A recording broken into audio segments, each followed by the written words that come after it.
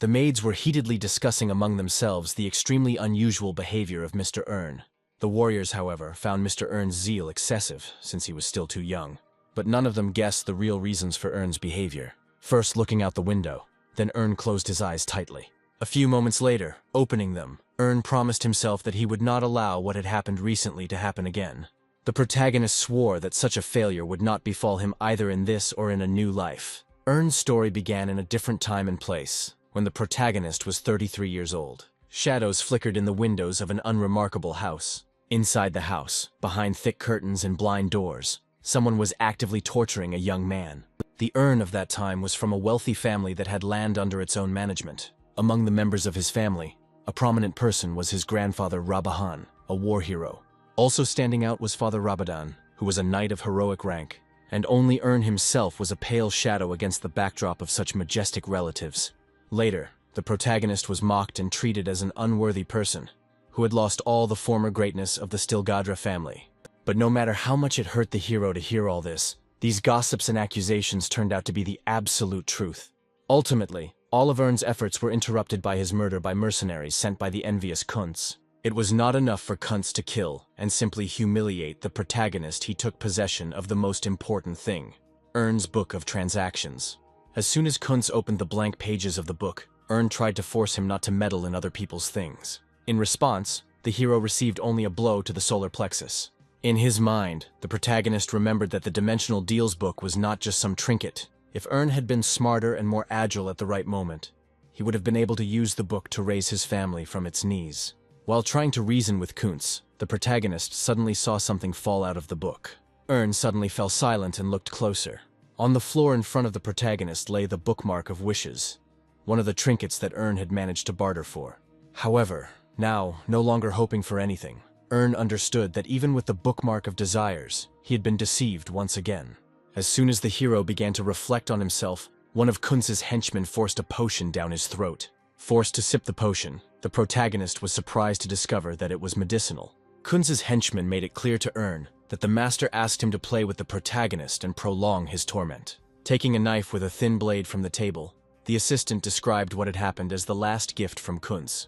In helpless rage, Ern clenched his teeth and tried to break free from his bonds. Then, sharply, Ern laughed, as if prophesying the death of his family. Kuntz's henchman was shocked by Ern's behavior, but ultimately, he blamed it all on the young count's insanity. Subsequently, the torturer's knife pierced the body a couple of times. There was a sob and the protagonist began coughing up blood. The torturer did not let Ern die every time, at the most critical moment, pouring a healing potion into his mouth. Now, under torture, the protagonist had no choice but to suffer and blame himself for everything. At the same time, a pile of empty vials of healing potions was growing in the room. Nevertheless, despite the pain, Ern did not give up the idea of at least somehow correcting his situation. He hoped for a miraculous power that could turn everything back.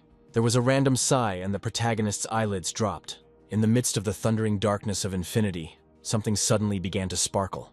That same useless bookmark was getting closer and closer to Ern's gaze. Finding himself on death's doorstep, asking only for correction and a second chance, Ern managed to fulfill a certain secret condition that was embedded in the bookmark. However, confirmation was required from the protagonist himself, but he was already silent. And then the system began to look for a solution on its own, finding 3 of the protagonist's previous desires at once. Having not found any significant differences in 3 of them, the system decided to implement them all. The bookmark turned into a bright point, then flared up with rays of light rushing somewhere. After a few moments, Ern quickly opened his eyelids. Jumping out of bed, the protagonist began to cough. Not understanding anything, Ern began to look around. Only now did the protagonist realize that in front of him was the view from the window that Ern had always seen before. Ern immediately started sweating, because the protagonist remembered that literally a second ago, he was killed by a mercenary. Suddenly there was a knock on the door, and a certain Isel asked Ern for forgiveness for disturbing her. A young maid entered the room, whom the protagonist immediately recognized, because she had looked after Ern 10 years ago. Next, Ern looked around the bedroom and the furniture, finding the entire arrangement of the room terribly familiar. After slightly startling Isel with the question, Ern realized that he was inside his 16-year-old body. Then, out of happiness, the protagonist clung to the maid, hugging her tightly. However, even after a fleeting act of joy, the protagonist still could not believe that he had met Isel. Ern thanked Isel, thanked her for everything and all those future years that the maid supported the protagonist. The maid perked up, not understanding anything. She thought that the young count was trying to harass her. Then, falling to her knees, Isel began to beg Ern for forgiveness, believing that she had somehow offended the young master. Ern hastened to calm the maid down, explaining that she had misinterpreted everything. Right there, the protagonist remembered how he once treated Isel in a very biased and even rude manner. Trying to come to his senses and changing his tone of voice, Ern learned from the maid that the chief was waiting for him. Having decided to do so, Ern turned around, now in his thoughts, trying to remember where the protagonist's sword had gone. The young master's behavior again stunned the maid. Seeing Isel's look and reaction, Ern jokingly suggested that maybe he shouldn't go to the meeting. While slowly dressing, Ern thought about the fact that, somehow, he'd been given a second chance. Now, proudly bearing his last name, Ern has made every effort to change the future. Having dressed and taken everything he needed with him, the protagonist was ready to begin. At that very moment, Isel tried to find out about Ern's condition again, to which the protagonist smiled and complained only about the disappearance of his steel muscles. The action then moved to the Steel Guard training grounds.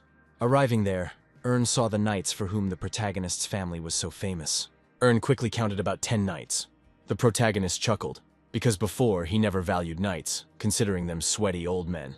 One of them, a knight of the first rank named Raphael, noticed Ern. The protagonist hastened to apologize to the captain for his delay. The captain was not particularly angry with Ern, because he remembered the young master's promise. After which, Raphael assigned the protagonist a very intensive and long course of training. To his surprise, the noble youth had no desire to shirk. Raphael found Ern's behavior quite unusual that day. Whenever Ern started training, before the onset of fatigue, he convinced himself that he had no right to delay. Despite the years turning back, the most important thing the protagonist saw was a change in himself. From now on, Ern knew that his fate was in his own hands.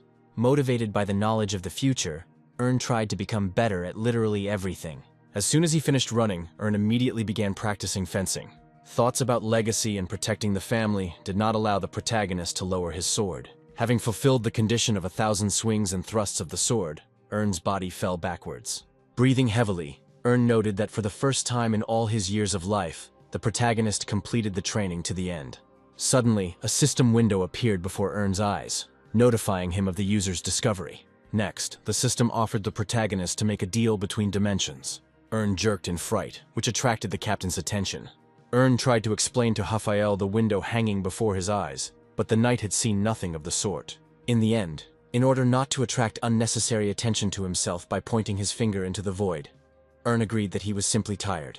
Having no explanation for what he saw, the protagonist decided to tempt fate.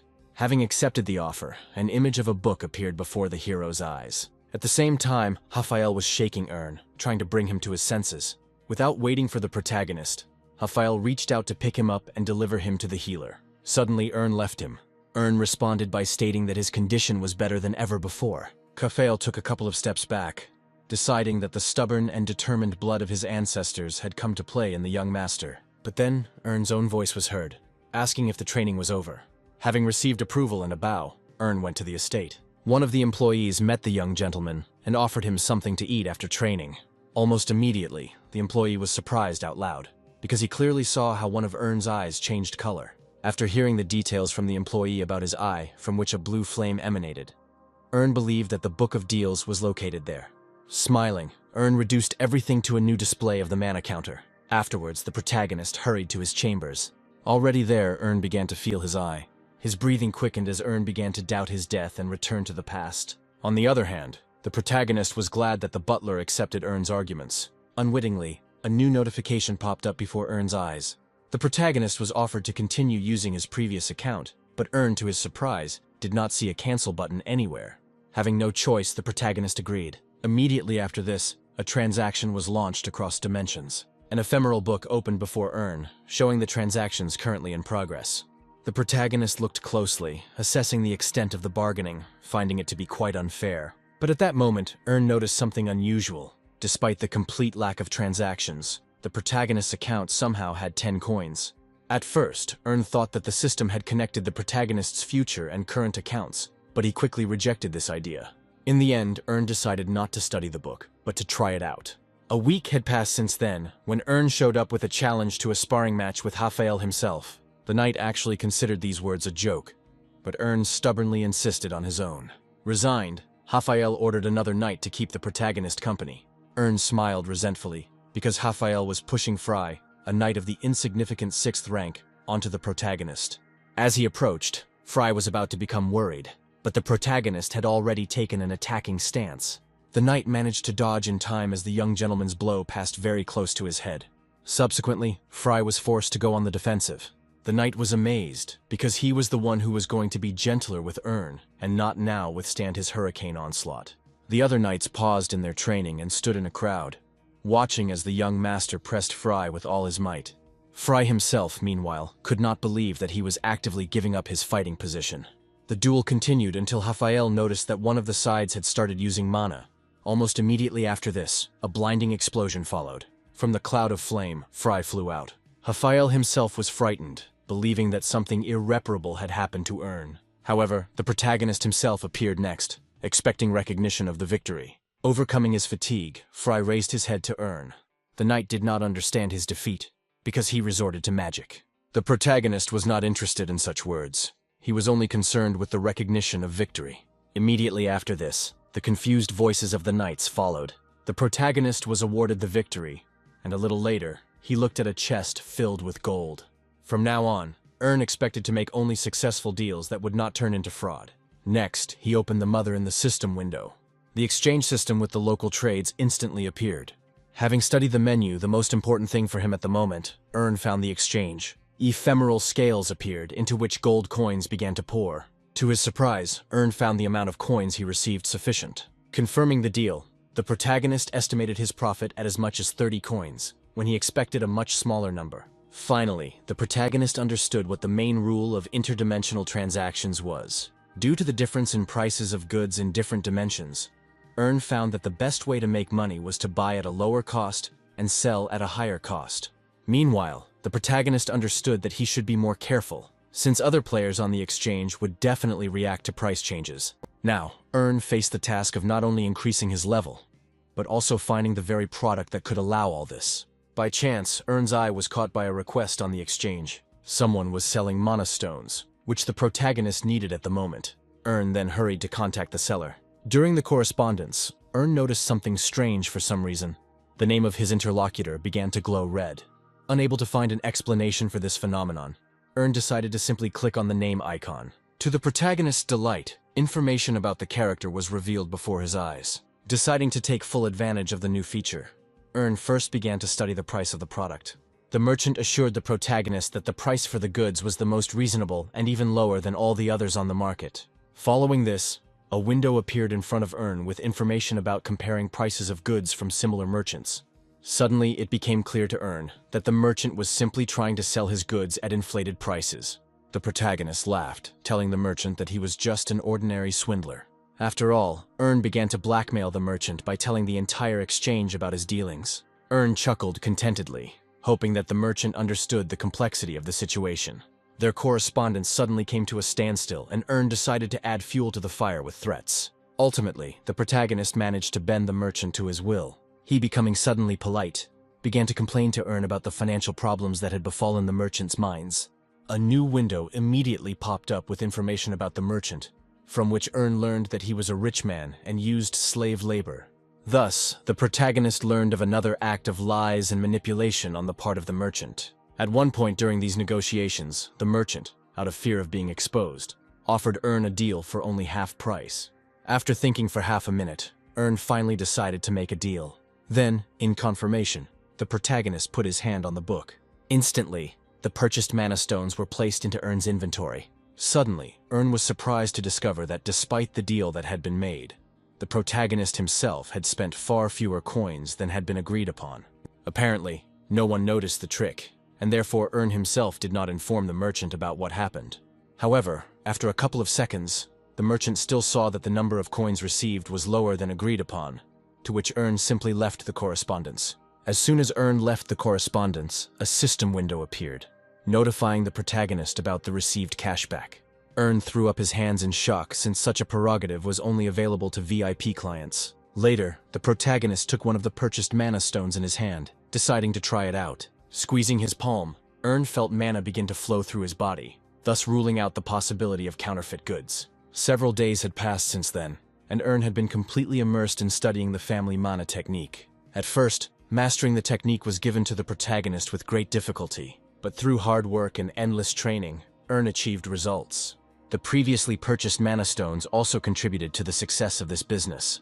Thus, having finally mastered the Breath of Steel, Ern was able to defeat the knight. However, despite the protagonist's obvious victory over Fry, the other knights were in no hurry to believe what they saw. In response to the voices of ill-wishers and gossip, Ern only smiled, promising to give a worthy rebuff. Deciding to once again demonstrate his strength, Ern challenged another knight, Michael, to a duel. Michael was frightened out loud, either by Ern's strength or by the possibility of not being able to control his own skills. Meanwhile, a female voice was heard, which found the current situation interesting. The knights greeted Karen, who was Ern's sister, in chorus. Raphael tried to explain the situation to the young lady, but she interrupted the knight. Karen had a good idea of Raphael's concerns about mana, so she suggested a sword fight. When Ern and Michael met each other, Raphael assessed the latter only as a 5th-rank swordsman. Having assessed the knight's size and training, Raphael came to the conclusion that Ern simply had no chance. Soon the fight began, and Ern almost immediately began to push back Michael. The hero's powerful and sweeping blows followed, pushing the knight back time after time. Looking at what was happening, Raphael almost choked, because just recently Ern did not represent anything worthwhile. Meanwhile, continuing the duel, Ern pulled the knight's sword aside, punching him in the chest. Having flown away, the knight fell to the ground, creating a curtain of dust above himself.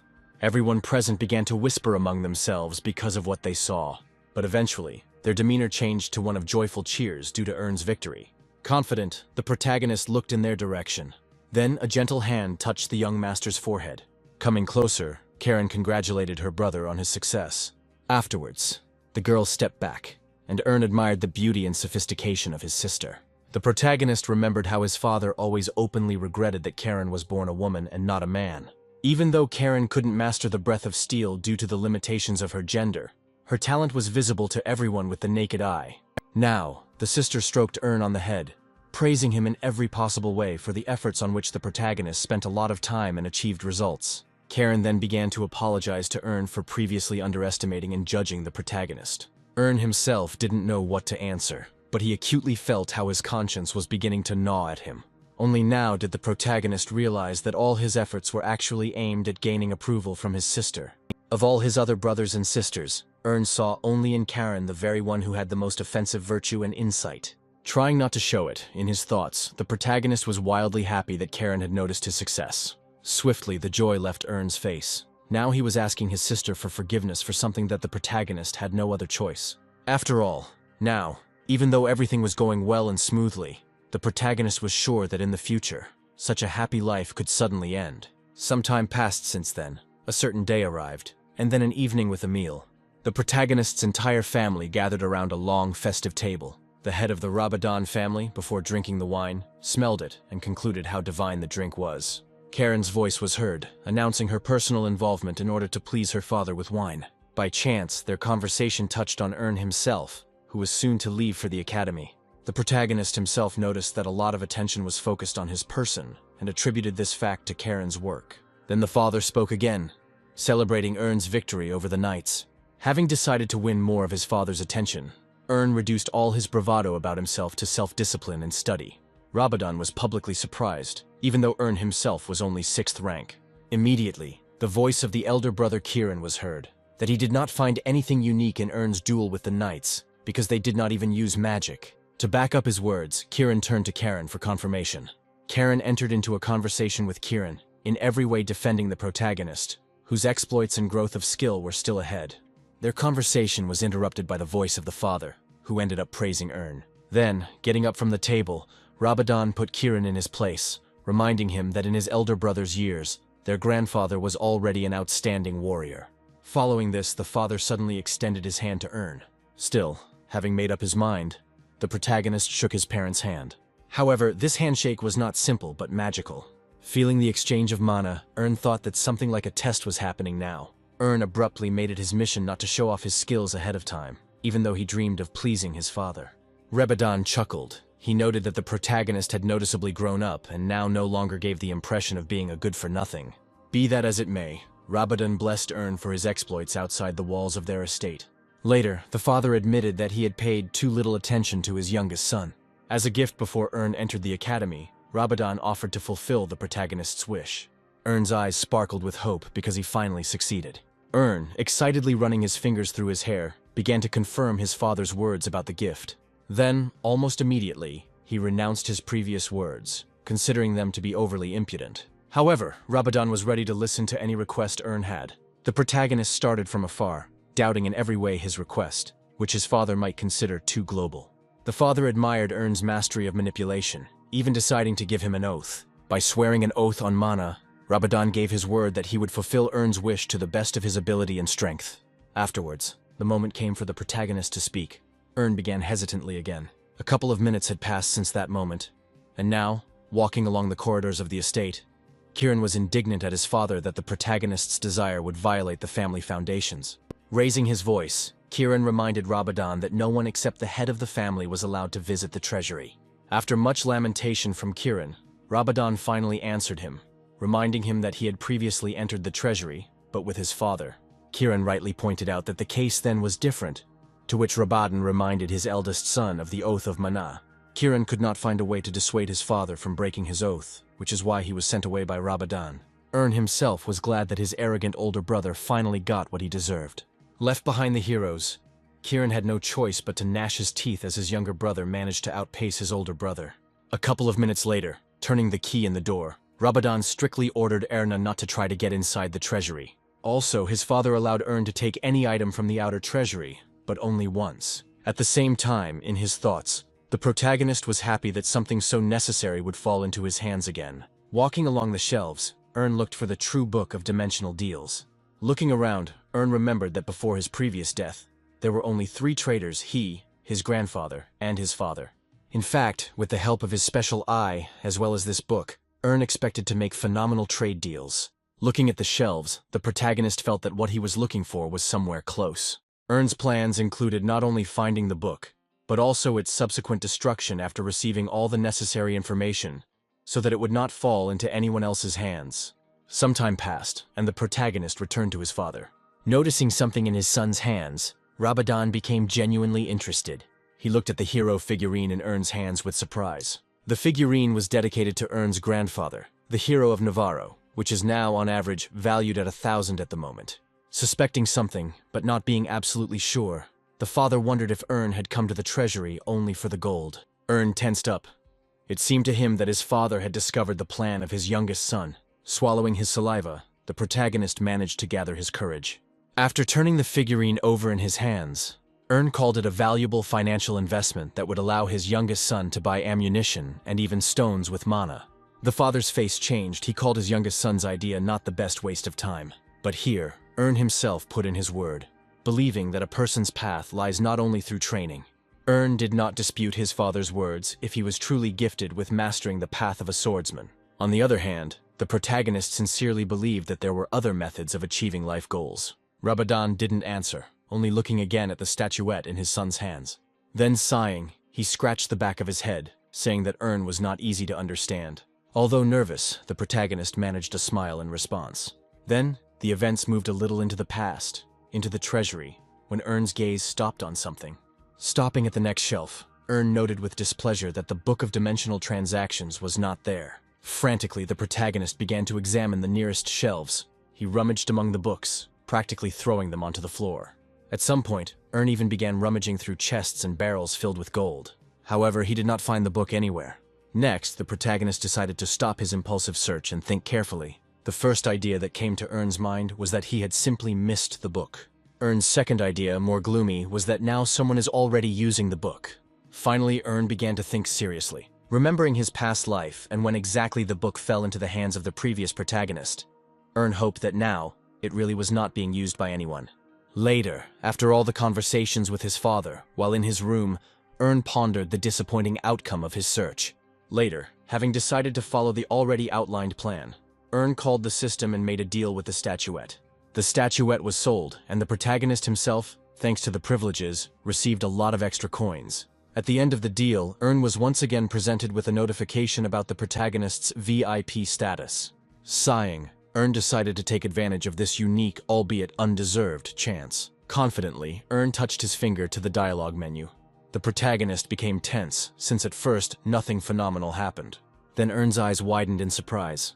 A new notification from the system has arrived, notifying the protagonist about the maximum increase in various statuses when trading on the exchange. Ern's breath was taken away by such great privileges, as well as the automatically given maximum merchant level. Ern suddenly remembered that during the first deal, the protagonist received much more gold than he should have.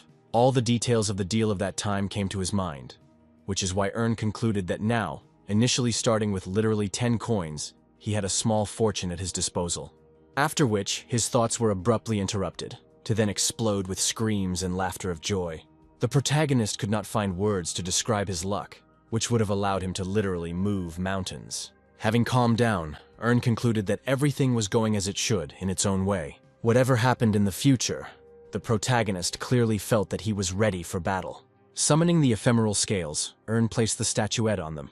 Just like the first time, the protagonist hoped to hit the jackpot with his privileges. Then a notification from the system popped up, setting the price for the statuette at 150 exchange coins.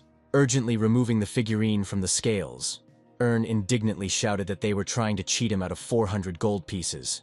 Having calmed down again, having no other choice, the protagonist began to formalize the deal. However, feeling incredibly comfortable, Ern suddenly fell onto the bed. In essence, nothing prevented the protagonist from making deals even while lying down, because all this was possible thanks to Ern's eye. Then rising, Ern remembered the book, concluding that it had been before his eyes all this time. The clever thought that the sought-after book of dimensional transactions and the ephemeral book before Ern's eyes were one and the same came to the protagonist. Ern found this phenomenon useful, as it allowed him to walk without glasses.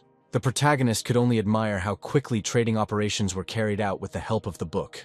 Next, the protagonist thought about the next product. As if by Ern's command, an offer to sell monastones popped up on the exchange. The protagonist's eye caught this sentence. Ern chuckled contentedly and pointed his finger at the system window. In another place, a monostone seller was outraged by the beginning of a correspondence where the protagonist called him a fraud. Almost immediately, the arrogance disappeared from the seller's face. Both characters happily recognized each other from a deal they had once made. The characters' correspondence touched on the price of the previous deal, to which the seller stated that it was a small concession. No matter how much the seller tried to dodge, Ern was serious and began to blackmail him. While the seller came to the conclusion that reputation was more important than small losses, Ern himself wondered why the rich man was so petty. With a heavy sigh, the salesman started talking to Ern about the quantity of goods required. Later, the characters agreed on the number of monastones that the protagonist would like to acquire. Having completed the transaction, as expected, Ern received a certain percentage of cash back. Later, the protagonist placed his own listing for the sale of monastones. Having set the mode for automatic transactions, Ern stretched and yawned. While the protagonist wanted to take a nap, at the same time, in the room of the cellar hearthstone, bedlam reigned. The merchant was angry because once again, Ern paid much less money than was agreed upon. A couple of hours had passed since then, and it was morning when Ern discovered a ton of messages in his system. Upon opening the correspondence, the protagonist encountered messages from Hearthstone that were quite aggressive in tone. Reading tons of written threats, Ern only smirked, because, as it seemed to him, a man from another dimension could not do anything to the protagonist. As a result, it was Ern who began to hurl insults at Hearthstone. The merchant fell silent, somehow hearing Ern's curses directed at him through the system. As it turns out, the protagonist learned this manner of speech in his past life, when he encountered a lewd merchant from another dimension. Hearthstone himself, hearing very unusual curses addressed to him, felt more disgust than any other emotion. Unable to bear the torrents of unrelated stupidity any longer, Hearthstone ended the correspondence. Further, reading through Hearthstone's previous messages, Ern discovered that the seller's indignation was mainly caused by the fact that the protagonist was selling the product at a lower price. Ern tried to make another deal, but Hearthstone flatly rejected any further cooperation. No matter how much Ern tried to persuade Hearthstone later, he stood his ground. Having decided to take the path of flattery, Ern began to hint to Hearthstone in every possible way about big earnings, as well as the outstanding status of a merchant in society. Ultimately, Hearthstone was taken in by the protagonist's words. The flattery worked, and now Hearthstone asked Ern the market price. After assessing his coin supply and the bonuses from his privileges, Ern decided that he could afford to spend much more.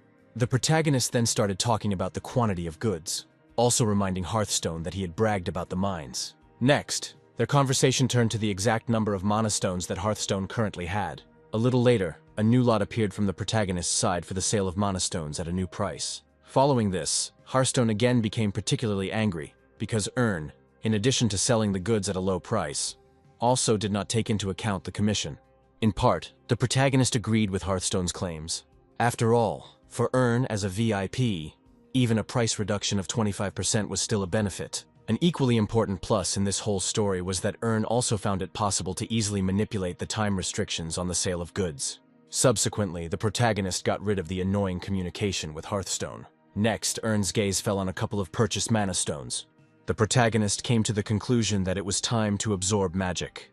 Earn settled down on the carpet and began to absorb the magic. The protagonist was aware of his weaknesses, and the fact that he would never become a true hero. But in any case, Earn could not leave his situation unchanged. Closing his eyes, Earn mentally touched upon the distant future, for which the protagonist had to prepare at all costs. A little later, Earn splashed water on his face to cheer himself up. Looking at his own reflection in the mirror, the protagonist clearly decided that the time for calculations had come. Then, with all his might, as if to confirm his thought, Earn hit the floor with his fist. Then, by calling the exchange, the protagonist lowered the price of mana stones, which provoked an immediate sell-off. Suddenly, tears began to flow down Earn's cheek. After all, now, without even wasting years of his life as before, in just 8 days, the protagonist was already making major deals. Earn recalled that in another life, in order to master all of Stilgard, the protagonist had to spend a whole year. However, now the situation around Earn was developing as well as possible. By completing the trades, Earn received the first level, thus entering the first level channels. Similar marks appeared in the book itself. With a sigh, Earn acknowledged that what was required had finally happened. Following this, Earn gave the command to move to System 1. A split second flashed by and the hero found himself in front of a burning parchment. Once here, Earn could proudly tell himself that now, everything was just beginning. Instantly, notifications appeared that Earn was receiving a special skill for better assimilation of pumping. Earn made it clear that once he found himself in System 1, even as an errand boy, he could already become a knight. Next, a local chat window popped up before Earn's eyes, where the local inhabitants were having rather strange and out-of-touch conversations. Right there, Earn thought about the privileges that were urgently given to him upon reaching this place. Having decided to find out everything, the protagonist activated the Eye of Insight. Unexpectedly, nowhere and on no issue did the eye give Earn any information. Earn began to rub the bridge of his nose in disappointment, blaming the people responsible for the Eye of Insight's non-functioning state. Eventually, Earn decided to try to figure things out himself. Not even a minute had passed before the system was already notifying the protagonist of a certain event. By clicking the button, Earn was bombarded with hundreds of thousands of offers to buy and sell. Having recovered from the initial shock, Earn for some reason found everything he saw strange. Having studied the prices and offers again, the protagonist found that even taking into account the privileges and discounts, buying the goods there would still be expensive. At that very moment, the system notified Earn that a message had been received. After opening the letter and reading it, Earn was approached by an unknown person, calling the protagonist a traitor, and also giving him coupons and corresponding codes. Earn thought that he had received a letter from the support service, which was also trying to sell him some cheap stuff. After clicking on the links in the letter, several gift items opened up before Earn. Studying the features of the objects, the protagonist found them literally impossibly profitable. At that very second, the skill that Earn had previously acquired, which absorbed information, worked. As soon as the absorption effect ceased, Earn felt a strange satiety. Afterwards, the protagonist exclaimed with delight. As it turned out, if in the outside world mana was used as fuel for martial arts, then within the system, the internal energy of a person came into play. After comparing the two methods, Earn found the second one to be more effective. Afterwards, Earn touched the apparently absorbed special technique of the combat sword. Using internal energy, activating meridians and mana, Earn transformed the skill into a more refined state. At some point, the protagonist closed his eyes even tighter than before. Suddenly, with a surge of power flowing in all directions, Earn would definitely wake up. Afterwards, the protagonist began to breathe deeply because he managed to master the entire technique at once. Afterwards, Earn wondered if there were any limits to this spatial trade. Earn believed that he should be more careful so as not to waste his money on various consumer goods. Later, the plot moved on to some other merchant. Sitting in the cave, the merchant tried to convince people to buy his goods using kind words. The one who was in contact with the merchant did not particularly like formalities, trying to communicate with him on an equal footing. The merchant hissed in displeasure at the course of this dialogue. Afterwards, upon opening the character window, the merchant learned that he had been in correspondence with Ern himself. The merchant considered Ern to be another small fry from the lower system, although he didn't think of complaining, because the merchant lived at the expense of such characters. He then began to actively discuss with Ern the martial arts techniques that the protagonist planned to learn. Being on the other side of the correspondence, Ern himself had already guessed that he was talking with Hyoja himself, the great swindler. Ern knew a lot about Hyoja, especially how the con man liked to sell ordinary scrolls at very inflated prices. Basically, the swindler's choice fell on people like Ern, who were weaklings in life. Through sweet talk, Hyoja gained the victim's trust and easily deceived him.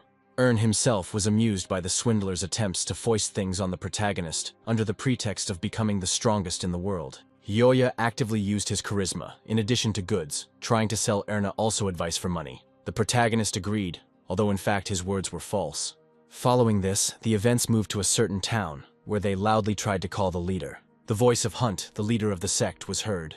He checked with his people to see if they had really managed to find the scoundrel. However, as it turned out, the sales manager found one busy salesperson.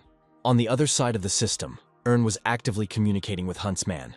In a twisting tone, the protagonist spoke of one of Hunt's enemies, whom he proposed to hand over.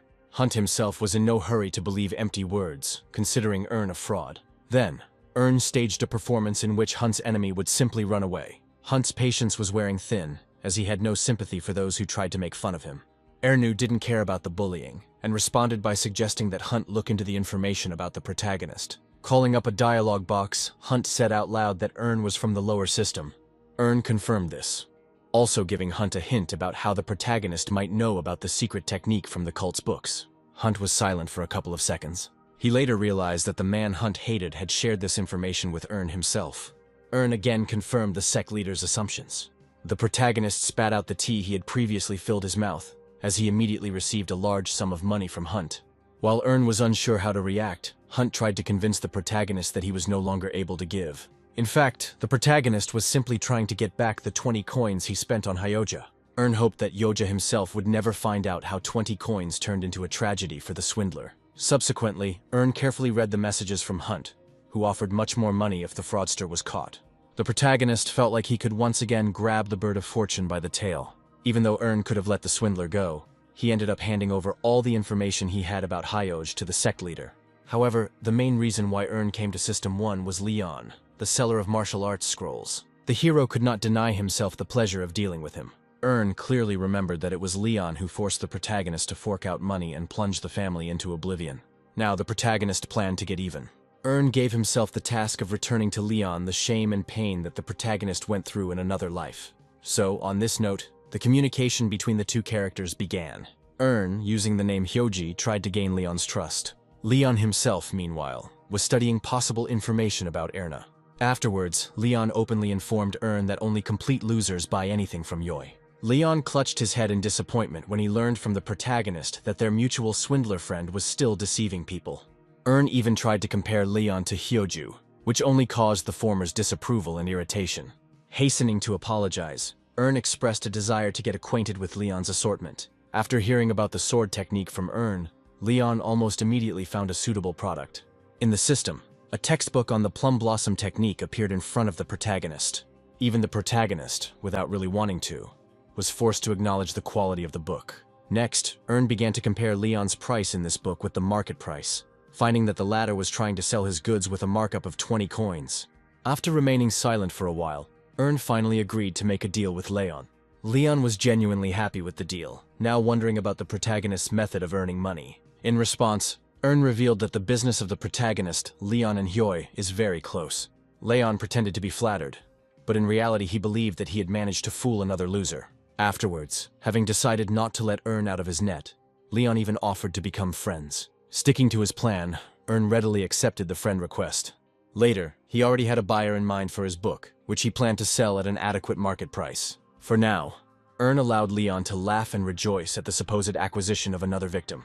Suddenly, the protagonist was interrupted from his plans for revenge by knocks at the door. Ern gave permission and Izel entered the room. As soon as Izel finished her bow and looked up, she screamed in fear. Ern was initially surprised by the maid's strange behavior. Then, cursing under his breath, the protagonist realized that the maid had somehow managed to see Ern's thirst for revenge. Ern tried to change the emotion on his face in an instant and laughed loudly. Getting out of bed, the protagonist told the maid that he felt great and did not need anything. The shirt that the protagonist was wearing was pulled down, revealing the young man's muscular body to Isel. Even though she clearly didn't want to, the maid noticed this. Blushing slightly, Isel noted to herself that Ern had made quite a bit of progress in the last few days. The protagonist also noticed Isel's flushed cheeks, even though he didn't understand the maid's behavior at the moment. Suddenly, a revelation came to Ern, because Isel saw him as a man for the first time. Again, the voice of Isel and Ern was heard, giving her word to satisfy any request. Slightly fearfully, the maid reminded Ern about some business with his older brother Kieran. The protagonist suddenly came to his senses. Only now, Ern remembered how he had argued about something with his older brother, the hateful gaze of which had long been directed towards the protagonist. In the morning, at the training ground, the brothers met. Ern was the first to notice Kieran. The protagonist informed him that he had never seen his older brother in such a place before, as Kieran despised training with knights. Ern, openly mockingly, said that he saw Kieran training shyly in a corner, away from everyone. In response, the older brother barked at the protagonist. Ern was quick to turn his previous words into a joke, now inquiring about Kieran's visit. Gritting his teeth, the older brother decided on something. Then, with a cry of teaching a lesson, Kieran lunged at Ern. The protagonist never expected such actions from his brother. Having reacted, Ern managed to dodge the first blows. Sometimes dodging, sometimes deflecting the blows, the protagonist did not allow Kieran to inflict damage on himself. Still, Ern had no idea why Kieran was so angry at his little brother. Unable to catch up with Ern, Kieran became even more furious. Raising his fist again, Kieran asked Ern not to consider himself the best, just because the protagonist had caught his father's attention. Kieran clenched his fist and began to accumulate energy in it. Afterwards, he performed a jumping attack on Ern. Then, Kieran intended to make another attack and break through the protagonist's defense. However, the onslaught was stopped by Ern's own counterattack. Now, breathing heavily, Kieran tried to comprehend where his younger brother got such great strength from. Believing that he had simply slowed down, Kieran warned Ern that he would no longer restrain himself. Following this, Kieran activated Aura, a second-tier mana technique. Still determined not to reveal his true powers, Ern tried to reason with his brother, but he didn't want to hear anything. Next, Kieran began to attack the protagonist with all the force inherent in him. Having no other choice, Ern put his hands in front of him in a defensive pose. Then similarly, he jumped out to meet Kieran. As a result, two destructive forces collided. Feeling a lot of resistance, Kieran couldn't understand what had happened. The wave from the clash of forces threw the older brother back. Ern himself, meanwhile, calmly stopped in place. A fight between two brothers ended with a crater being created in the middle of the field. Ern raised his head silently. He immediately began to hear Kieran's distressed cry, that he did not understand the presence of such powers in his younger brother. At these words, Ern only smirked. After this, Ern straightened up and turned to Kieran, believing that his older brother had gone too far. Kieran, struggling to get up, began to voice the theory that Ern had simply taken possession of some power from the treasury. Only at this moment in time did it dawn on Ern what the reason was for Kieran's aggressive attitude towards him. However, Kieran himself did not want to have a constructive conversation and resorted to shouting and accusations. The protagonist froze in place when it became clear from Kieran's words that no one else had entered the treasury except his father and Ern. It began to dawn on Ern that perhaps no one actually knew about the existence of the Book of Dimensional Transactions. All these arguments of Ern and the book and the levels of the treasury, interrupted Isel. Coming to his senses, Ern smiled sharply, letting the maid know that an act of military coordination had simply occurred between the brothers. However, Isel did not calm down. It was important for her to know that the young master was not injured. Immediately after this, the maid came to her senses, because in her eyes, the recent boy had already managed to grow into a man. Ern once again politely declined, preferring to simply take a pill from the medicine cabinet. Meanwhile, Ern was glad that his older brother had restrained himself to some extent, and had not unleashed all his skill on the protagonist. Afterwards, Isel stopped her questions and attempts to help, leaving Ern alone with himself. From that moment on, Ern made it his mission to get into the inner treasury before the protagonist was sent to the academy. Ern thought that now was the best time to initiate some kind of incident. At the same time, Kieran could not recover from his defeat to his younger brother. Completely morally broken, he complained about what had happened to his second sister, Darren. Darn was in no hurry to calm her brother, believing that he had disgraced himself considerably. The response was a slam of a fist on the table and a shout from Kieran that Ern had clearly cheated. Darren attributed Kieran's dissatisfaction to underestimating his opponent. In part, Darren blamed Kieran himself for what had happened, since he had been throwing barbs at Ern for many years. Darren didn't really trust Kieran's opinion that Ern had hidden his true powers, which was what he used to win. Unlike the second sister, Kieran himself did not see Erna as a cunning fox, but rather as a furious tiger. After which, the elder brother came to the conclusion that Ern's secret must be revealed. Darren smiled and asked to leave these concerns to herself. Changing her tone, Darren vowed that she would get to the bottom of Ern's deepest secrets. At the same time, passions were boiling in the chat of Monostone traders due to the protagonist's actions on the exchange. Their active complaints to each other and panic moods were urgently interrupted by Hearthstone. Having stopped the pointless bickering, Hearthstone reminded all the chat participants that their common enemy was Ern. Then, he suggested that everyone think through a plan to eliminate the protagonist. The next day came, as the protagonist discovered that the prices for Monostones had suddenly begun to fall. This event happened much faster than Ern expected. As Ern added 2 more sugar cubes to his tea, it became clear that a destructive price-cutting competition had begun. However, this was not a problem for the protagonist, because he, one way or another, received his profit as a VIP. Next, Ern called up his inventory, coming to the conclusion that he should also work on upgrading it so that the items stored there would not be damaged. Following this, after studying the stock exchange, Ern came to the decision to sell the medium mana stones, while keeping the others for himself. Estimating the profit at just 1 coin, Ern found it not too bad. Be that as it may, now the protagonist could no longer influence anything. Ern had other concerns, which is why he went to System 1 again. Ern left the piece of cake cut but not even tasted. The protagonist's thirst for revenge against Leon flared up again. Initially, Ern contacted another salesman, Librarian Cineber. Looking through the catalog of various sword-fighting techniques, Ern noted that the prices there were impressively high. Having studied the list in full, Ern found the offer there insufficient for himself. Somewhat surprising the librarian, Ern wanted to look at something more expensive and powerful. A new list of goods opened up before Ern, the prices of which were even more shocking. On the other hand, Ern understood that he could not meet any other prices from the Monopoly sect Thousand Swords. After thinking about it, Ern wanted to check something. Sen listened attentively. A little later, the protagonist came into contact with Leon again. Leon happily greeted Ern, showing him the goods he had obtained on the protagonist's order. Perhaps sincerely, Ern was surprised and thanked Leon for the work done so quickly. Leon accepted the thanks, at the same time mentioning his team, and now counted on further cooperation.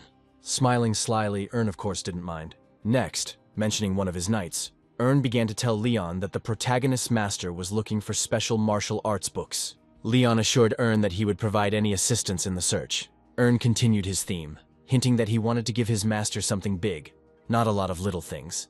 Not really understanding, Leon decided to clarify. While deciphering, Ern started talking about the Thousand Swords sect's unique skill. Although quite worried about getting caught, Leon assured that he could handle everything. At that very moment, one part of Ern's plan was fulfilled, because Leon was caught in the trick. Despite this, Leon demanded an advance payment from Ern. Leon's eyes widened as 200 coins were credited to his account. Now, all Leon had to do was avoid being seen by the librarian with the stolen book. Several hours passed, and Ern had already contacted the librarian personally.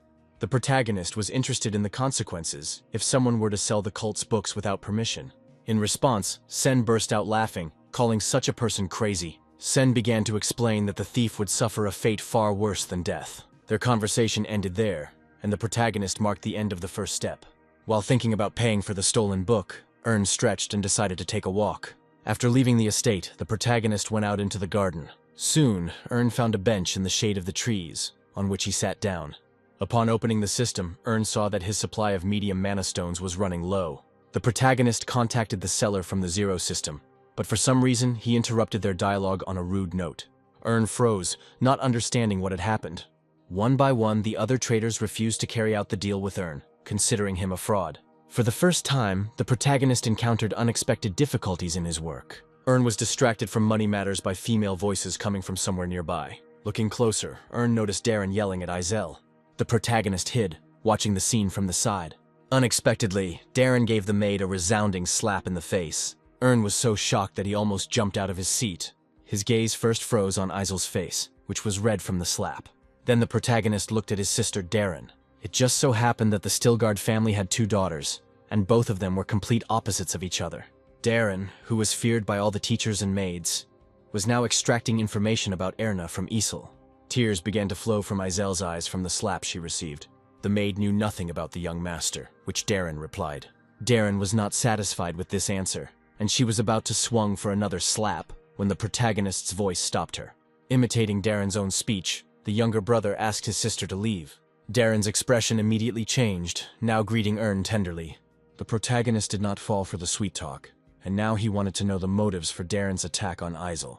Darren did not share Ern's excessive concern for the servants, considering Izel to be nothing more than trash. Next, Darren urged Ern not to interfere, because she taught the maid good manners. Having said this, Darren swung at Izel again. The maid was terrified of another slap. A wave of air hit Izel in the face, and she was already preparing to endure another beating. However, nothing followed, and the maid opened her eyes. Intercepting Darren's hand, Ern addressed any complaints about his maid personally to himself. Not expecting anything like this, Darren began to try to pull her hand away. However, all her efforts were in vain. Then, with a wide swing of his hand, Ern pushed Darren aside. The older sister predictably became furious, accusing Ern of valuing the maid more than his own sister. However, Ern did not give in to Darren's hysteria, ordering her to apologize to the stranger's maid. Izel froze in place, because she didn't expect that the young master would dare to stand up for her. Suddenly, Darren let out a loud sob. Next, she began to slap herself on the cheeks. At some point, Darren stopped and suggested to Ern that they find out who their common father would prefer if he saw his daughter with similar wounds on her face. Darren began to threaten Ern that she would lie to their father about the attack of the younger brother on the older sister. However, the protagonist was not scared, only saying that Darren continued to surprise him. Ern approached and leaned towards his older sister's ear. The protagonist whispered something in Darren's ear, after which she stated that she was not involved in anything. In response, Ern chuckled mysteriously. Then, the protagonist himself suggested looking at the reaction of their common father after such information. Darren had no choice but to puff angrily. Finally giving in, the older sister admitted her guilt. Darren then gave her word that something like this would not happen again. After listening to his older sister, Ern turned his attention to Izel. She thanked the protagonist, after which she burst into tears. Seeing more tears on Izel's cheeks from heavy resentment, Ern clenched his fists tightly. Ern made it clear, sternly and at the top of his voice, that no one would dare touch his people. While Izel and Ern were distracted by each other, Darren looked at this suspicious connection with a searching gaze. However, all this did not answer Darren's question about how Ern managed to learn the girl's hidden secrets. Darren was suddenly shocked. She thought that they had passed on information to the protagonist. Several days have passed since then, and Hearthstone, as before, has tried to unite market participants in the fight against Ern. Hearthstone was already getting a headache from the constant reports that Ern was still managing to sell mana stones. But then, Hearthstone's attention was drawn to the stone seller from the chat. Hearthstone wasn't sure he'd seen this guy in his alliance against Ern before. Opening the character description, Hearthstone saw information about an experienced merchant, but for some reason too familiar. Hearthstone agreed with the stone seller that sometimes quick deals were profitable. He, in turn, played along with Hearthstone and their common goal of attacking Ern. Subsequently, Hearthstone decided to listen to the stone seller's idea. The mysterious seller offered two options. The first option, in the form of a buyout of all goods, was rejected by Hearthstone. Therefore, I immediately received the second option, which consisted of an even greater reduction in prices. At the same time, Ern was lying in bed, sweating as the system reported another price reduction for mana stones. Yawning, Ern announced that now the war for price reduction would begin. A little later, having achieved no result, Hearthstone blamed the stone seller for the fact that his plan did not work. However, the stone seller did not guarantee the result, only promising to create obstacles in Ern's trade. Hearthstone grabbed his head, because all the measures taken earlier did not stop Ern from selling the mana stones. The stone seller took the criticism in his direction, because the predictions did not really work out. Hearthstone was taken aback when the stone seller added to his earlier words that nothing would work if everyone played along with Ern. Hearthstone loudly rejected such ideas. Then the stone seller asked again to trust him. The mysterious character assured him that he had an ace up his sleeve to defeat Ern. The stone seller then described the overall situation as a slow loss of ground on Ern's part. Hearthstone did not express much faith, as he saw no signs of such a move. The stone seller reminded Hearthstone that the agreement was that Ern was to lose 2 coins a day. Hearthstone was about to protest again when suddenly it dawned on him. Now Hearthstone himself began to believe that Ern was at the limit of his capabilities. Be that as it may, this did not answer Hearthstone's question as to why the protagonist continued to take risks. There was a pause, which was broken by the voice of the stone seller, who voiced Ern's plans to take over the entire market for selling mana stones. Hearthstone exhaled heavily, considering such a thing simply impossible. The stone seller, on the other hand, described the implementation of Ern's plans through the creation of his own union. The stone seller called the union of Hearthstone itself a similar idea. After all, in the future, nothing could stop Hearthstone from becoming a monopolist in the sale of monostones. Hearthstone could only read the messages in a state of shock, since he himself had never planned this far ahead. Afterwards, having absorbed the ideas voiced by the stone seller, Hearthstone bit his finger with relish. Leaning back in his chair, Hearthstone concluded with a satisfied voice that this was exactly what he had been trying to achieve. The stone seller himself was grinning contentedly at this time. Ern, who was the mysterious salesman, tried to continue to put destructive ideas into Hearthstone's head. After all, the protagonist, through his abilities, saw right through Hearthstone. In fact, Ern had long expected the formation of such an alliance, the idea of which he voiced to Hearthstone. By using privileges and abilities that can change information about a character, the protagonist easily gained Hearthstone's trust. From that very moment, formally, Ern became the leader of the trading multi-union. As a rule, those who could not live without instant profit participated in the bloody profit artificially arranged by Ern. And also, with rare exceptions, true madmen. They planned to begin their great campaign with a harsh lesson for Ern. The members of the union planned to wait for the right moment and then launch a massive attack. At this time, Hearthstone himself was thinking about very predictable things related to the removal of Ern from the game and the capture of the monostone market. Hearthstone planned to destroy all other competitors through the union. Ern was willing to help Hearthstone achieve such plans. In addition, the protagonist predicted a split within the union, which would inevitably result in a third party to the conflict. In Ern's ideas, a third party would definitely hire someone to fight the Hearthstone Alliance. The protagonist, again, saw himself as this person. Following this, the events of the story moved to Darren's room. The older sister, freaking out, couldn't comprehend how such an important secret could have fallen into Ern's hands. After all, back then, her younger brother clearly spoke of Damien's firm. Then there was a knock on the door, to which Darren responded with a scream that she could not be disturbed. But from behind the door, a voice that was painfully familiar to Darren was heard. Darren hurried to the door and opened it, meeting Ern on the threshold. Ern smiled slyly and suggested that his sister discuss something important. Obviously worried, Darren asked her brother again. This time, clearly, Ern said the name of Damien's company. Without further ado, Darren pulled the protagonist inside her room. The Damien company itself was a stable and respected supplier of various things for the home. Ern remembered that in a past life through the firm, Darren manipulated the protagonist. Sitting down at the table, Ern explained to his sister how he learned of her connection with the firm. Darren tried to justify herself, to get evidence from Ern. But the protagonist himself did not come to her for the sake of clarifying the relationship. Ern suddenly started talking about how, as the youngest child in the family, he clearly would not be able to receive an inheritance. The protagonist believed that he would be able to succeed in the swordsman profession, but he did not know what plans his sister might have for her life. Darren was nervous and wanted Ern to get straight to the point. The protagonist agreed, asking directly that he was the first to contact the company. With a heavy sigh, the sister informed Ern that the company had reached that one first. Afterwards, the sister shared with the protagonist the news that she would have to pay the company. Despite everything he heard, Ern considered Darren's words to be false, due to the status of the company itself. After finishing her story, Darren let out a disgruntled cry, believing that Ern was now happy. The protagonist just smiled. After all, he didn't come to his sister for this reason. Next, putting his hand to his forehead, Ern said that he and Darren were extremely similar. The sister became alarmed. She understood less and less the essence of Ern's intentions. Unexpectedly, the protagonist offered cooperation. Darren asked him again in surprise. Waiting for an answer, Ern stared at his sister.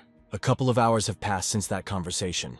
Ern left his sister's room, and the characters agreed on something among themselves. As the protagonist left, he realized that most of their conversation consisted of false arguments. But at this point in time, Ern found it much better than nothing at all. For the sake of the future, for the sake of revealing secrets, Ern forced himself to cooperate with Darren.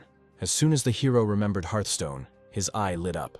A system window appeared, where a notification about the message was visible. Upon opening the letter, Ern's account received about 800 coins from the Mountain Bamboo sect, who apparently captured Hyoj. Also, in addition to gold, a gift from the sect in the form of life pills was added to the hero's inventory. Taking the box of pills in his hands, Ern looked at them with interest. A little later, Hearthstone, following the idea of the stone seller, reduced the price of goods. As Ern had expected, the idea that had been put into Hearthstone's head was not to everyone's liking. Now, the leader of the union tried to downplay his own losses. Taking advantage of his own abilities, Ern once again began changing personal information and buying up the Union's mana stones at a reduced price. Doing some calculations in his head, Ern estimated a profit of 3 coins per transaction. Afterwards, Ern called up his inventory, which was already half full, meaning that the protagonist had little time left to achieve his goal. This was followed by a conversation between the stone seller and Hearthstone, where the former convinced the leader of the Union that the affairs of the competitors were going from bad to worse, actively provoking Hearthstone to lower the price. Each time, Ern felt like mountains of mana stones were raining down on him. Night gradually fell and the scene moved to the Damien Firm building. At some point, a man in a robe appeared near the entrance to the building. The security guard stopped the man, not allowing him to go further. A scarred man instructed the security guard to bring the manager. The guard was surprised, but did not rush to carry out someone's instructions. The man in the robe introduced himself as Yulaf, asking the security guard to tell him to the manager. Another guard came out and instantly recognized Yulaf, politely asking him to come inside. With all courtesy, informing that Yulaf had been expected for a long time, the guard led the man in the robe behind him. Soon, they arrived at the room where Darren and Damien himself were. As soon as he saw him, Damien began to greet Yulaf enthusiastically. Seeing a man like Yulaf, Darren was frightened by his appearance, believing that she might have been deliberately lured into a trap. Unbeknownst to Darren, Yulaf was also looking sideways at the girl. Immediately, Ern's words surfaced in the older sister's thoughts about how Yulaf, as the most ordinary merchant of mana stones, could be trusted. Next, Damien took the floor, noting the quality of the mana stone that Yulaf had previously provided. However, the company's manager doubted that the other products also corresponded to the given example. In response to this, Yulaf reached into the inside pocket of his clothes. Having taken it out, Yulaf threw the bag on the table. It opened up, revealing a number of mana stones inside it. Following this, the action rolled back several hours. Ern had thought everything through in advance, preparing a mask for the change of identity. As for the voice, the protagonist planned to change it with a special pill. Next, Ern opened the system window, deciding to study something. Looking through the various numerical values, the protagonist came to the conclusion that he only had 5 voice-changing pills in stock. In this regard, Ern had no choice but to complete the entire transaction in 30 minutes. Returning to the present, Ern, as Yulaf, watched as Damien admired the quality of the mana stones. Afterwards, when Damien found out the price for the mana stones, he laughed awkwardly and offered to knock 10 coins off the price. Hearing this counter-proposal, Yulaf made a displeased face. Then, standing up abruptly, Yulaf began to suggest that Darren leave the meeting. Demonstratively, Yulaf informed those around him that he would not bargain with those who did not understand anything about things. Darren didn't answer, allowing Yulaf to approach. At some point, having understood the meaning of the verbal game, Darren began to play along with Yulaf, indirectly accusing Damien of not knowing how to deal with nobles. Turning around, the characters loudly discussed among themselves that they would visit another company. As Ern expected, Damien couldn't take it anymore and called for everyone to stop. Smiling ingratiatingly, Damien nevertheless agreed to the original price of 100 coins. Yulaf stopped. Then, turning around, he raised the price to 120 coins. When Damien asked again, Yulaf announced the new price again, but in a more rude manner. Quickly, Damien began to consider Yulaf's new price offer, but now, being sure that he himself would not receive any profit. Damien tried to lower the price, but Yulaf reacted sharply to this attempt. Yulaf reminded Damien that their conversation was a negotiation that was based on the market price. Damien wanted to say something in response, but he couldn't find the words right away. Changing his demeanor, Damien burst out laughing, promising to consider Yulaf's new proposal. Eventually, seeing the man in the robe losing his patience, Damien gave in. At this moment, Ern's plan worked better than ever. Only Darren remained in the dark, for whom arguing over the difference of tens of coins was something of a novelty. Looking at Yulaf again, Darren now found him more cunning than frightening. Suddenly, Damien responded, complaining a little about his profit from the upcoming deal. Yulaf took Damien's words as a joke when he moaned about an income of 10 coins. Damien didn't take Yulaf's words seriously, believing that with this situation, he wouldn't even be able to cover his labor costs. Almost immediately, a new bag fell onto the table in front of Damien. Damien began to wonder about the things in the bag. Yulaf beat him to it by naming the number 300 units. Later, Yulaf considered his offer more than generous because now Damien could cover the expenses that he was so worried about. Damien himself froze, trying to push away the thought in his head that such an opportunity only came once in a lifetime. In fact, Damien was well aware of the value of mana stones, which were an extremely scarce commodity. Their price could be anything. It was not subject to regulation, because of which Damien was quite ready to take the risk of ruin. In the end, Damien threw up his hands and agreed. Next, Damien began to praise Yulaf in every way, as an outstanding merchant with a rather interesting deal. Damien continued to fawn, pretending to regret not having met Yulaf earlier. Yulaf reduced Damien's words to an insulting comparison, as if the man in the robe could be a rogue. Damien laughed in response, trying his best to calm Yulaf's violent temper. Next, Damien, purely out of curiosity, wanted to know a little more about Yulaf. Yulaf sighed heavily, realizing that the time for his disguise was steadily coming to an end. Then, with a certain amount of hope, he looked at Darren. However, it seemed that the girl did not understand the hint in Yulaf's gaze, as if she was expecting details about his personal life. Ultimately, Yulaf had no choice but to announce that his identity must remain a secret. As soon as he finished speaking, Yulaf noticed how those around him were staring at him. It dawned on Ern, in the guise of Yulaf, that the 30 minutes allotted for the voice change had already passed. Trying to somehow smooth out the situation, Yulaf began to cough. Unnoticed, Yulaf pulled a voice-altering pill from his bosom. Still feigning a cough, he quietly dropped the pill into his mouth. The pill immediately began to work, causing a prolonged wheeze to come from Yulaf's mouth. With even greater surprise, those around him stared at the man in the robe. Covering his mouth with his hand, Yulaf explained that what everyone saw was the consequences of the illness that the merchant was fighting. Thinking that the man in the robe was not feeling well, Damien immediately stood up, wanting to quickly complete the deal.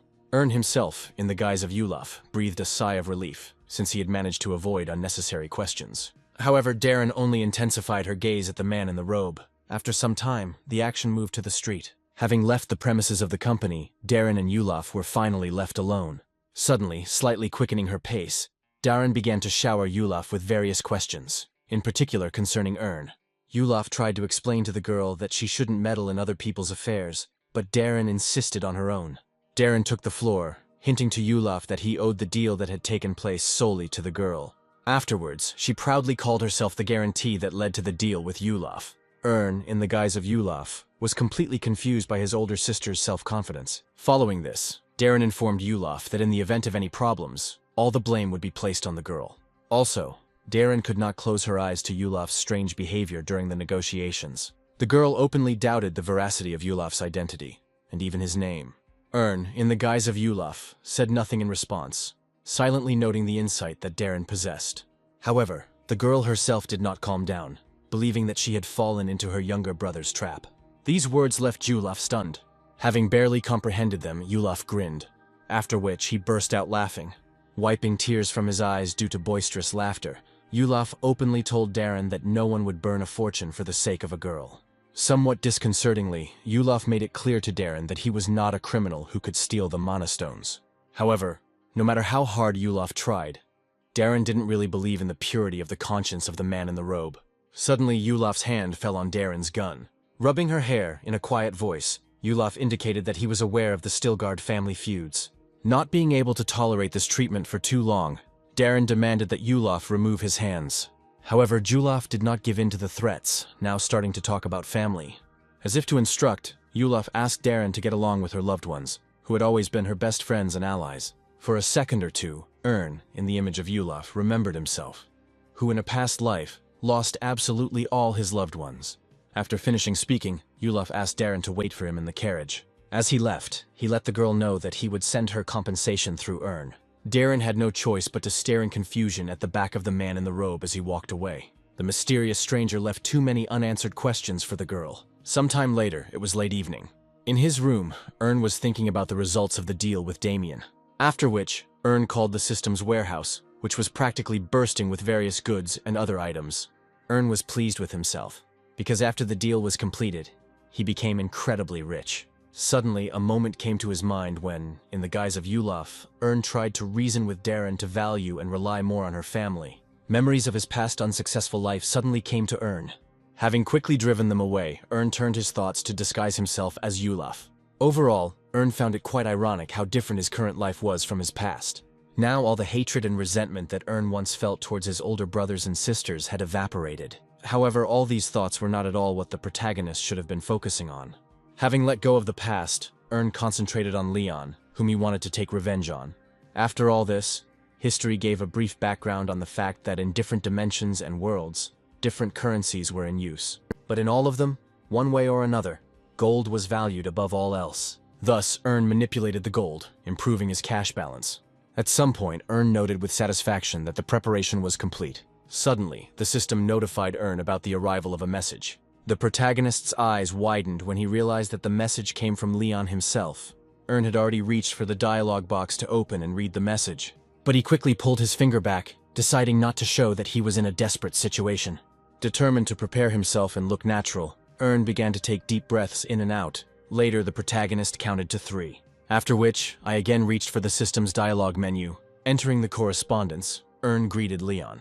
Leon also began to play the role of a happy salesman who couldn't wait to meet Ern. Afterwards, Leon began to play out a pitiful scene, that at the mention of the sect of poisons, Ern's new order, everyone immediately turned away from the first one. Ern quickly realized that Leon was trying to trick him by making it difficult to obtain the goods. Playing along, Ern thanked Leon for his efforts. He in turn displayed the obtained book on poison techniques in the system window. Ern understood that the book he obtained would unlock his mastery of the forbidden technique of combat and cultivation. Ern couldn't help but be glad that Leon had finally gotten what he was looking for. After which, openly thanking Leon, Ern mentioned that his master, Raphael, would be happy. Leon was pleased with the response, and therefore asked Erna to convey something to his master, Raphael. Ern was alarmed, unexpectedly changing the timbre of his voice.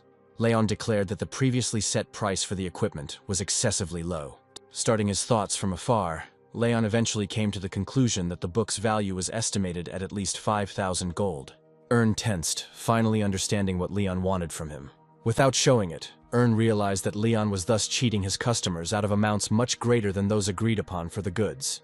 Ern remembered very well how in his past life, Leon had actively deceived him.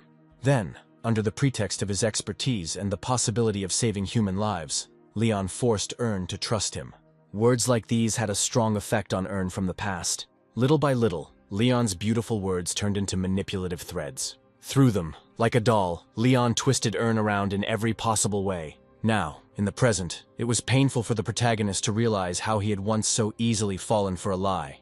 Gathering his strength and exhaling, Ern decided to clarify Leon's final price for the book. Taking pity and giving a small discount, Leon named the sum of 4,000 coins. Even though the price was sky high, Ern had no choice but to make a deal. Having decided to lower his price a little more, Ernu suddenly remembered that he had previously given Leon a deposit of 200 coins. However, Leon was not a timid person and assumed that Ern was conducting trade deals in System 1 for the first time. Thus, Leon reduced Ern's previous advance payment to the purchase of the required book. Ern held back a laugh, trying again to settle on a much smaller amount. Realizing that the negotiations were dragging on, Leon suggested that Ern take a different route, since after all, the money supposedly belonged to Raphael. Ern decided to temporarily suspend negotiations, first discussing all the nuances with his supposed master. Having stopped corresponding, Ern continued to be amazed at the extent of Leon's meanness. After which, having called up the balance and counted, it became clear to the protagonist that in any case, he would be short 25 coins. However, no matter what schemes came to Ern's mind, he didn't have much of a choice. Next, Ern began to think about his loss. Ultimately, Ern smiled and considered these problems to be worthless, because in the future it would still pay off. Then, after contacting Leon again, Ern made it clear that he agreed to the terms of the deal. Leon himself was glad to receive this kind of answer. A couple of seconds later, the system displayed an exchange menu in front of the protagonist. Ern clenched his fists in agitation, but soon all worries left the protagonist. With a slight movement of his hand, Ern directed his finger to the dialogue box button. Clearly understanding what would happen next, Ern accepted the deal. In essence, Leon was now trapped. The trade was completed and the trap was snapped shut. Ern couldn't help but be glad that his precious trap was now activated. Following this, the system notified Ern about the transfer of money and that the protagonist's account had become negative. Be that as it may, Ern was beginning to taste the sweet taste of impending revenge. Now, as never before, Ern felt his spiritual uplift and incredible physical abilities. Unexpectedly, a couple more messages came from Leon, who asked Ern to convey his gratitude to Raphael. Ern even replied that Leon was overly happy with the deal that had been made. Leon confirmed the protagonist's words because it wasn't every day that he managed to hit the jackpot. The protagonist responded again, somewhat humorously suggesting how long Leon's euphoria would last. Leon's expression changed because he didn't understand at all what Ern was leading to. Unexpectedly, Ern called Leon a fraud. Alarmed by such an accusation, Leon did not find what to quickly answer the protagonist. However, Ern continued his speech, this time asking if the librarian knew about Leon's dealings. After the last message, Leon suddenly stood up from his chair. He couldn't figure out how Ern had found out anything about Leon's dealings. Pulling himself together, Leon began to play the fool, pretending that he didn't understand who and what the protagonist was talking about. Ern sighed in response and urged Leon not to embarrass himself. Suddenly, Ern saw that the librarian Sen was online, wanting to invite him to a conversation. The protagonist began to pretend that he had started writing to Sen about Leon's dealings. Ern's trick worked, and Leon admitted that he had been posing as someone else. From now on, Leon felt like he had lost all control over the situation. Calling up Ern's character window as quickly as possible, Leon was horrified to learn that he was from System 0. However, it remained a mystery to Leon how the brat protagonist could have found out anything. Now all he could do was wait for further messages from Ern. Finally, Ern's conditions came, where first of all, the protagonist threatened Leon with consequences if he stumbled. Leon was overcome with trepidation when he heard about the possible reprisals from the sect. Unexpectedly, after going over the word enemy in his head again, Leon came up with an idea. Adjusting his glasses, Leon noticed a flaw in Ern's plan, because under such conditions, he too would become an enemy of the sect. However, Ern agreed with Leon's words, as if transferring all the threats back to the swindler. Ern chuckled and reminded Leon that the cult would hardly be able to travel across dimensions. Leona began to sweat again as the swindler tried to intimidate Ern into stopping trading. Be that as it may, Ern saw no problem for himself, expecting to receive forgiveness for the banal return of the book. Leon opened his mouth in panic, without any counter-arguments. After which, the protagonist urged Leon to behave politely, threatening him to become the #1 target for the cult. Hearing about the lifelong torture, the fraudster almost had a heart attack. Meanwhile, Ern considered Leon brave, since the rogue dared to steal the sacred book of higher skills. Continuing in the same spirit, Ern masterfully played on Leon's sense of fear. Having finished for the time being, the protagonist assumed that Leon was most likely already trembling with fear. After a short pause, the protagonist wanted to know if Leon really wanted to live. Frantically, Leon answered positively.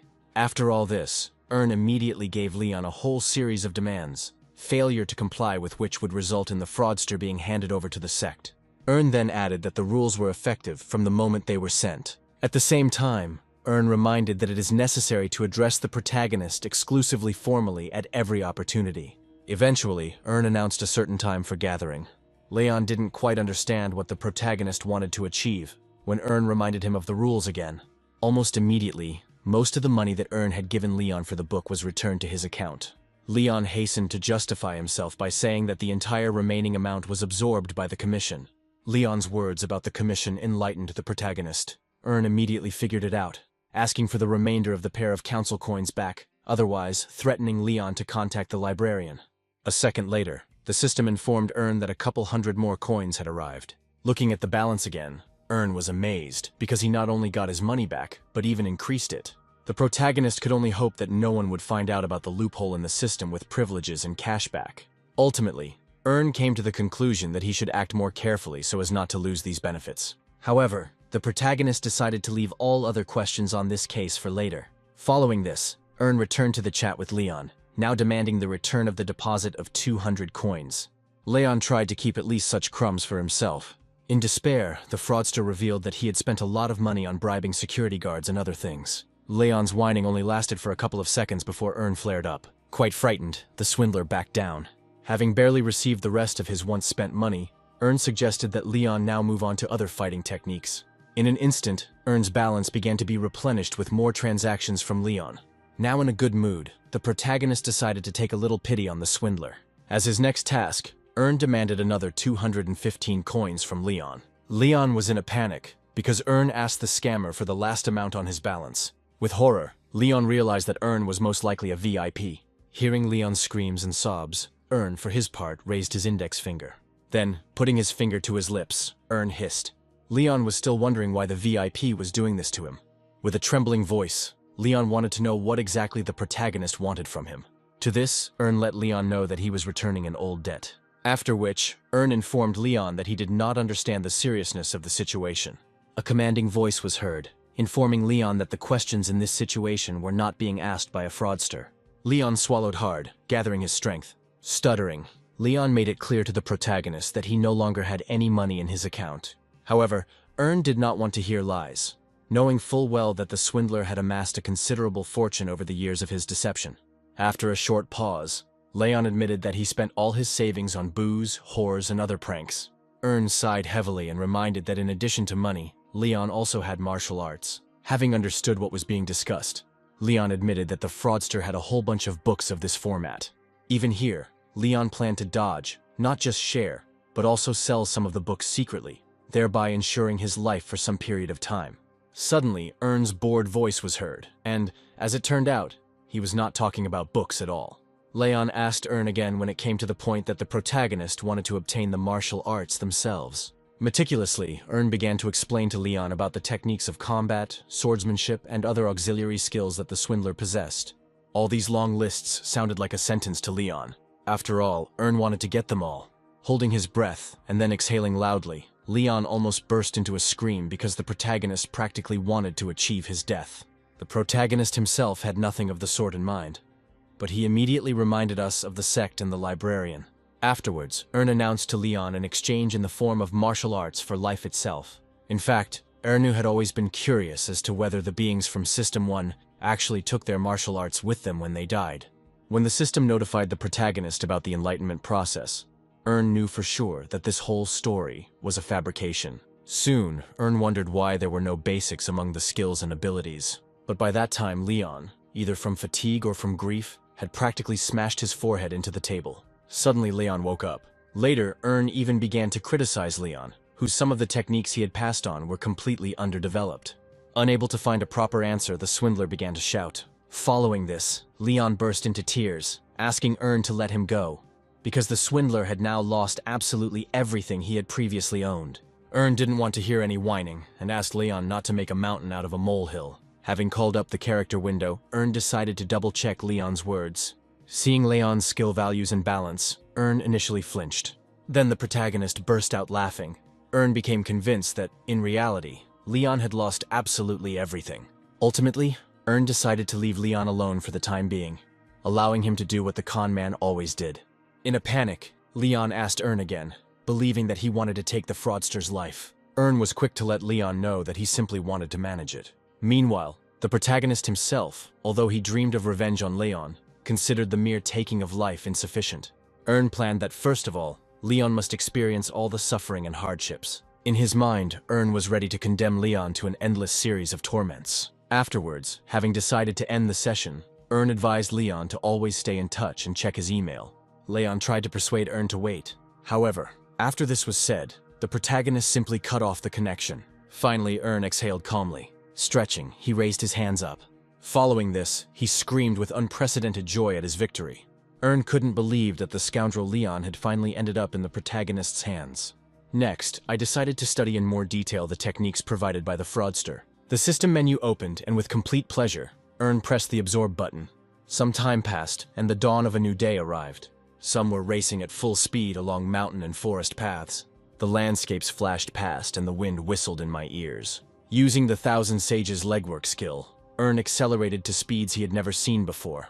As Ern continued running, he noted that the skill was exactly as described, with both pros and cons. Afterwards, Ern sped up. Having reached the cliff, the protagonist began to climb it on the run, finally making a jump. Afterwards, Ern soared high in the air, revealing the beauty of the world around him.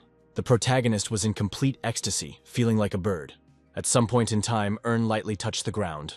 After landing, Ern began to think about the moments of absorbing skills, believing that at that moment, he would die. Ern noted that without the special privilege of absorbing skills, his brain would probably simply explode. Then, having mastered the body techniques, Ern grabbed the hilt of the sword.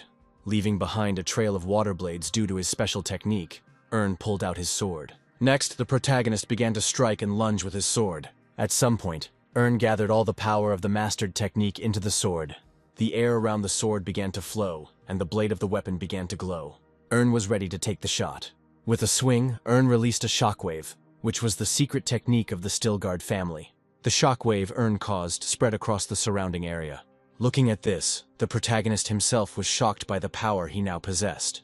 After all, now, having mastered this technique, Ern began to look more and more like his legendary grandfather, whose devastating blows were capable of crushing entire armies and cutting down forests. In the end, even the protagonist himself was stunned by the power that was at Ern's disposal. Looking up, Ern noticed how the rest of the landscape was frozen by the shockwave of the sword. Ern couldn't believe that with the skill he had mastered, he could now compete in strength with the greatest knight of the country. Although, the protagonist was still somewhat upset, because at this point in time, it was unlikely that anyone would take him seriously because of his appearance. Ern came to his senses in an instant. He realized that the acquired skills and mastered abilities, in any case, make the protagonist a formidable opponent, whose strength will only be underestimated. Ern grinned slyly and suddenly thought about how and on whom he could test his new skills. A little later, while in a meditative posture, Ern used the Heavenly Saint technique. Then I practiced my new sword technique. Afterwards, I used the acceleration of my legs again. Finishing his run, Ern slammed into the ground with all his might, using the primordial destruction skill. Next, it was the turn of the golden wheel skill. In one go, Ern used and combined all 5 martial arts at once. But then, the protagonist realized that he had previously used only physical force. But what about Ern's mana? Suddenly thinking that the protagonist stood out too much after using martial arts, Ern decided to leave further demonstration of his powers for another time. However, Ern promised himself that such restrictions would be temporary. In order to not attract too much attention for now, Ern decided to concentrate on cultivating the mana heart internally. Following this, Ern realized that the protagonist would have to train twice as much under such conditions. Meanwhile, a thought crept into Ern's head. Taking a deep breath, he decided to try something.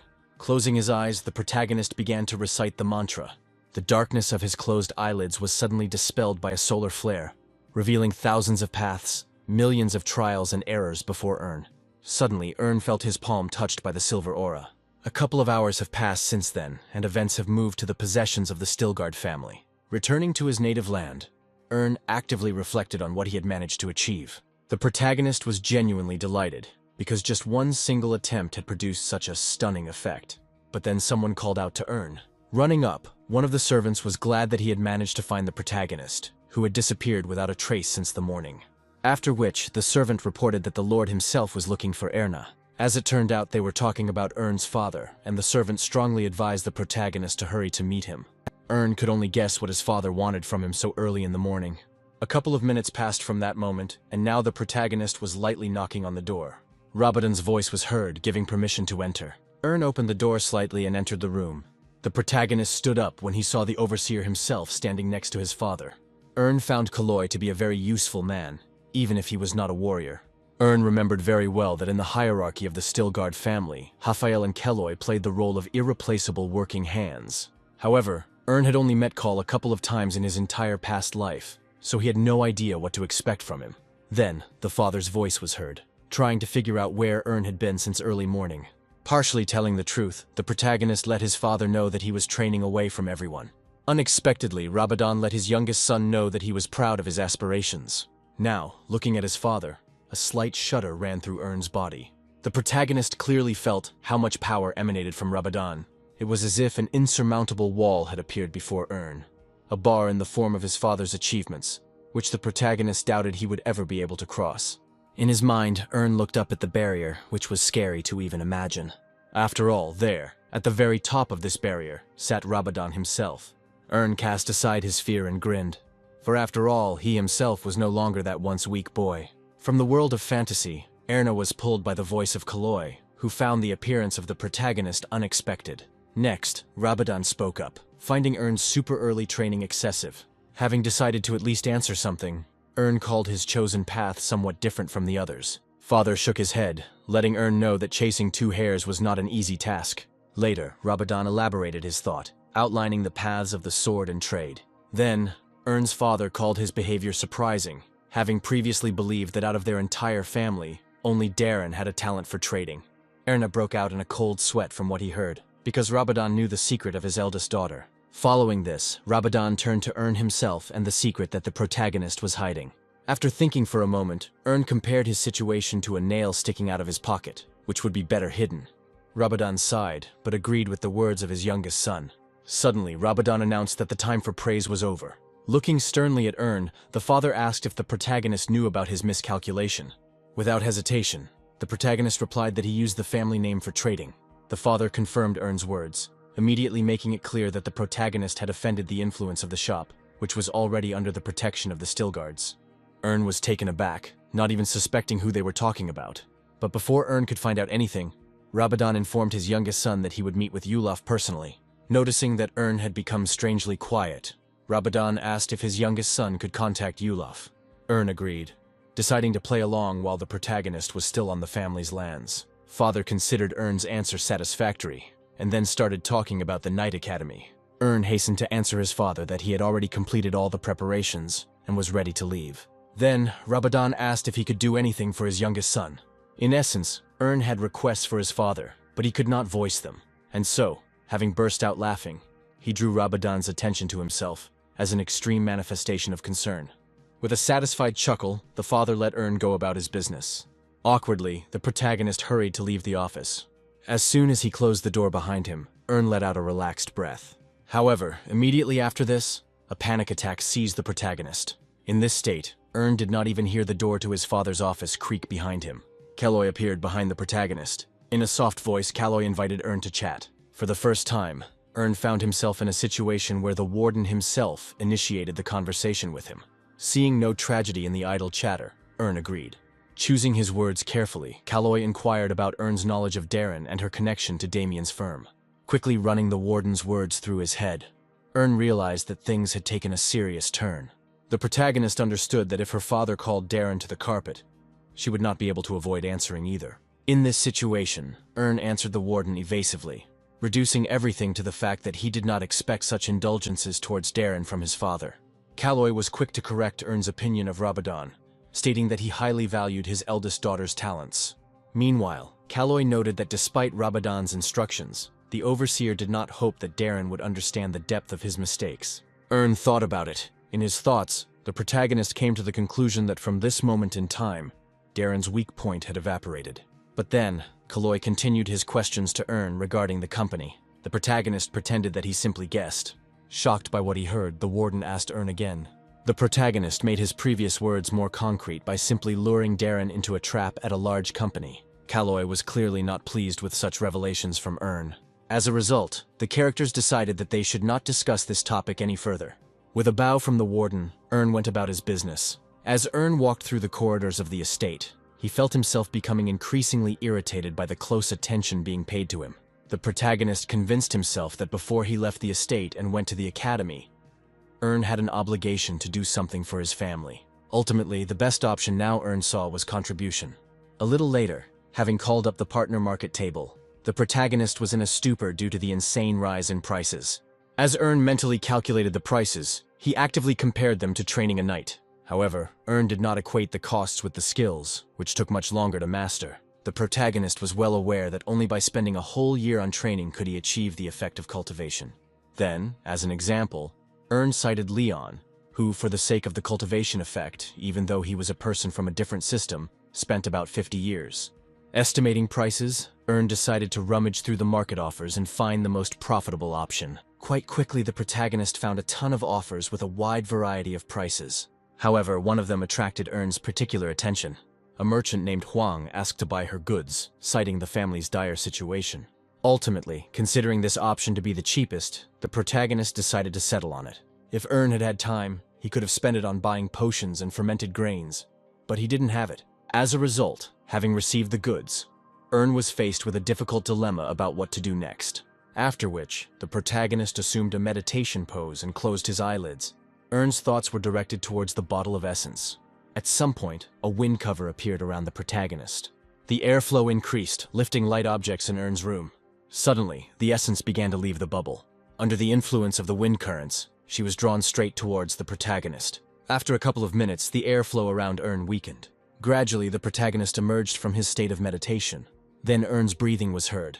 After which, opening his eyes, Ern felt as if in a couple of minutes he had passed through himself as many as 60 years of cultivation. Although this was not a success for System 1, for Ern himself it was quite an achievement. Suddenly, a system notification window popped up in front of Ern. As it turned out, it was an achievement, notifying Ern that the cultivation task had been completed. Almost immediately after this, the system notified Ern of the next task, which concerned sales. After which, Ern began to compare his old self and his new self, believing that now the protagonist has achieved unprecedented heights. Deciding to put off questions of the future again, Ern chose to focus on pressing issues. Ern recognized some of the items he found as familiar items from a partner store. Searching further, the protagonist suddenly opened his mouth in shock. Before Ern's eyes, two disgusting bugs, yin and yang, appeared. After studying the information, the protagonist learned details about the parasites through which it would be possible to control the target. Wanting to know more, Ern pressed the button to contact the seller. After this, Ern expressed a desire to talk to the seller. The seller, under the pseudonym Bloody Demon, made it clear to Ern that he was trying to buy not an object, but living organisms. Ern was quite surprised, because the category for beetles was different, even though he agreed with the seller's arguments. Subsequently, the protagonist asked the seller to tell him the details.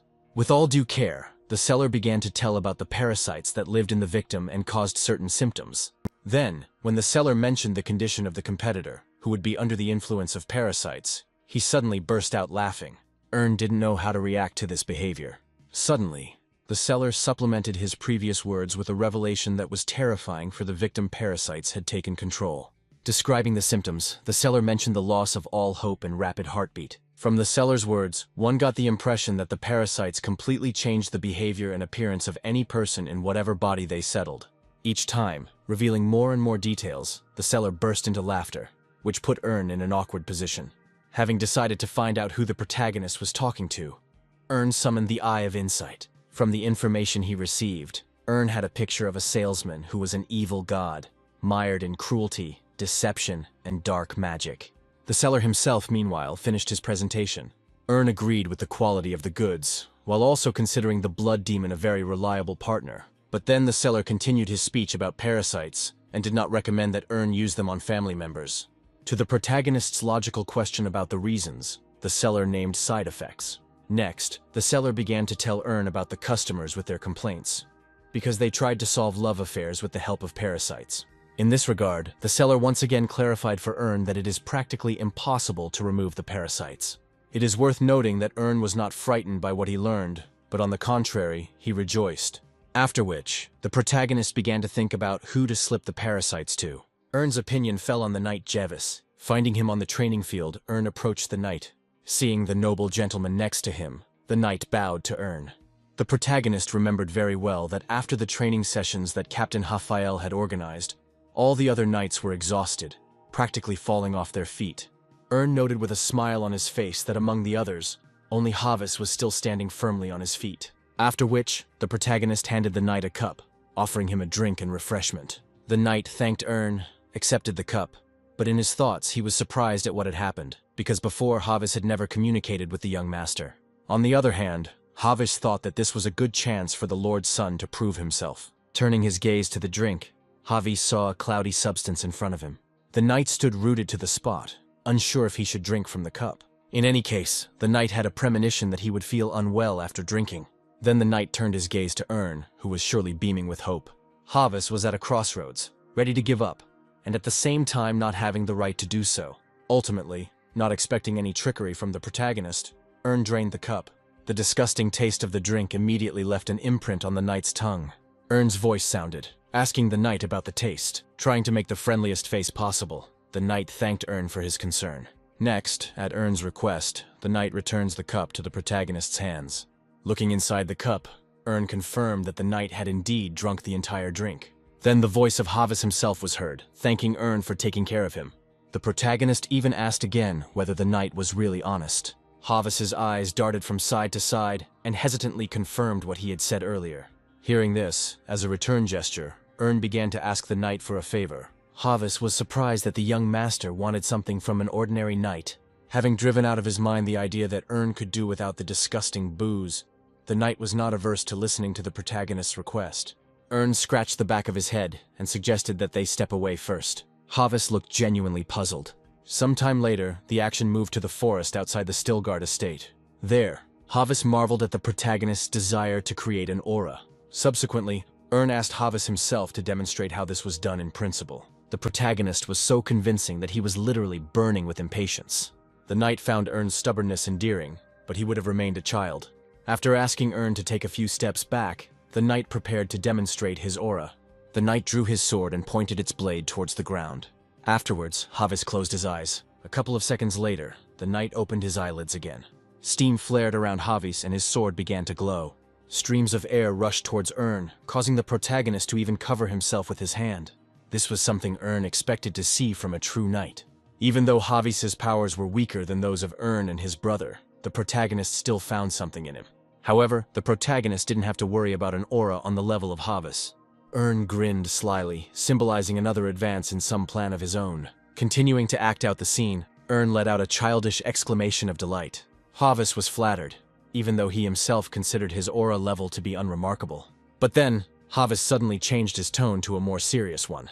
When asked why he was chosen, Ern complained about his youngest age among the other knights. Unexpectedly, Ern began to count the years that the knight had spent mastering the aura. The protagonist reduced his monologue to the pride that the knight probably felt when he achieved the next level of strength. Havis chuckled in response, saying that for such things, it was not necessary to choose the forest. Ern didn't respond to this, but simply fell silent. Havis also stopped laughing, considering his words unflattering to the teenager, who was probably suffering from age-related changes. Involuntarily, the clapping of hands was heard. Knight Havis froze. Ern was trying to convey something, but the knight did not understand the hint. To elaborate, Ern said that Havis had finally caught the protagonist. The knight did not know what to answer, assuming that the young master would definitely be replaced. Havis noted that overnight, all was calm and Ern's cheerful behavior disappeared somewhere. Ern continued to talk some nonsense, accusing the knight of something. Then, Ern added to his words, touching on the personality of Havis. The knight still looked at the protagonist with a puzzled expression. Deciding to change his approach, Ern inquired about the weather in the south. A strange thought entered the knight's head. Havis suggested that Ern might be an imperial spy.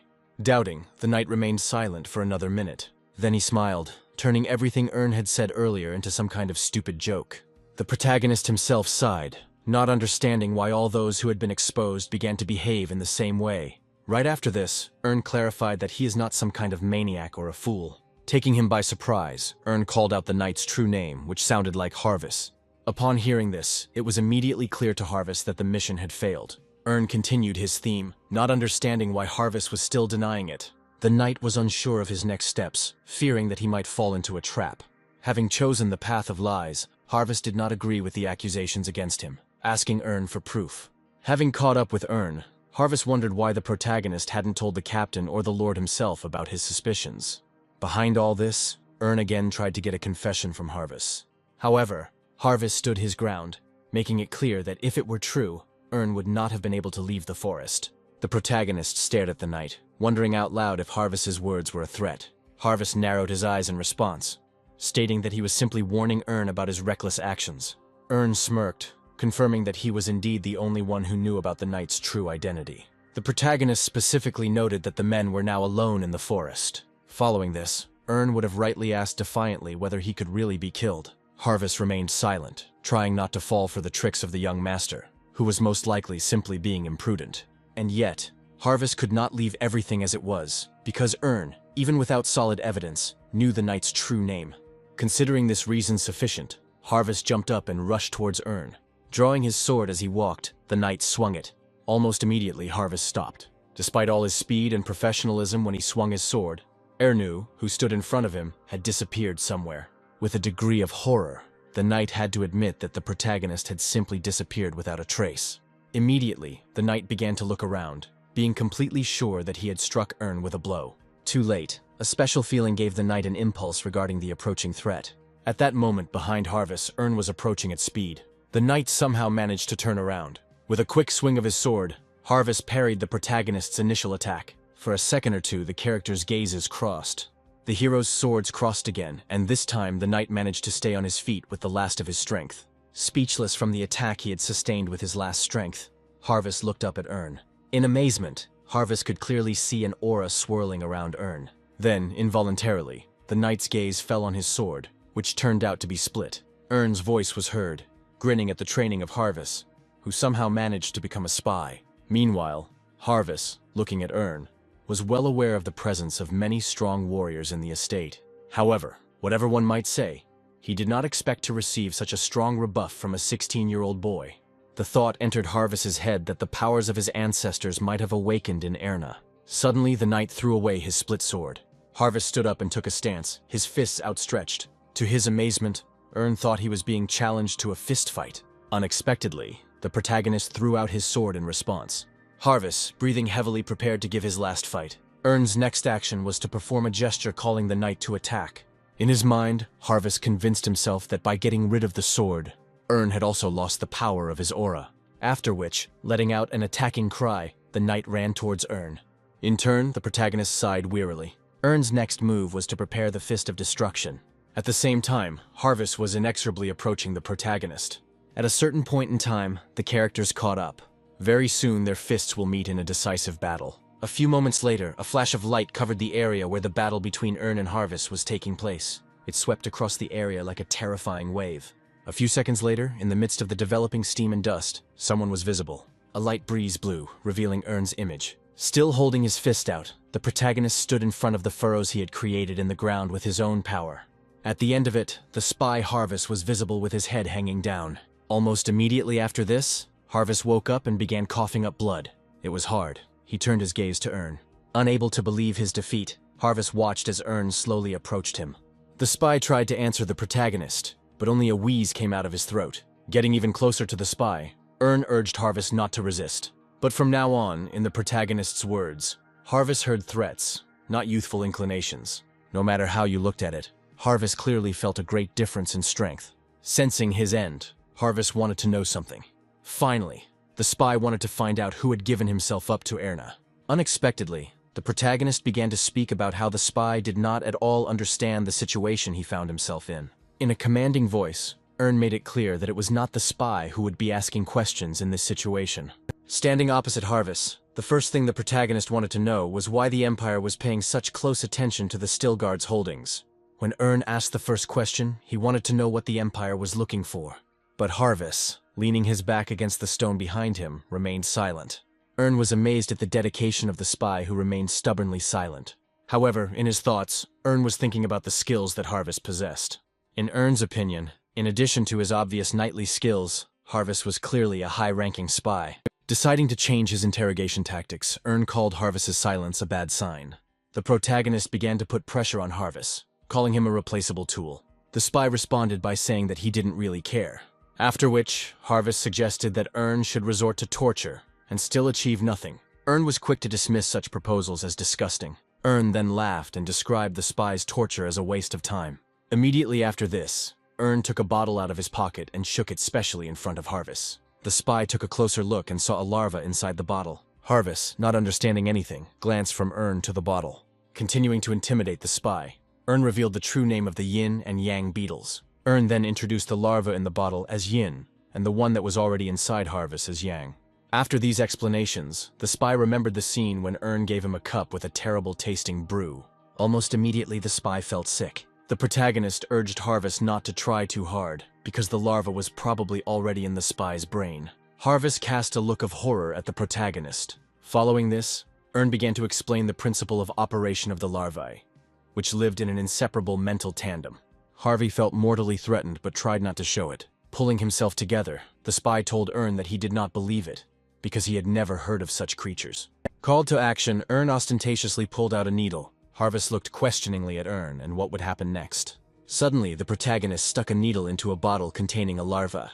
Immediately after this, the needle pierced the larva, causing it to squeak in pain. Instantly, an impulse went off in the spy's head. The impulse turned into unbearable pain, from which Harvest began to scream.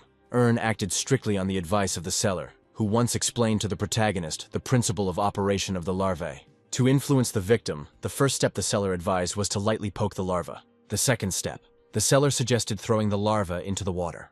Then, the seller described the victim's new sensations as frostbite and lack of air.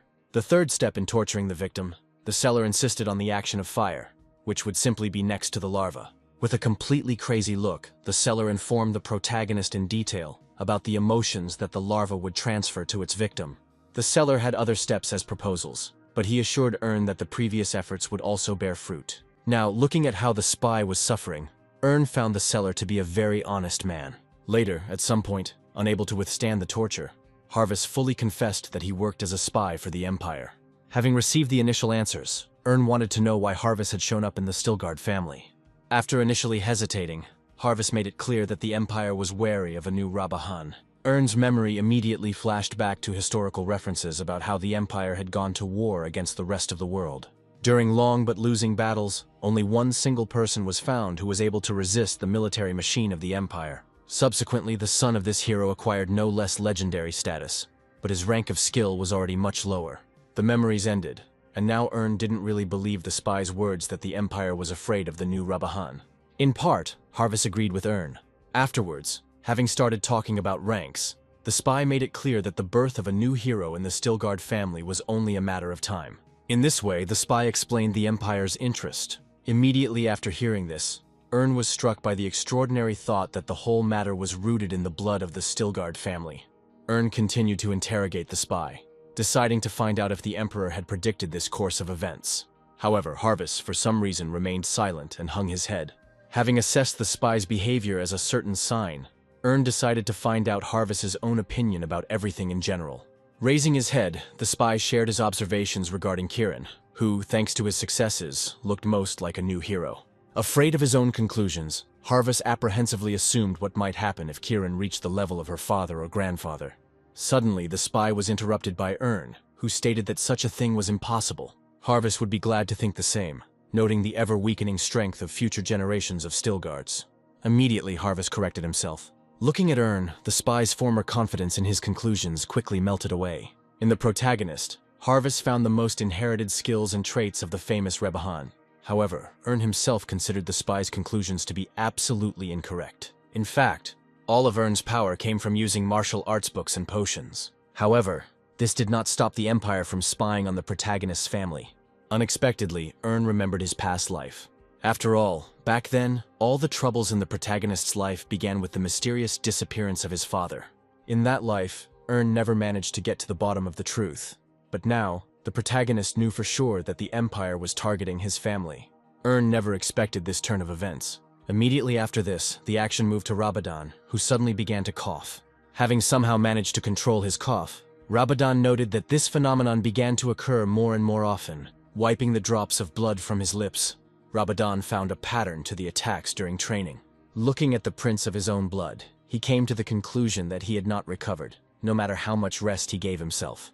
Rabadan was forced to admit that he was facing a cunning enemy within himself. The first thing he thought of for some reason was the Mind Demon. Rabadan's thoughts were interrupted when Overseer Kelloy requested an audience. Pretending that nothing had happened, Rabadan allowed the warden to enter. Stepping into the light of the training grounds, Kelloy bowed to his master. Then, after apologizing, Kelloy informed Rabadan that there was something he should know. Following this, Kelloy told that the youngest of Rabadan's sons had brought the merchant Yulaf. Having received the news, Rabadana did not really understand the urgency of the Overseer's visit. Not knowing how best to begin, Kelloy said that it was all about the man who came with Julaf. Rabadan became seriously interested when Kelloy mentioned the Imperial spy he had found. After this conversation, the action moved to the interior of the Stilgard estate. Arriving at the courtyard, all three characters appeared before Rabadan. The other people whispered among themselves, having witnessed the frightening scene. One of those who were brought in was dead. Rabadan's attention also fell on the already lifeless body. In response, Ern's voice was heard, asking his father for forgiveness for not being able to save the spy's life. Rabadan found no crime in his son's misbehavior. When Rabadan suggested that his son go and get some treatment, Ern replied that he was completely healthy. Under such circumstances, Rabadan would not mind hearing an explanation from his son. The protagonist began his speech by introducing Julaf, the stone merchant. Julaf himself remained humbly silent. Rabadan remembered that he had heard something from the Overseer about Julaf. Next, Ern took the floor, telling a story about how, after meeting with Julaf, he had a premonition of something wrong. According to Ern, he managed to identify and lure the spy into a trap.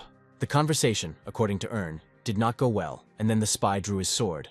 Rabadan interrupted his son, trying to find out how he had identified the spy. Reaching into his bosom, Ern produced a folded letter. Following this, the protagonist handed the letter to the butler. He obligingly accepted the letter, and then handed it over to Rabadan himself. Opening the letter, Rabadan began to read it carefully. All those present froze in agonizing anticipation. Ern himself behaved similarly. After finishing reading, Rabadan raised his eyes to his son, letting him know that he believed him. Suddenly, Kieran, who was not sure about the veracity of the letter, came out in response to the scream. Rabadan's voice responded, unsure of the essence of the letter.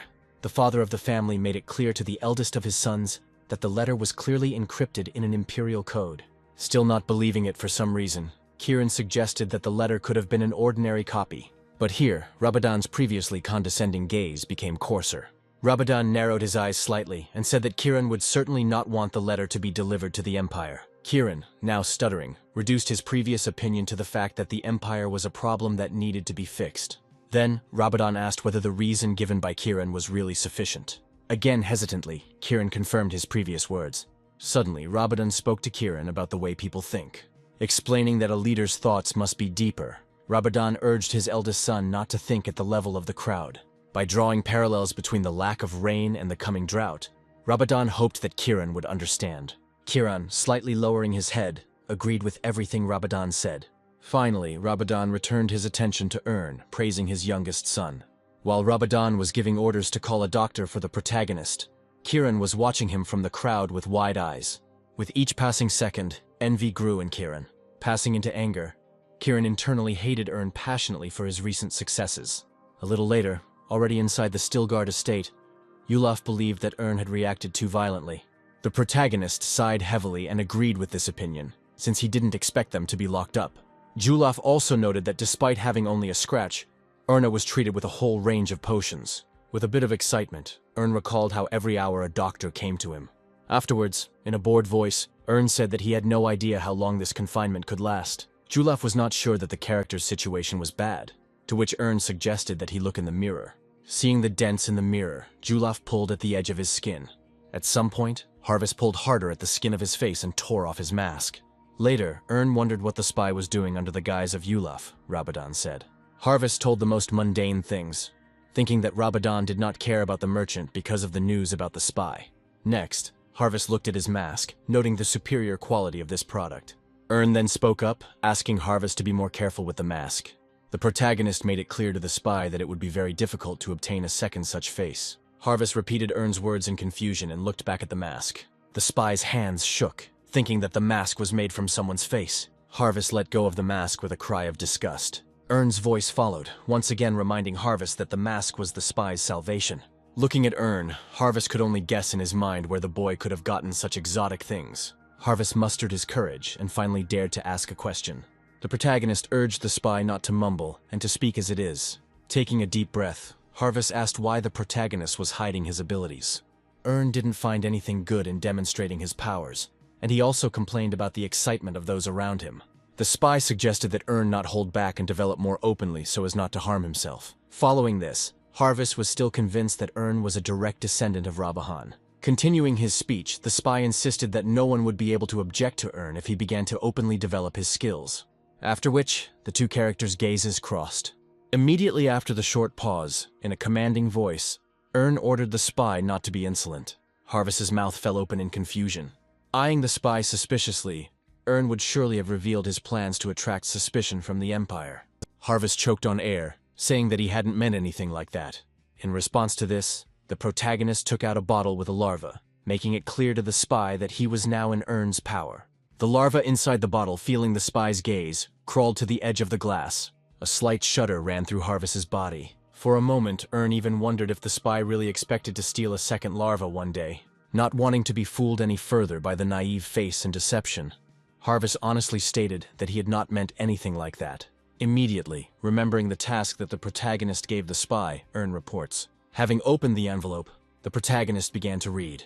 The first thing that caught Ern's eye was the words about observing the head of the Stilgard family. Next came the Erna brothers. The next fragment of text concerned the protagonist himself, who, in the opinion of the spy, was a complete non-entity. In addition, Ern also learned of the death of Gilbert, the communications manager, who had apparently been exposed.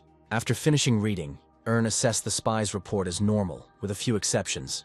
Ern made a disgruntled face and was somewhat upset by the spy's words in the report about his insignificance. In a panic, Harvest waved his hands, trying to convey that he had acted solely on Ern's orders and had deliberately belittled him. In response, the protagonist expressed that he found the spy's apology suspicious. At that moment, Harvest felt that Ern was simply playing with him. After all this, the protagonist began to explain to the spy the required behavior, where the lie would be beautifully hidden behind the truth. Seeming to understand, Harvest agreed to change the report, presenting the protagonist as a slightly more impressive warrior in his description. However, all this did not solve the problem of how the spy was going to transmit the information. Without thinking twice, Harvest let it be known that he had the contacts of a contact in place of the murdered Gilbert. Hearing the name Acadio from the spy, Ern imagined a very long journey to that place.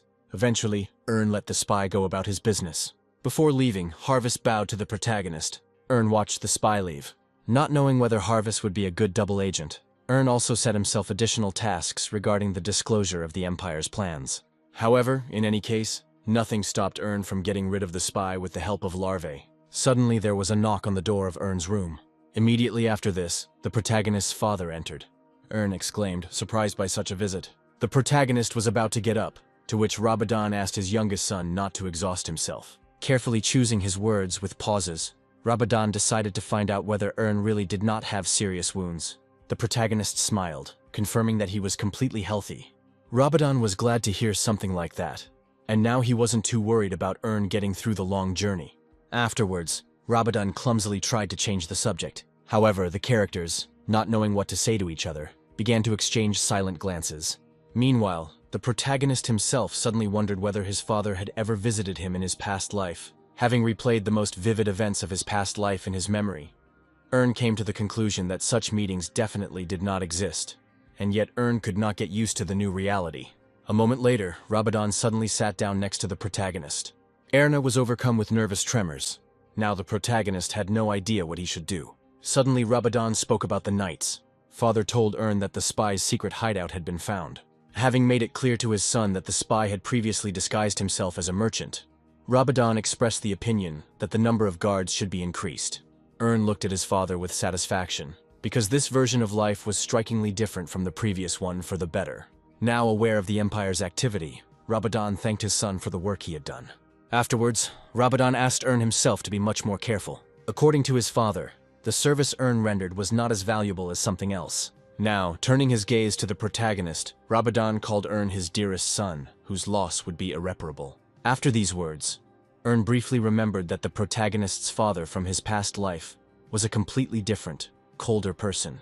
And so, now, it seemed as if Ern could not recognize his father in Rabadon. Right after that, the protagonist's memories touched on something else. Ern's memory reflected the faces of all the members of the Stilgard family who had suffered a collapse. But among them, the face of Rabadon himself was not there. In that life, Ern's father disappeared just as the protagonist was at the academy, after which, the protagonist came to the conclusion that all this time he had an incorrect idea of his father. Unexpectedly, Rabadon continued his previous speech, urging Ern to be careful in the academy. In his mind, Ern asked his father himself to be more attentive. As if reading his son's thoughts, Rabadon looked intently at Ern. The protagonist quickly looked away. Rabadon asked his son about his reaction to the conversation, to which Ern somehow justified his absent-mindedness. Then, smiling, Ern promised his father to follow all the warnings. Rabadon closed his eyes and exhaled in relaxation. Ern managed to get the upper hand over his emotions and not tell his father anything about the events of his past life, realizing that he would only seem like a madman. Mentally, Ern was preparing himself to change everything through his own efforts. Sometime later, a ray of light flashed through the slightly opened door. Rabadon allowed his youngest son to take another look at the family's wealth. Ern beamed, as he finally got the chance to visit the inner part of the treasury. Suddenly, the father's sigh was heard. Surprised by the protagonist's special attraction to family secrets, Ern looked back, thinking that his father looked disappointed. On the other hand, Ern understood his father's emotions, because in his son's place, everyone else would have been rushing into the treasury with a similar desire. Perhaps, in Rabadon's opinion, worthy knights should have behaved quite differently. Then, the protagonist decided to make his request to his father more specific. The protagonist made it clear to Rabadon that he was not interested in gold at all. Unexpectedly, Ern caught himself thinking that he was lying to his father, because the protagonist already knew everything about filling the treasury from his past life. Meanwhile, Rabadon chuckled mysteriously. Then, the father accepted Ern's words. Then he decided to leave Ern alone with the treasury, and not interfere with him in any way. As soon as Rabadon left the protagonist, Ern turned his satisfied gaze to the treasury. Walking a little forward, Ern greeted her as if she were an old friend. As Ern slowly walked inside, he remembered that the outer storage was used to deal with urgent financial matters, while the inner storage was where the most valuable things were kept. Meanwhile, Ern noted that the rarity of things did not always mean a high price. Looking at something, Ern suddenly said that this thing would be an ideal offering. The protagonist's pupils reflected the royal shield, which, thanks to its magical aura, could support the fighting spirit of an entire army. However, this did not answer Ern's question regarding why Rabadan kept a shield that was relatively useless to him. Then, thinking about the king's motives, Ern came to the conclusion that in this way, the Stilgard family was considered the shield of the country. The protagonist's grandfather had already revealed similar motives, and that's why he placed the shield in the treasury. Ern admired his grandfather, who, having managed to curb his pride after winning the war, did not try to seize power in the kingdom. Then, Erna's grandfather received many awards and titles, but all of them, in the opinion of the protagonist, were nowhere near his achievements. Ern sighed heavily because in fact, the shield could not even be sold, since it was a gift from the king himself. Having gone a little further, Ern suddenly exclaimed that there were real treasures in this place after all. The protagonist's gaze fell on the pedestal with things. Ern's gaze was fixed on Dark Sky, his grandfather's faithful sword. Suddenly the protagonist thought about something. The next action Ern took was to call up the inventory. An image of a storage facility appeared in front of the protagonist, in which there was not much free space left. Ern scratched his chin, and thought that storing the sword in this kind of inventory would be disrespectful.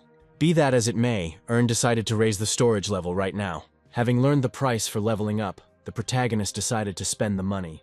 Having increased the storage level and not yet seeing any financial problems, Ern continued making improvements. Having reached the 3rd level of storage enhancement, Ern cried out in shock, because for further manipulations, he would have to spend twice as many coins. Pulling himself together, Ern decided to stop for a while, even though he had enough money. Next, the protagonist called up his vault, now observing the updated and more well-kept interior. However, Ern was not satisfied with the results, deciding to spend the money on further improvements to the storage facility in the future. Having decided to check the characteristics of the item while it was in the inventory, the protagonist took his grandfather's sword from the pedestal. Immediately after this, a system message appeared, from which followed the stunning characteristics of the sword and its description. Ern continued to examine the sword in amazement. By chance, Ern came to the conclusion that since the sword had been with Rebahan since childhood, the protagonist's grandfather also participated in the dimensional trade. In any case, having satisfied his curiosity, Ern carefully put the sword back in place. For a moment, Ern beamed with happiness. But immediately after this, he came to his senses, because the protagonist got too carried away. Tearing himself away from the relic, Ern remembered that the real reason it was in the treasury was to find the true Book of Deals. Ern assured himself that such a book should go only to him, so that his loved ones would not cause trouble. If such a book really existed, Ern assured himself that he would get hold of it at any cost. After wandering around the treasury for a while, Ern quietly said that the book was not here. No matter where the protagonist looked, he could not find what he wanted. The protagonist looked through any strange and unusual places for things 2 or 3 times. At some point during the search, Ern even became resigned to the impossibility of finding the book. Suddenly, under the long strip of shelves, Ern noticed something. Diving with his hand, the protagonist eventually felt something there. As Ern pulled it out, he felt the object was quite small, after which he froze in complete surprise. In the protagonist's hands, there was an egg. Looking at it with distrust, Ern felt like the egg was definitely made of metal. Then sitting down, Ern said that what was found was not his area of expertise. Subsequently, the protagonist drove the egg back to the same place from where he pulled it out. Dusting his hands, Ern was forced to admit that the Book of Deals was clearly not in the internal storage. Further, the protagonist concluded that, obviously, the book had not fallen into other hands. Afterwards, Ern began to ponder how the protagonist's connection with the system was established in the past. There was only one explanation in Ern's head.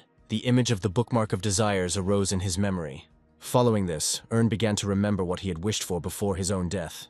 Digging into his memories, Ern assumed that he wanted to get another chance, as well as monopolize the market. The version voiced by Ern was not bad, but it did not fit with the fact that the bookmark only granted one wish. The protagonist closed his eyes and tensed up. A couple of seconds later, Ern opened his eyes, still unable to come up with any other explanation. Not finding the book, the protagonist still decided to take something else from the treasury. Afterwards, Ern began to wander around the treasury again, looking for something interesting for himself. Thus, the protagonist returned to his grandfather's sword. Stopping near the weapon, Ern said the name of the sword. Then he waved his hands, as if driving away the greedy thought. After all, in fact, there were many other magical items in the treasury, although they no longer played a role for Ern now. The protagonist found his grandfather's notes as an analog of such items. Suddenly, a rustling sound was heard from under the bookshelves. Ern looked down, puzzled. Immediately after this, a recently found egg arrived at the protagonist's feet. Upon picking up the egg, Ern found that it had no legs. meaning it couldn't just pop back into existence next to the protagonist. Almost immediately, Ern imagined that the egg might have legs after all. Ern remembered that he was not in the treasury, but in the storage of his legendary grandfather, where any strange things could easily happen. In this regard, even the egg in the protagonist's hands could have been from another dimension. Deciding to check something out, Ern wanted to put the egg into his inventory. However, the system did not provide any useful information about the ball. The protagonist suggested that the system most likely did not show information about a high-level item to the low-level Ern. Therefore, Ern came to the conclusion that he had to figure everything out. Next, Ern activated the Eye of Providence skill. Seeing the truth, Ern staggered back. The protagonist's lips trembled as he tried to articulate what he had seen. Unexpectedly, the events were transferred to Ern's past life, when he first arrived at the academy. Even then, the protagonist was made fun of, considered a disgrace to the Stilgard family. For some, Ern's departure was considered a holiday, but it was not the protagonist who was happy. As he reminisced, Ern began to draw parallels with his current life. After all, in the past, being an outcast and a disgrace, in the current continuum, Ern managed to become the true hope of the family. In the current time frame, Ern could be proud of himself. Suddenly, the protagonist was caught by Karen's sister.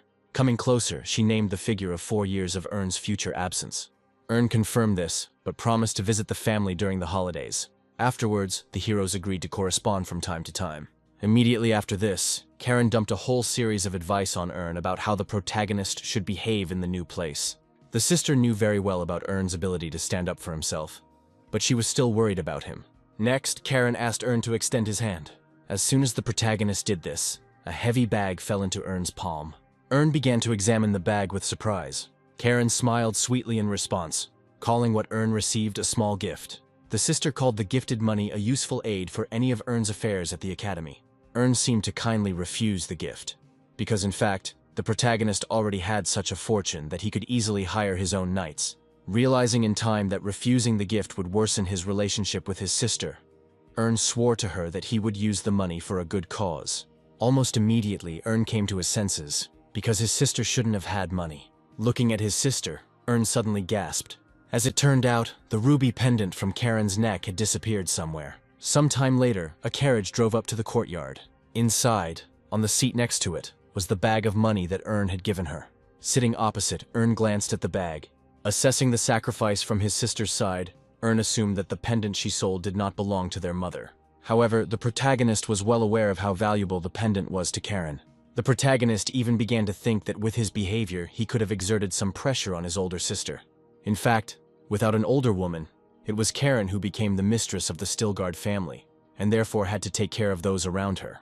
Ern sighed heavily because this burden should have fallen on him, not his sister. Ern hastened to calm down, because there was no time for bitterness. Having gathered himself, the protagonist entered System 1. As soon as Ern's status changed to online, the system began to notify him. One transaction after another, in small groups of money, Leon transferred to the protagonist's balance. The protagonist hurried to contact the swindler. Ern began to remind the swindler that his time to resolve the issue was running out. However, the protagonist was not satisfied with Leon's words about him working hard. After which, Ern accused Leon of trying to deceive the protagonist. The character's conversation turned to the automatic exchange, whose role in the fraudulent schemes Ern was well aware of. Following this, as punishment, Ern began to raise interest rates. Stopping at 3%, Ern allowed the con man to say something. Leon began to tell the protagonist about finding a certain client. Suddenly, Ern interrupted the swindler's words. With all the sternness in his voice, the protagonist reminded Leon not to try to dodge. Ern then called the system, changing Leon's bet by 3% more. Immediately, Leon's sob was heard over the communication channel. After receiving the warning, Leon assured Ern that he understood everything. Having finished the conversation, Ern glanced contentedly at the agreement between dimensions, which gave the protagonist complete carte blanche for action. After all, from now on, for the protection and preservation of Leon's secrets, the swindler was obliged to serve the protagonist for as long as 1,000 years. From now on, Ern was going to completely deprive Leon of his past idle life, because the swindler would probably never be able to feel its former alluring taste again. Seeing Leon as a coin that never melts, Ern was going to milk him for eternity. Less than a minute later, Leon returned to the chat with good news. Ern was ready to take a look at what the swindler had managed to get. An image of a book flashed before the protagonist's eyes. Another martial art, but this time for women. Ern began to read the description of the book. unable to understand what the one who created this martial art had found. Immediately after this, used the Eye of Providence. But even with this approach, the protagonist was unable to find anything. Without any detailed information, began to doubt the value of the book and the fighting techniques there. Leon unexpectedly responded, telling that he had also studied the book since, according to the protagonist, it was intended for a third-level person. Taking the swindler's words as a personal insult, ordered him to shut up. Additionally, the protagonist called Leon's own internal energy the third level. Tears of despair began to flow from the swindler's eyes again. As quickly as possible, Leon pulled himself together, ready to endure. Next, the character started talking about the stability of fighting techniques. Leon began to assure that the fighting technique was stable and pliable. Leon added to his previous words that he was unlikely to find anything better in the near future. However, the scammer didn't really understand the idea behind requests, who was looking for martial arts for System 0, as well as women. Declined to answer and continued the conversation. Afterwards, the character's speech touched on the sellers, whom Leon had managed to find and was now waiting for an answer. The protagonist asked the seller to redirect him when they responded. Leon had no objections, after which he decided to talk about interest rates again. However, the scammer did not receive any response as left the chat. Now, looking at the book he had received, admired his genius for sparing such a valuable Leon. Then, opening the book, found the text contained there to be very literate and informative. The next second, having decided everything for himself, slammed the book shut. A couple of minutes later, presented the book to Karen. Hoped that his sister would give him a gift that would be useful to her. Marked his gift with a certain reason, which he could not yet talk about. Evading his sister's questions, turned everything to a book, in whose words Karen would be able to find answers. Looking at his sister, the protagonist found her to be very talented, even more so than himself. In his hopes for the future, saw Karen as the next outstanding member of the Stilgard clan. May have had many doubts in his life, but he was confident that Karen would be able to achieve great heights. Could easily help his sister with much more, but for now he considered the rush unnecessary. Finally, the protagonist could tell himself that everything was ready. Suddenly, remembered something. Turning his head, the protagonist's eyes froze on the motley crowd of people seeing him off. Darren realized that her younger brother was staring at her. After which, made a series of gestures, indicating that he would keep an eye on his sister. The protagonist finished these gestures by moving his thumb along his own throat. In response, obviously realizing everything, Darren jerked. If in his past life, considered the trip to the academy to be hell, now his feelings were completely different. After all, left behind good relationships with those people who, in his past life, treated the protagonist with hostility. The positive looks of the crowd, which no longer secretly mocked the unfortunate young master. Found the differences between his past and present selves to be colossal. After all, from now on, the protagonist was ready to go for even greater differences in the future. During this trip, Leon contacted who informed the protagonist about establishing contact with the sellers. When Leon's speech turned to some special details, asked to personally connect the protagonist with the sellers. While waiting, enjoyed the fact that once again everything was going according to plan. Then the protagonist tossed the egg in his hands. Next, was shown the details of the discovered egg in which the great beast was hidden. Looked with satisfaction at the power hidden in the egg. One of the sellers finished transmitting the information found on the egg. Thanked the salesman and promised to call back if he needed any other information. Before hanging up, decided to find out more about the salesman Henry and gasped. As it turned out, he was from System 4 itself. Was struck by the thought that for Henry, being in System 1 was not typical. The protagonist thought for a long time. Soon, learned that Henry was obsessed with gambling, where he spent all his money. Thinking that everything would be easy enough, decided to contact Henry again. Having started the dialogue, started talking about his desire to purchase the Taming Guide. Henry exclaimed in surprise. He would have remembered from System 1. Then asked to demonstrate the subject under discussion. Henry readily agreed. The system showed the protagonist a guide to taming vicious beasts, which immediately deigned to buy. Suddenly, Henry interrupted the protagonist, starting a conversation about how he couldn't sell the manual. Understanding what the merchant was getting at, asked if he wanted to sell all the manuals at once. Having received the answer, fell into a short-lived frustration, because for the lousy benefits, the protagonist was required to put in 2,000 coins at once. It goes without saying that was not prepared to go to such expense. However, Henry stood his ground, justifying the price by the fact that the Emperor himself used these books. Didn't really believe the seller's words, because the book was written after the Emperor's rise to power. Realizing his failure, Henry fell silent. Ern then made a counter-offer, wishing to buy only a fraction of the books, but at a slightly higher price. Henry tried to appeal to Ern's common sense, lamenting the importance of buying the entire book collection. The protagonist sighed wearily. Henry himself will continue to push the line on the importance of purchasing the entire line of books. As an important argument, which Ern could not disagree with, Henry suggested looking for similar books in System 1. In any case, the protagonist couldn't allow anyone to push him around. Changing his approach, Ern now offered 100 coins more for the previous part of the book series. When Ern spoke about the copy of the book, Henry became furious. From Henry's words, it followed that using a licensed item for future resale was sheer blasphemy. Listening to Henry's speech, Ern even decided for a split second that the seller was not quite right in the head. For some reason, Ern decided to take another look at the book he wanted to buy. The protagonist scratched his head in confusion, because there was a copyright symbol on it. Knowing the harsh penalties for removing and further selling copies of licensed books, Ern hastened to apologize to Henry. The seller did not hold a grudge against the protagonist, and therefore urged Ern to be more careful in the future. Ern thought about it, admitting that the copying method wouldn't work. Eventually, Ern again wanted to buy a certain book, but now he was offering 200 more coins. Henry remained silent, because according to the protagonist, this proposal was final. After waiting for some time, Ern decided to close the chat, since Henry was not going to bargain. However, in reality, the protagonist was simply waiting to see whose patience would fail him first. A couple of minutes later, Henry contacted Ern, asking the protagonist to throw in another 50 coins on top. Ern had to remind Henry that the protagonist's last offer had already been voiced. The seller almost condescended to shout, because if some of the books from the middle of the collection disappeared, the overall price for the entire series would drop. However, at some point Henry calmed down. Frowning considerably, the seller nevertheless agreed to make a deal with Ern. Assessing his victory, Ern first of all thanked Henry's passion for gambling, which is why the seller desperately needed the money. Having received the book at his disposal, Ern decided to find out what was hidden in it. After a quick look at the information, Ern was shocked that the beast in the egg had every chance of reaching development levels up to Continental. Following this, the protagonist turned his gaze to the egg, not expecting that such a powerful creature was hidden within it. After speaking about the planetary level, a bead of sweat rolled down Ern's cheek. True to Ern's words, the egg wobbled slightly. Horrified, the protagonist moved to the edge of his seat. Several minutes passed since then, and Ern was already finishing absorbing the knowledge of the book he had purchased. Having initially assessed the knowledge he had received, Ern now understood why the Emperor was so feared.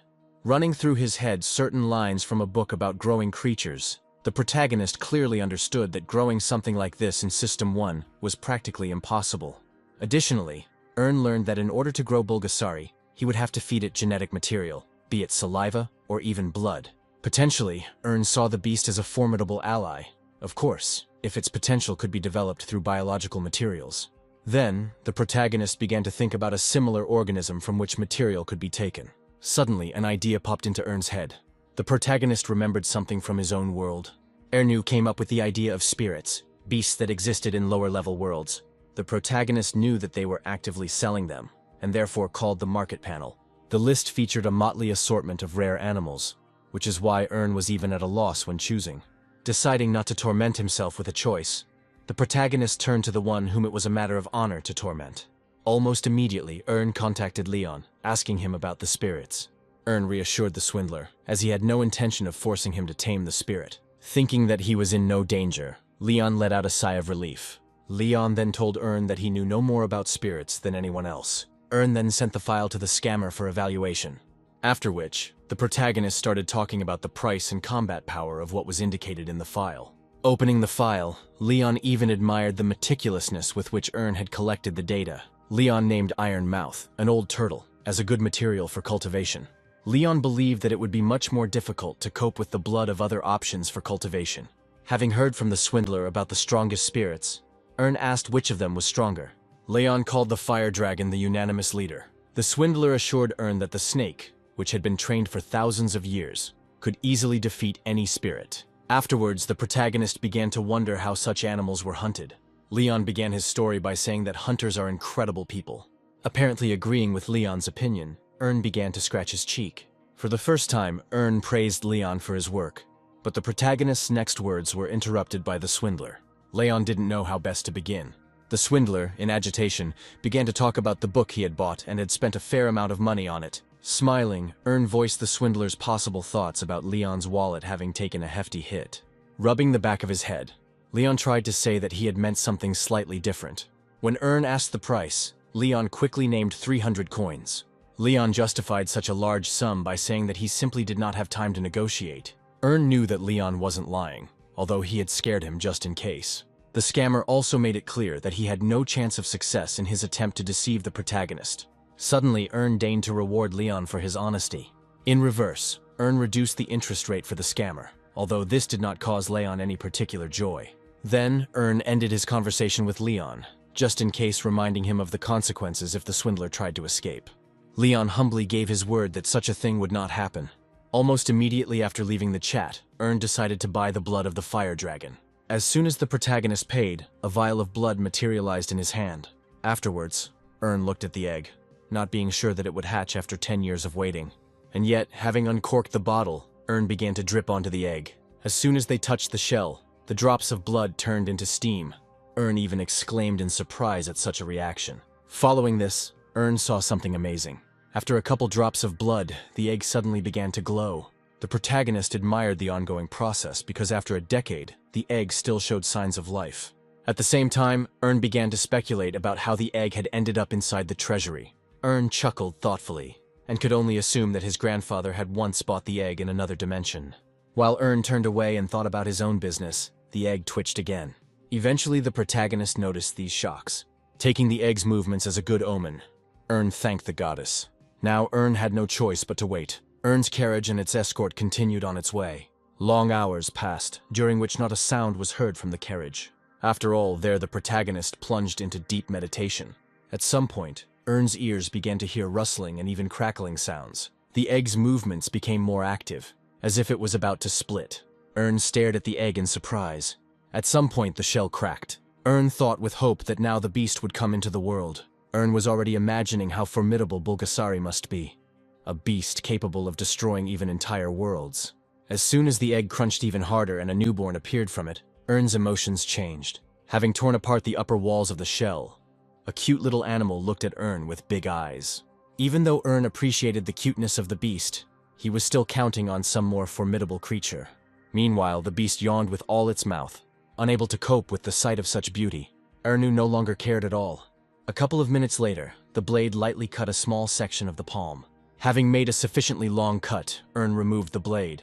The beast made a puzzled sound, probably smelling blood. Ern himself took this action because Bulgasari was fed exclusively with blood. Besides, Ern understood that by letting the beast taste his blood, he would make a loyal comrade out of it. In order to keep the beast under control, not allowing it to splash out its anger on others, such a practice had to become permanent for Ern. The protagonist even admired how actively the little beast lapped up blood. An emotion of happiness overwhelmed Ern. But after a couple of minutes, the protagonist decided to stop feeding. Not wanting to die from blood loss, Ern tore the beast from his palm. Suddenly, Ern remembered that in addition to constantly feeding the beast to grow, the protagonist had to give it a name. Ern began to think about names, trying to create some kind of derivative of Bulgasari. A few seconds of thought and a brilliant idea came to Ern's mind. Ern saw the name Sari as the ideal option for the beast. The protagonist even tried to get an assessment of the name from the beast itself, but Sari only yelped in confusion in response. After some time, Harvest pointed fearfully at the protagonist's hand. Ern just chuckled in response, making it clear that nothing terrible had happened. The protagonist explained his condition as the most ordinary boredom during the trip. Looking at his bandaged hand, the spy suddenly fell silent. After everything he had seen from Ern's side earlier, Harvest was in no hurry to take his word for it. The protagonist shook his head thoughtfully. Harvest didn't know what exactly Ern was planning, so he urged him to be careful. Afterwards, Harvest let Ern know that the stop was due to the need to give food to the people. Right there, Ern ordered Harvest to feed the protagonist as well, bringing the food to the carriage. Harvest agreed, but did not finish the sentence. Out of the corner of his eye, the spy noticed something. Turning around quickly, Harvest saw something flash in the bushes. Mechanically, the spy began to pull his sword out of its sheath. Instantly, his actions were interrupted. Ern stopped Harvest from doing anything further. Looking at the spy, the protagonist said that everything was in perfect order. Harvest didn't know what to answer, or even how to counter Ern. The next moment, the bushes rustled and the leaves there opened to the sides. From there, Sari jumped into Ern's arms. In complete bewilderment, Harvest looked at the beast, considering it to be a weasel. Ern responded, letting the spy know that the animal belonged to the protagonist. When Harvest questioned him further, Ern made it clear that their connection with the beast had been going on for a long time. Sighing, somewhat jealously, Harvest said that Ern had even begun to forget about it. Ern managed to calm the spy down by hinting that he had already been keeping a close eye on the protagonist. After which, Ern introduced the spy to his pet. Sari made a cute sound as he stared with wide eyes. A wave of cuteness washed over Harvest, who immediately wanted to pet Sari. Ern nodded approvingly, but in fact, he wanted to check what would come of all this. While saying this, the spy reached out his hand towards the little animal. As soon as he touched the animal's head, Harvest saw a displeased expression appear on its face. The spy quickly removed his hand, realizing that the cute little animal was not particularly happy with someone else's affection. Ern chuckled, letting Harvest know that was not the reaction he was supposed to get. Disappointment overwhelmed the spy. Next, in this depressed state, Harvest went to get food for the protagonist. Now, Ern had a dangerous beast in his hands, capable of becoming stronger through metal, but also requiring a lot of attention. Scratching the animal, Ern admitted that the money and blood spent were worth it. After a short period of time, Ern's journey continued. Sitting inside the carriage again, the protagonist reflected on the power of the Emperor, who could tame animals. Ern partly repeated the path of the Emperor, choosing the blood of a great dragon for his first beast. In the future, to continue the growth of the beast, Ern would need elixirs, but those were damn expensive. The protagonist almost burst into tears when, out of curiosity, the beast ate one of the rarest bamboo tablets of life. Having assessed all the possible expenses, Ern had no choice but to get back to business. There were fewer and fewer days left until the monostone limit was reset, and therefore Ern had to choose a different product. The protagonist began to briefly imagine the various goods that could be in demand in each system. Ern clearly understood that the base price of these goods had to be high enough to make a large profit. At some point, Ern's thoughts bore fruit. A new brilliant idea came to him. Ern remembered what he had once used himself, and what everyone else was interested in: the essences of cultivation. The protagonist rushed to make the purchase. Even by reselling at the purchase price, Ern expected to make a profit through his skills. The protagonist could already imagine how he would become immeasurably rich just through resale. Meanwhile, Ern guessed that such machinations would definitely be noticed by the exchange center. Looking at the essence limit, Ern sighed heavily, because access to subsequent purchases would only open in a year. Another clever idea brought a grin to Ern's face. As it turned out, Ern had spent so much gold recently that he was able to get an achievement for himself and compensate for these expenses. After which, Ern switched to a furious purchase of elixirs. The protagonist performed all these manipulations for the sake of only one single idea to earn even more money. Steam billowed from Ern's hands as he finally finished his long series of purchases. Then the protagonist called Sari. The little animal quacked in response with interest. Following this, Ern urged the animal to open its mouth wider. After some time had passed since the feeding, Ern tried to get Sari to open her mouth.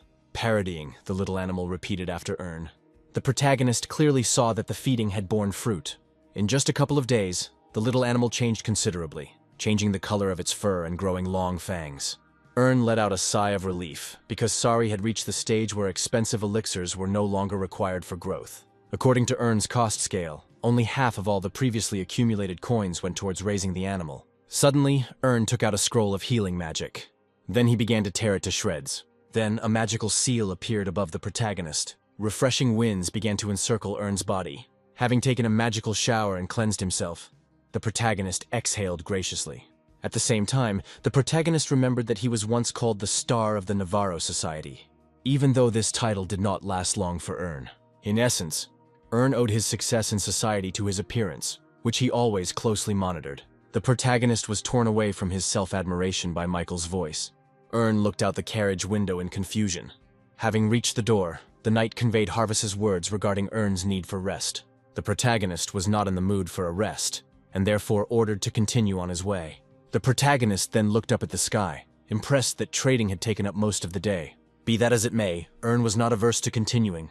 After several hours, the protagonist reached the city of Acadio. The procession that had accompanied Erna the entire way was now enthusiastically discussing something among themselves. Having climbed the steps, people crowded at the threshold of the luxurious house. Behind them stood Harvest and Ern, where the spy was wondering if this was all too much. Ern let the spy know that he wanted to thank his people for the hardships they had endured during the long journey. Still, insisting that people should rest, the protagonist asked Harvest to keep an eye on everything.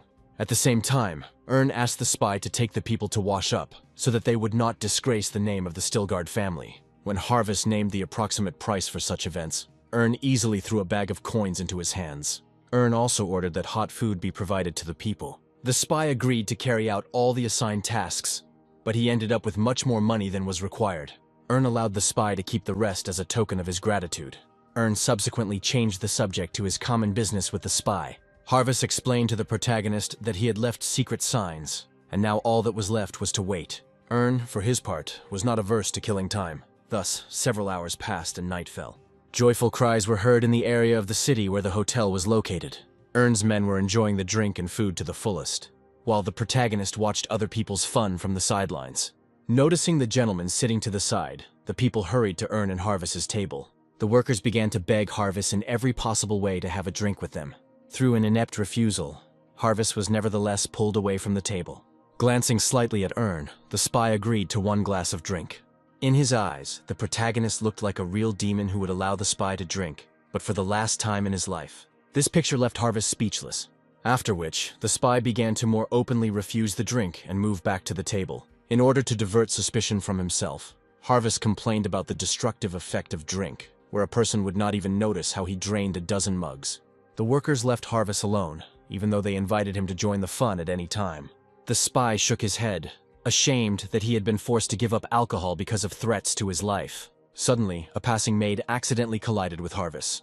After the clash, the characters rushed to apologize to each other for the inconvenience. Next, the spy hurried back to the table where Earn was sitting. Without saying a word, Harvest began to drink the water. The protagonist, who had previously been closely watching the spy, suddenly turned to him. Erna wondered if Harvest had lost something. The spy grinned in response, and to prove it, reached into his clothes. Following this, he pulled out a folded piece of paper. Some more time passed and it was already late night. While on the street, among the houses, the spy made it clear to Earn that it was necessary to learn the map. Having opened the piece of paper, which Harvest had obviously received from the maid, the spy began to decipher the text. The spy said out loud the meeting place, as well as the name Trevor, which belonged to the agent. Additionally, Harvest told Earn that he trusted Trevor, which meant there was no need to expect any trickery. The protagonist was not enthusiastic about the spy's offer to go to another agent alone. Not really keen on leaving the spies alone, Earn suggested that they go together and then hide there. Harvest didn't particularly resist Earn's idea, but he did warn him that the whole city was full of prying eyes. The protagonist fell silent, mentally agreeing with Harvest's words.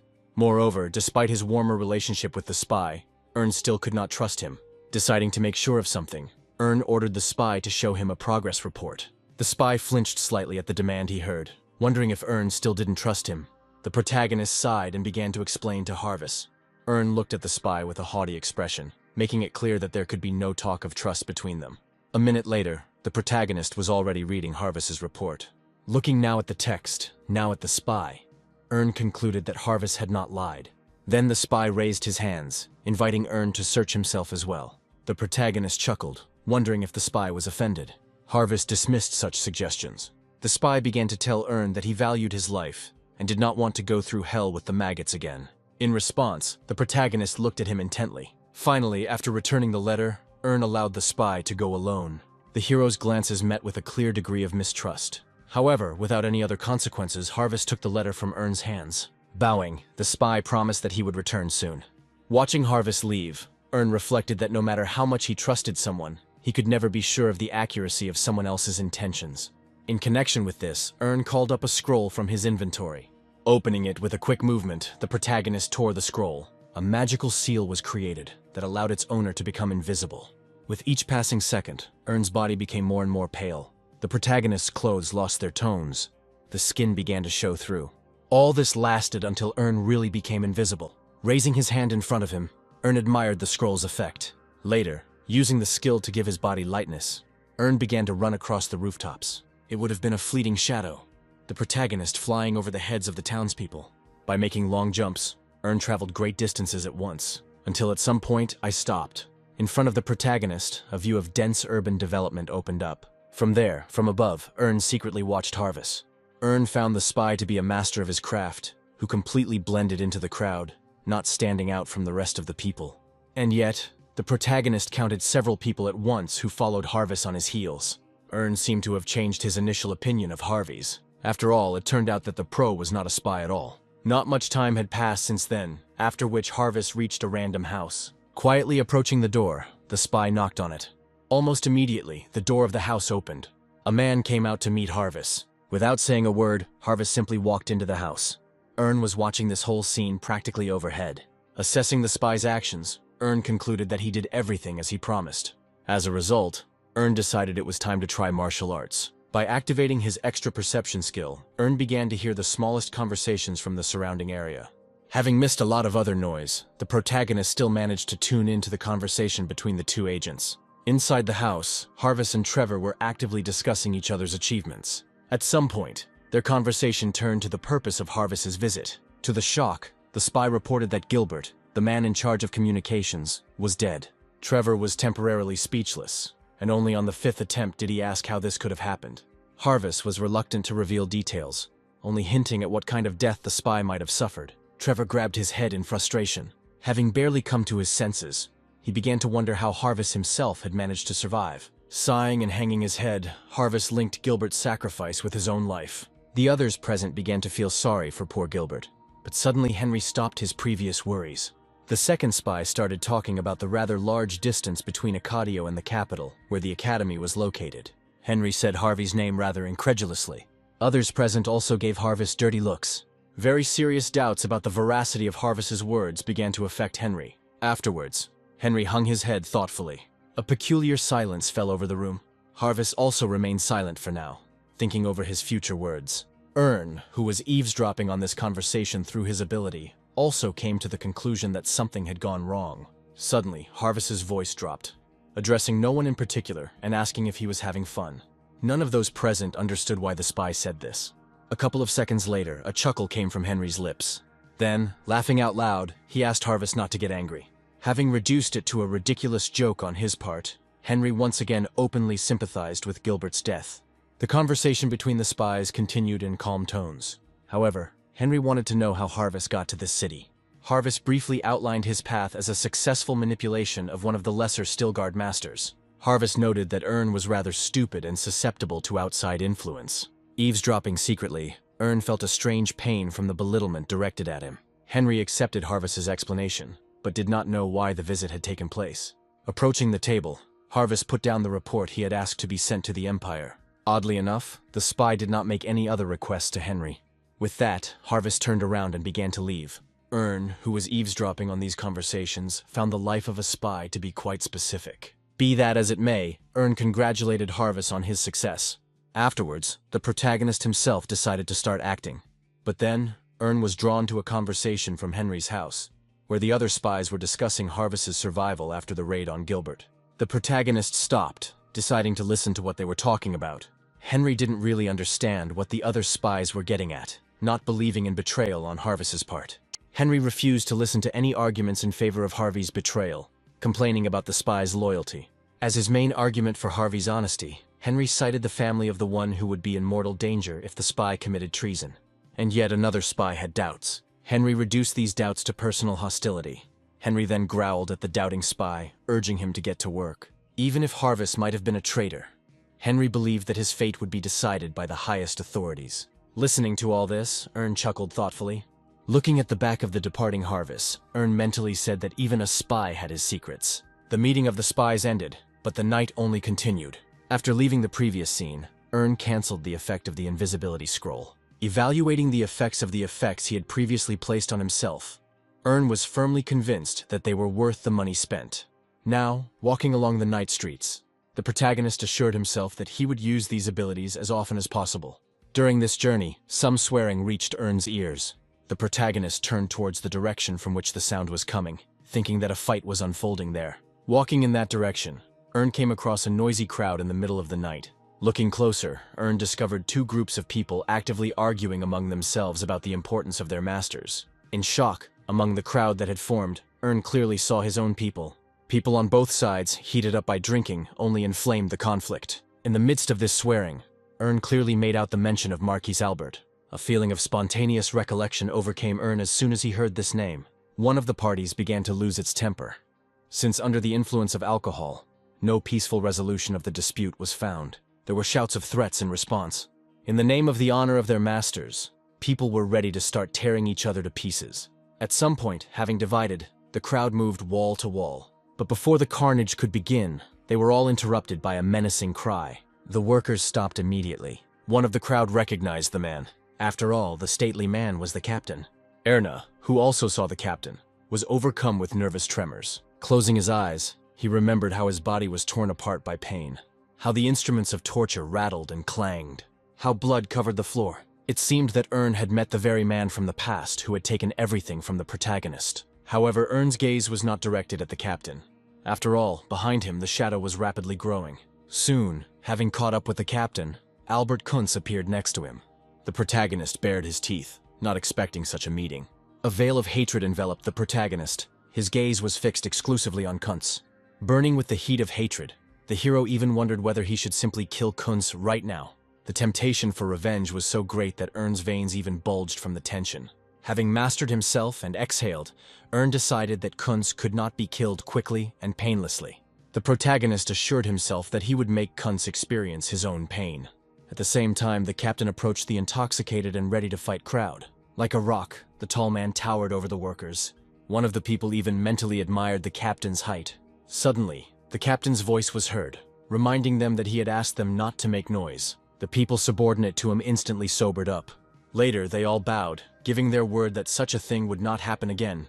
Then the captain turned his attention to Ern's people. The captain introduced himself as Derek and wanted to know who was in front of him.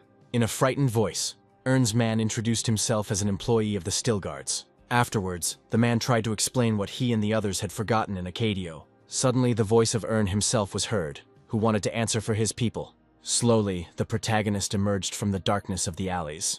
Assessing Ern, Derek found him calm, but with a rather piercing gaze. Ern himself mentally recognized that Derek was clearly struck by someone else's aura.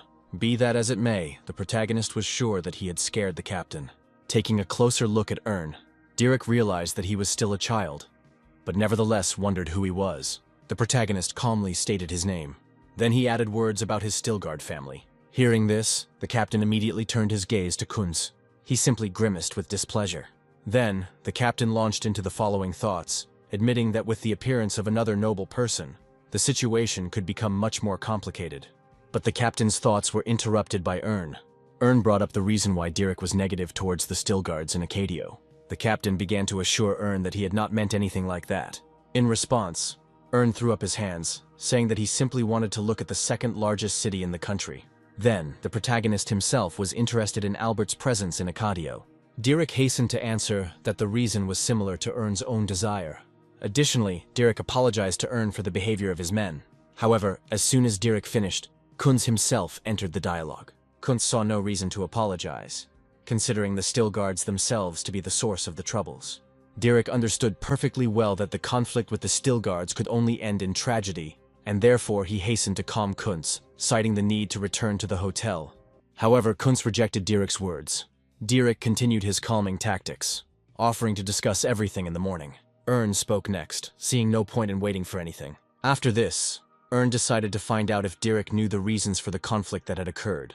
Kuntz took the right to vote, considering such discussions unnecessary, since the title of Baron was lower than the title of Marquis. Behind Ern, the grumbling of the Stillguard men could be heard.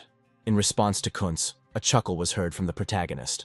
Ern picked up on Kuntz's idea of titles and hierarchy. Kuntz confirmed this with satisfaction, hoping that Ern had finally learned his place. After listening to Kuntz's words, Ern smiled sweetly. Subsequently, waving his hand, the protagonist called Kuntz's words nonsense. Kuntz reacted violently to such speeches. Pointing a finger at Ern, Kuntz demanded that Ern take back his words. The protagonist was not against doing so, but only on the condition that he was wrong. After which, Ern turned to one of Captain Derek's men. The protagonist demanded that he tell him what happened. Without thinking twice, the man blamed the Stillguards for everything. These words were enough for Kuntz to demand an apology from Ern on his knees. In response, Ern demanded that Kuntz be patient, listen to both sides, and not be childish. Ern then turned to Michael, asking him to tell him what had happened. Choosing his words carefully, Michael explained the conflict by saying that Kuntz's men had begun to mock the Stillguard family. With a hint of hatred, Ern repeated Michael's words about ridicule. Michael explained the meaning of the ridicule, which consisted of the legacy of Rebahan, on which the Stillguards allegedly parasitized. Michael also apologized to Ern for the fuss he had caused, but he did not want to stand aside, being a knight of a family that was being slandered. Ern listened attentively to the end of the knight's arguments. Following this, the protagonist decided to get confirmation of Michael's words from another side. The knight on the other side hesitated, trying to smooth things over. Derek reacted to this uncertainty by realizing that this was exactly how things had developed. As a result, Ern concluded that what he learned from Michael was true, then asking Michael to raise his head. Unexpectedly, the protagonist praised the knight for a job well done. Many present were shocked by Ern's final decision. Waving his cloak, Ern himself continued his speech. Speaking on behalf of the heir of Steelheart, the people on Kunz's side became wary. Suddenly, Ern said that he could not leave what happened unanswered. First of all, the protagonist reminded that only the Stilgard family was and will be the defenders of the country. Inspiring his knights, Ern reminded them that the Stilgards would always be at the forefront fighting for those who remembered them. A bead of sweat trickled down Derek's face as Ern promised to spill the blood of those who mocked the Stilgards. In this regard, Ern was obliged to ask again. Surrounded by loyal knights, the protagonist wondered loudly if their family still meant nothing. Kunz's men fell silent, unsure how to react. For a second or two, Derek even imagined that Ern was much older and wiser than his peer Kunz. One way or another, Derek recognized the protagonist's elegant methods of standing up for himself. Now the captain knew what anger backed by the strength of family looked like. After all, now, in front of them, was the true blood of the Stilgard family. As soon as Ern finished his speech, there was another short pause.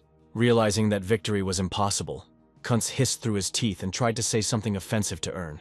Derek was about to interrupt Kunz because the situation could have turned into a tragedy. As a result, the captain gave one of his men a resounding slap in the face. No one present expected such a course of action from the captain. However, he did not stop, continuing to slap all the other knights under his command. One after another, under the weight of the blows, they fell to the ground. At some point, quite tired and breathing heavily, Derek finished the course on teaching good manners. Sarcastically, he praised his men for smearing Kunz's name. Having barely recovered, the beaten knights began to ask forgiveness for their behavior. However, Derek redirected their words to a completely different person. Turning around, the captain blamed everything on the knights, who had framed Kunz with their prank. They all flinched when the captain barked. After which, in chorus, the beaten knights again apologized, but this time to the titled gentleman. Watching Derek's methods, Ern believed that he was not joking. The protagonist considered Derek's substitution of concepts to be quite skillful when insults turned into provocations and conflict between the knights. After all, in this way, even though the captain retreated, he did not spoil the reputation of his master. Eventually, Ern decided to take a closer look at Derek. However, the seemingly resolved dispute did not make Kunz very happy. Frowning, Kunz told everyone to go to hell and went to bed.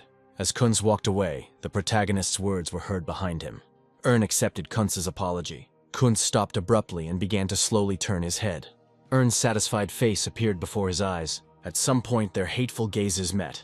However, Kunz was the first to look away, amidst displeased hissing. Puffing under his breath, he continued walking home. The captain wanted to say something, but only hung his head. Then with his knights, he joined Kunz. Suddenly, Ern noticed that his own people were not happy with the outcome of the situation. Now, Ern himself decided to carry out educational work with his own knights. At once, the knights' irritated and displeased glances were directed at Ern. Having caught many strangers' eyes on himself, the protagonist hastened to apologize himself. Since then, the night has passed, and the morning of a new day has arrived. Someone was scraping a knife across a plate of food with displeasure. Puffing out his cheeks, Kunz chewed slowly. With Ern constantly in mind, Kunz began to talk about it. Derek told Kunz about the rumors that were circulating around Ern, but as it turned out, they were far from the truth. Kunz did not particularly agree with the captain since, apart from Ern's sharp tongue, no one saw his other skills. Next, Kunz started talking about why the captain forced the knights to apologize. Wincing, Derek called what happened a retreat tactic, since the Stilgards still had many allies. After this, having clearly frightened Kunz, Derek reminded him that if the situation worsened, it was possible to anger the Lord himself. Then, Kunz ordered the captain to begin surveillance of Ern, promising that one day he would make him pay for the embarrassment he had experienced. Right after that, Kunz mentioned that since that night, he had not met a single representative of the Stilgards. Derek informed her master that Ern and his men had left early in the morning. When Kunz learned that Derek had offered Ern a joint trip to the academy, he was perplexed by the captain's arbitrariness. However, Derek himself thought differently, calling his main task the protection of Kunz. Kunz winced, calling the captain's efforts arrogant. Following which, Kunz threw down his cutlery, declaring that he had lost his appetite. Some time passed and night fell in the city. Snoring, Kunz sprawled out on the hotel bed. It seemed that nothing could disturb the sleep of such a noble man. But at some point, the window in Kunz's room opened. However, he himself did not notice anything.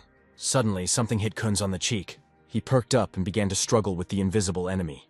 After which, something squeezed Kunz's cheeks hard. A little later, a hand appeared that tightly squeezed Kunz's mouth. As it turned out, Ern was looming over him.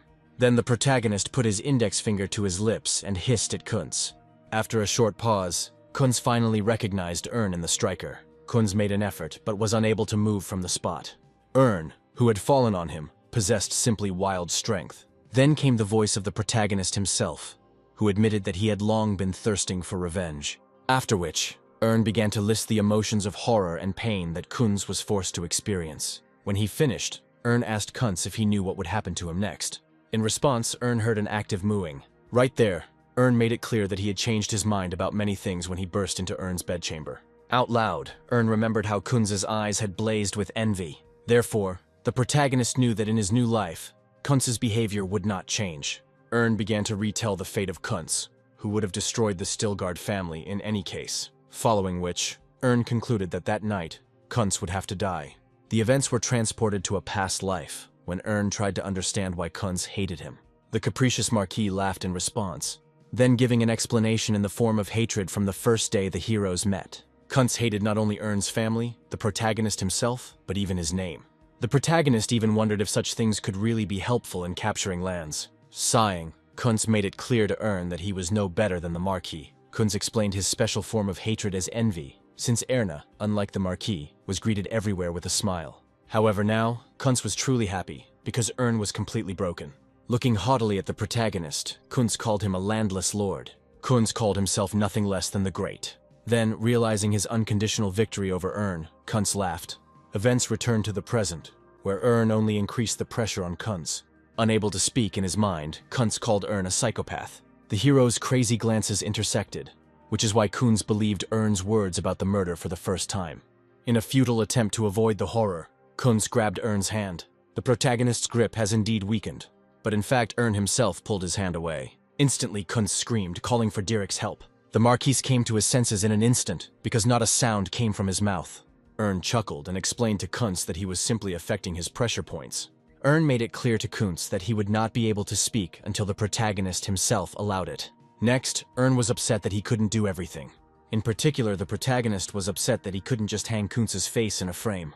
In horror, Kunz stepped back, not understanding how the guards had not noticed Ern's entry. Suddenly, an idea came to Kunz about the next room, where Captain Dierik was. Hurriedly, Kunz began to stir. He rose and threw back the blanket. He jumped out of bed in an instant, after which he began to run to the door as quickly as possible. Kunz hoped to be saved, at least by simply opening the door. Suddenly, a knee strike interrupted Kunz's efforts.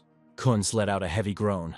Ern himself did not consider his actions to be some kind of revenge. After which, Kunz fell to the floor. Unable to utter anything, Kunz groaned pitifully. Subsequently, the Marquis began to crawl. The protagonist was quite amused by Kunz's efforts. In a split second, Ern made 3 instant jabs. The fingers hit Kunz in the area around his neck, after which, Kunz felt like he had lost all control over his body. Ern approached and grabbed Kunz by the collar, asking him once again not to move. The protagonist gave his word that what the Marquis heard would not harm him. In response, a plaintive groan came from Kunz. Next, Ern began to drag Kunz to the desk. With one movement, the protagonist sat him down, then performing further finger pokes into the area around the neck. As soon as the pain had passed, Kunz was surprised to find that he could move again. Immediately after this, Ern placed a parchment on the table in front of Kunz. The Marquis looked angrily at the protagonist. Ern motioned for him to pick up the pen. Kunz had no intention of obeying, believing that Ern would kill him as soon as he got what he wanted. Their gazes met again. Then Ern seemed to simply wave his hand. This movement was so rapid that at first Kunz simply did not understand anything. However, then Kunz's pain began to increase. Somewhere behind the heroes, on the floor of the room, a severed hand fell. Sensing something was wrong, Kunz froze. Then he looked down. Then he turned around, stunned. In utter confusion, his gaze fell on his own hand on the floor. Ern's voice sounded again, ordering the Marquis to take the pen. Instantly, from the wild pain, Kunz fell to the floor. Ern continued to speak, blaming everything on Kunz himself and his unwillingness to listen. In tears, Kunz looked up at the protagonist. As an argument for cooperation, Ern drew his sword again. The protagonist made it clear to Kunz that the next in line would be the foot itself. Only now, in even greater fear, did Kunz notice that Ern was in possession of aura. Seeing that Kunz continued to resist, Ern began to raise his sword. Frightened, Kunz raised his remaining hand, indicating that he would do what was required. Quickly rising from the floor, Kunz walked towards the desk. Taking the writing instrument in his remaining hand, the Marquis awaited Ern's instructions. First of all, the protagonist asked Kunz not to stain everything with blood. Ern made it clear to Kunz that if even one drop of blood touched the paper, the Marquis would instantly lose his head. Not feeling any better about this news, Kunz nodded. Later, Ern began to dictate the text to Kunz. In it, for his father, Kunz appeared as a pathetic non-entity. Meanwhile, the Marquis himself was absorbed in thoughts that not everything was so terrible, because there were prostheses and servants. The most important thing at this moment in time, Kunz believed, was the need to stay alive. Afterwards, Kunz began to think about how much noise he had made when he fell. The Marquis hoped that Captain Dirac, being an experienced man, should have understood everything. However, time passed, but no one rushed to help Kunz. Continuing to write, he did not understand why nothing was happening. In a panic of hopelessness, Kunz finished writing the last sentence of the letter. Unnoticed, Kunz glanced sideways at Ern. Bustling, Kunz began to think of ways to waste time. Suddenly, Ern leaned over to Kunz, saying that he had known the Marquis' thoughts from the very beginning. Ern said thoughtfully that Kunz was trying to stall for time for some reason. Kunz was stunned by what he heard. Following which, the protagonist suggested that Kunz finish the letter. Obeying, Kunz concentrated on the paper. As he wrote the letters, Kunz's hand shook considerably. Hardly had the last word been written when Ern took the letter in his hands. With a long chuckle, the protagonist concluded that Kunz had done a good job. Now, all that was left for Kunz to do was wait for the unknown, hoping that he wouldn't die before Dirac noticed something was wrong. As soon as this thought left Kunz, Ern grinned. Instantly, Kunz was jabbed in the throat. Clutching the place where he was hit, Kunz began to cough. Suddenly, he discovered that his voice had returned. Ern responded, confirming that Kunz's voice had returned. After stopping coughing, Kunz looked at Ern with a puzzled expression. Taking a deep breath, Kunz strained his vocal cords. Next, with all his might, he called for help from Dirac. Ern's laughter was heard, as he considered Kunz's decision to save himself to be quite insignificant. Kunz froze, not understanding why Ern was not afraid of the arrival of the guards, who would have killed him immediately. The protagonist chuckled again and made it clear that he had foreseen many things. Ern then revealed that he had used the Scroll of Silence, which prevented sound from leaving the room. Ern made his words more specific by saying that, in addition to sound, even the weakest vibration could not leave the confines of the room. Realizing the complete impasse of the situation, Kunz dared to die, for which Ern temporarily deprived him of his voice. In response, the protagonist showed a letter, which Kunz would definitely not have agreed to write of his own free will. Suddenly, Kunz felt an incredible weakness. In a split second, the Marquis fell backwards. Shaking, Kunz tried to say something about his defeat. Ern finished Kunz's words by saying that he lost to the Stillguards, and in particular, to the protagonist himself.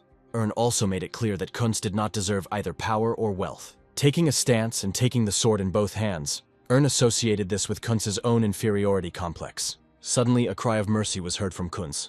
Grabbing Ern by the leg, Kunz tried to sweeten him with his family's wealth.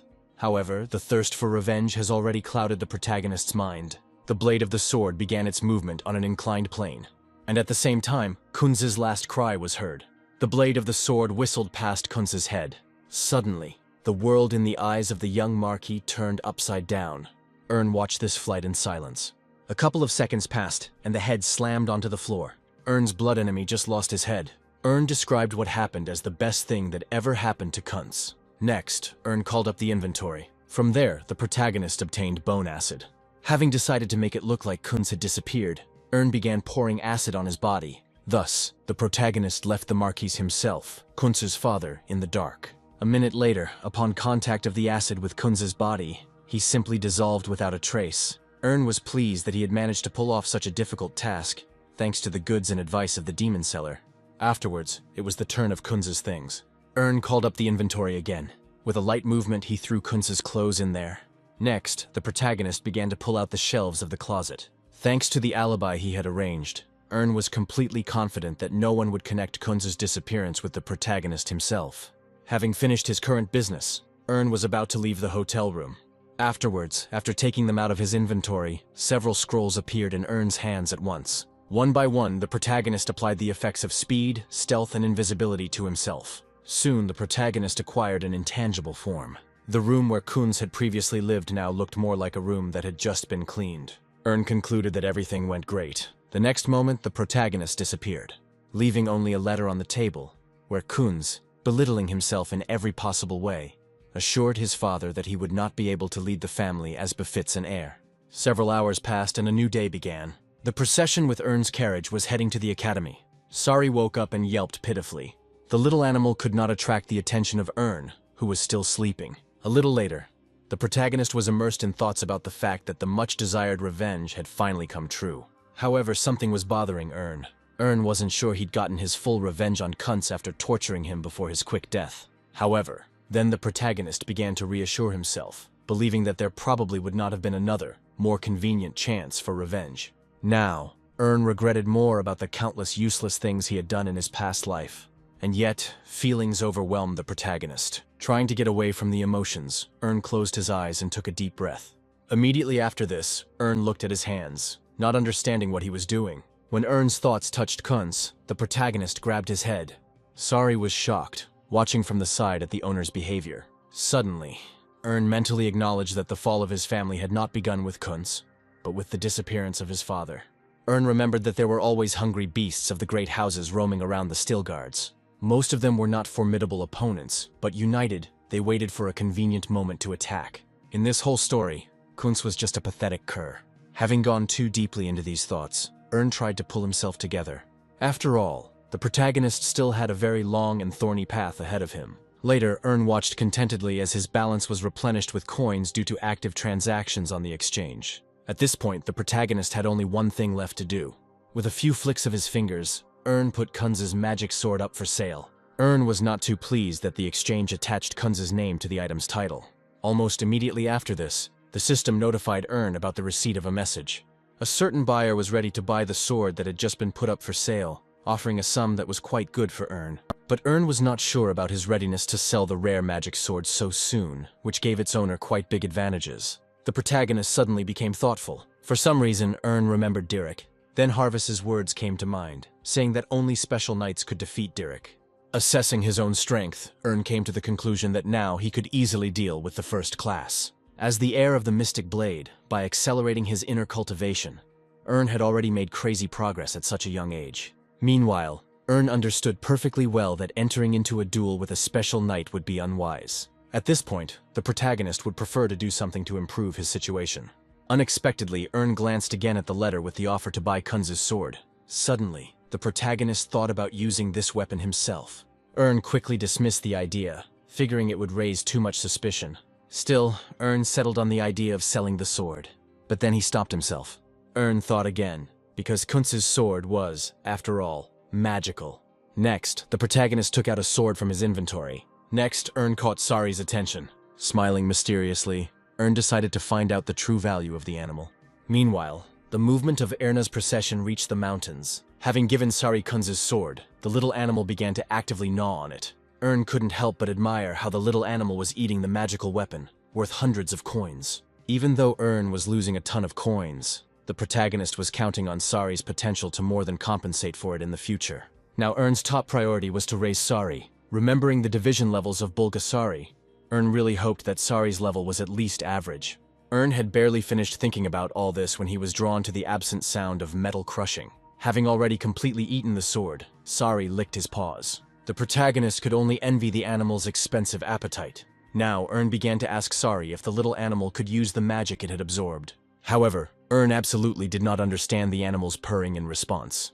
Suddenly, Sari let out a menacing growl. Thinking that the little animal was feigning confidence, Ern couldn't wait to see examples of the use of force. Suddenly, Ern came to his senses and began to beg the animal not to use destructive magic inside the carriage. However, the timbre of Sari's purring was already increasing. Following him, the little animal began to strain with all its might. With a hint of hope on his face, Ern froze. Suddenly, the animal's eyes sparkled. Sari shouted at the top of his voice and projected magic. Seeing that the little animal had created a shield, Ern screamed at the top of his voice. However, the protagonist's joy did not last long. Ern called Sari. With a grain of hope, Ern assumed that the little animal would be able to take the form of the eaten sword. Soon at Ern's command, the animal took the form of a sword. Immediately, the system sent congratulations to Ern in connection with Sari's maximum development. Ern's glee turned to surprise when he noticed the red tail. The protagonist looked at the tail that had appeared out of nowhere with confusion. Looking closer, Ern realized that the tail now replaced the hilt of the sword. A slight feeling of stupor pierced Ern. Sari also realized the imperfection of his form, quickly returning to his previous appearance. Staring at its tail, the little animal quacked thoughtfully. In any case, Ern praised the little animal for his efforts. Without getting angry, the protagonist suggested that Sari try to take the form of a sword again. The magic flashed, the steam dissipated, and the tailed sword was in front of Ern again. Seeing another failure, Ern began to encourage Sari that in future attempts, the transformation would definitely be successful. A long series of transformations of the animal into a sword and back began. After dozens of attempts, Ern wanted Sari to transform one last time, which would definitely be successful. The magic flashed, the steam dissipated once again, and there again, on the seat next to him, lay the tailed sword. The protagonist, seeing the futility of all attempts, temporarily lost the power of speech. Almost immediately, the emotion of disappointment was transmitted to Sari. Only now did Ern wonder if the Bulgasari he had grown was really of the highest level. After so many failures, Sari was in a depressed state. Ern, clumsily feigning joy, tried to calm the little animal, at least voicing the magic that Sari now possessed as a hope. The little animal raised its muzzle to Ern with hope. The protagonist fell silent, thinking about how else he could comfort the animal. Suddenly, an idea came to Ern's mind. The protagonist began to convince the animal that he had the highest class, and therefore the best. With these words, Ern defined Sari as the most outstanding Bulgasari. After these words and efforts from Ern, the tears gradually receded from Sari's eyes. The next moment, the little animal was already purring with happiness. Ern didn't stop proclaiming Sari as the best in the world. Finally, Ern could breathe a sigh of relief, no longer worrying about Sari falling apart. Ultimately, Ern resolutely abandoned the treasures in favor of the mysterious egg, whose cultivation did not guarantee any benefits. Looking at how the little animal was having fun, rolling around on the seat, Ern came to the conclusion that he had not made a mistake in his choice, regardless of what fate had in store for Ern in the future. The protagonist himself frankly believed that his new life was proceeding in the most comfortable way. Meanwhile, Ern believed that there was no room for complacency. Having called up the exchange menu, the protagonist immediately began to buy various goods. Having jumped over many levels and removed restrictions, Ernu now has access to the rarest elixirs for purchase and sale. Time passed, evening came, and the city of Midian was already visible on the horizon.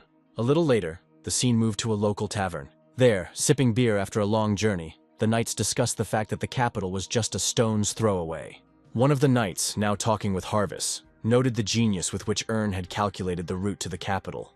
Immediately after this, the knight became interested in where the protagonist had disappeared to, because as soon as he entered the tavern, he went to his private room. One of the knights thought that Ern was simply worried, and therefore wanted to be alone. Another knight agreed with the previous speaker, reminding everyone how depressed Ern's look was. Ultimately, they all agreed that the protagonist was simply worried about continuing to attend the academy. Unexpectedly, Harvis and the other knight came to the same conclusion that Ern could not worry about such trifles. Having said this in unison, they immediately looked at each other. Both began to suspect each other of something, asking cross questions to which neither of them could really answer. Harvis cut short this petty argument with an offer of drinks. However, the spy himself already had some doubts about Ern's behavior. Gradually, the action moved to the second floor, where the guest rooms were located. There, behind solid walls and strong doors, Ern was in a state close to a nervous breakdown. Ern grinned, unable to believe that he had been unable to buy the elixirs. As it turned out, no matter how long Ern waited, the highest level elixirs still did not appear on sale. For the first time, the protagonist encountered a case that was not taken into account in the calculations. This whole situation raised a lot of questions for Ern. An additional oddity was that no matter how much Ern lowered the prices of his own elixirs, no one was eager to buy them either. Suddenly, a bright thought struck the protagonist. As soon as Ern opened his ad for selling elixirs, he was immediately faced with an avalanche of angry comments accusing the protagonist of fraud. Ern was completely confused, because the comments were clearly someone's evil intent, since the protagonist had not managed to sell a single elixir in all that time. Reflecting, Ern recalled the forces that deliberately lowered public opinion about a person, a product, or a phenomenon. Ern had no idea who he might have offended, but he was absolutely certain that the part-timers were the ones doing it. The protagonist chuckled sternly, continuing his analysis. Through providence, Earn began to discover that the negative comments were being left by people of all walks of life and social classes. In the end, Earn concluded that his suspicions were confirmed. The first thing Earn learned was that some of the comments were coming from various health centers. Temples, clinics, and even sects seemed to have launched a united attack on the protagonist. After digging deeper into the information, Earn was able to find out that they were all affiliate stores. The best elixir producers in their worlds suddenly decided to fight back against the protagonist. But in this whole story, Earn saw an important inconsistency, because the protagonist had been selling elixirs for quite a long time. A little later, the protagonist said that in this way, the monopolists had drawn a line for Earn. However, Earn doubted that such big players would act together because of some small trader. The only problem was that Earn intended to sell heavenly tier goods. Earn seemed to feel dozens of hands reaching out to crush him. Scratching his head, Earn experienced for the first time what it was like to be under pressure from powerful market players. However, Earn was not going to put up with the fact that someone was throwing mud at him.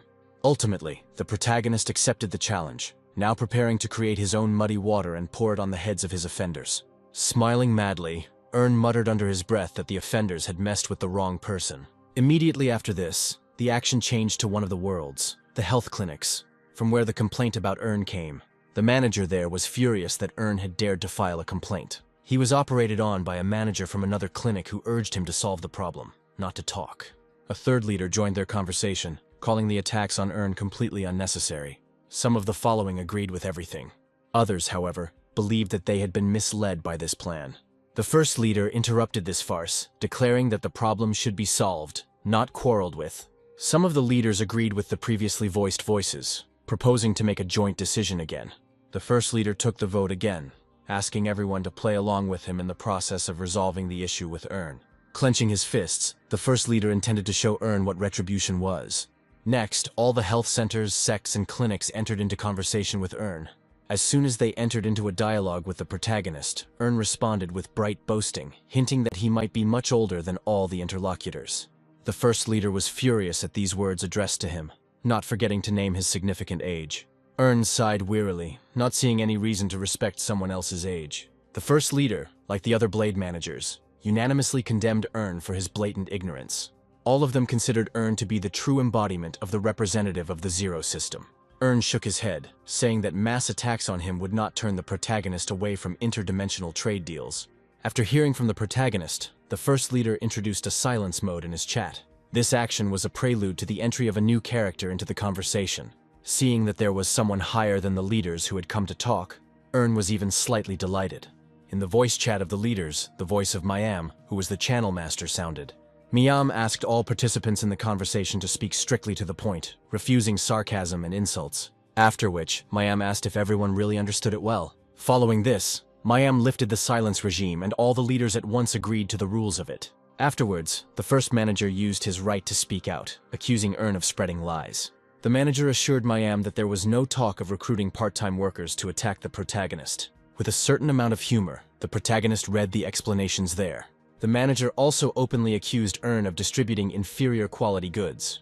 I specifically reminded Earn that in System 1, the quality of the goods is the key to trust. In a hysterical voice, the first manager advised Earn to focus on the quality of the product, rather than write pointless complaints. No sooner had the first manager finished his speech than Earn attached a file of his transactions to the general chat.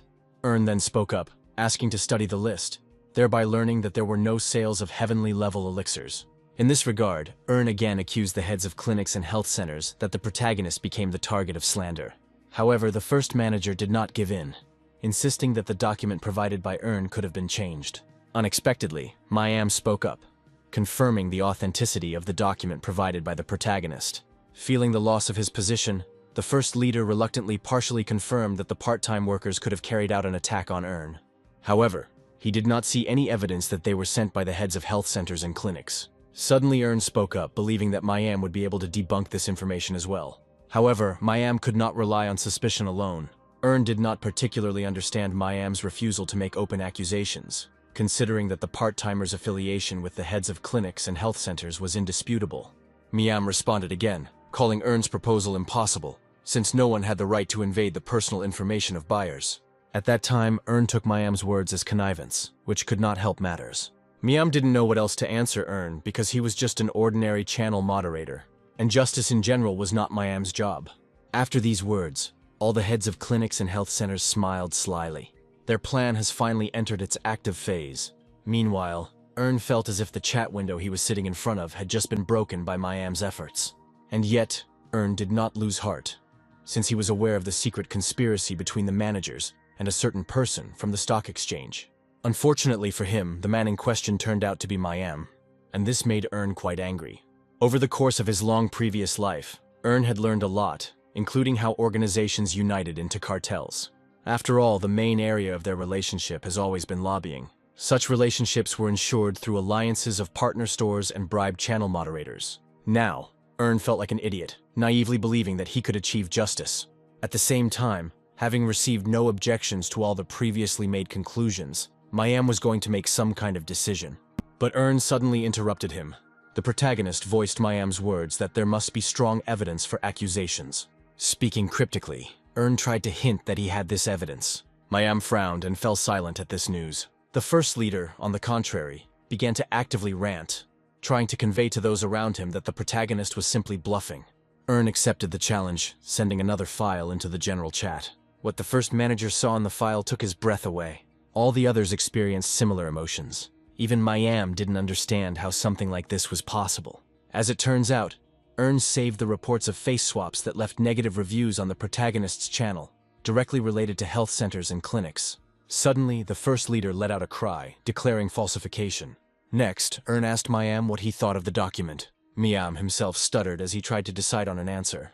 Afterwards, seeing something unexpected in the document, Mayam almost screamed. Not even a couple of seconds passed before, to Earn's amusement, Mayam entered silence mode in the chat. At the same time, Mayam was actively explaining to the other executives that the exchange report file could not be edited. To their horror, the file Earn provided was absolutely genuine. A minute later, Mayam awkwardly agreed with Earn about the veracity of the document. Once Mayam was forced to confirm that the executives were using part-timers, the first executive began to accuse him of not fulfilling the terms of the deal.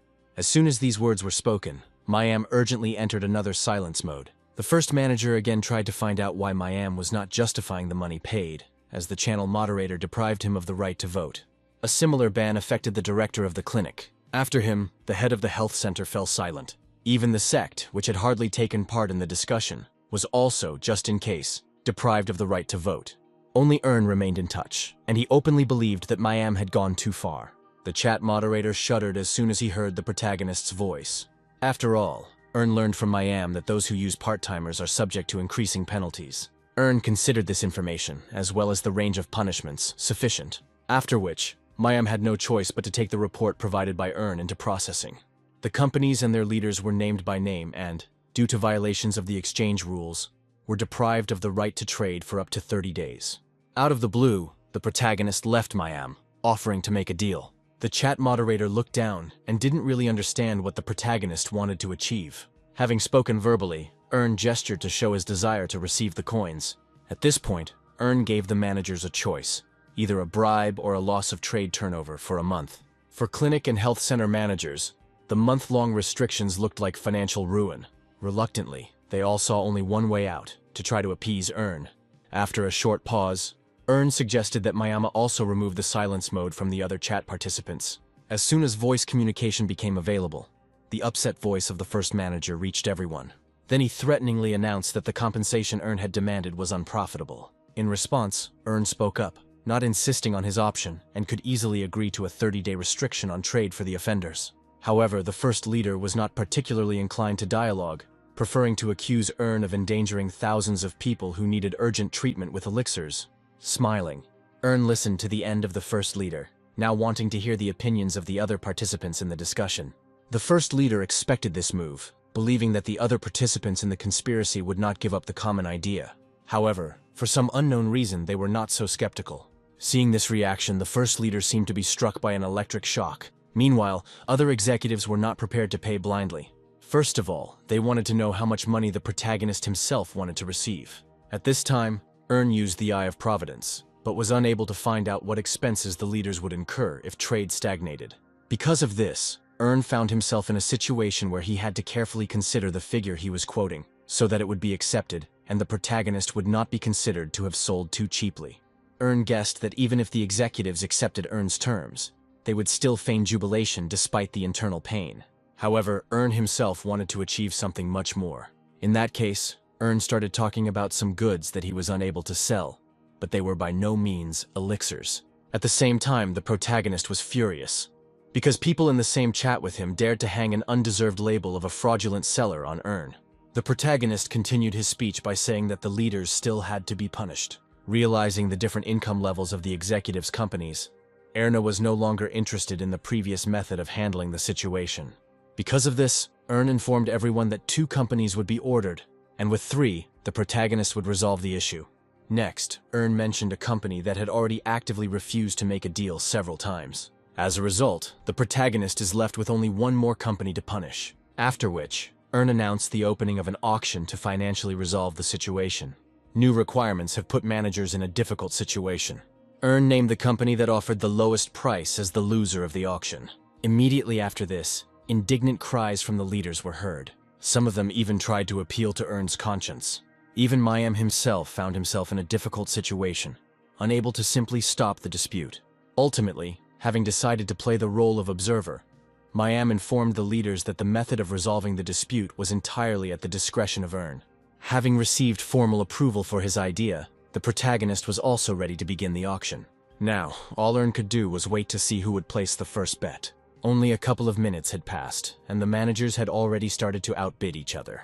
Ern watched with satisfaction, as with his cunning, he gradually destroyed the previously united financial cartel. The protagonist viewed the start of the trades as positive and now expected them to continue. At one point, Ern even began to encourage the leaders. Some time passed, and the ransom prices had already risen to the level of 8,000 coins. Not wanting to lose, the managers gradually raised the amounts. Ern calmly watched the exciting increase in the amount, believing that at this moment, it had even begun to cover the costs of a month's downtime in trading. But at one random moment, the amount, having almost reached 10,000 coins, stopped increasing further. After a second of inactivity, suddenly the sect monk announced an even higher amount of a couple dozen coins. Instantly, the other leaders began to accuse the monk of shamelessness. However, the monk was not ready to give in and stop his trade.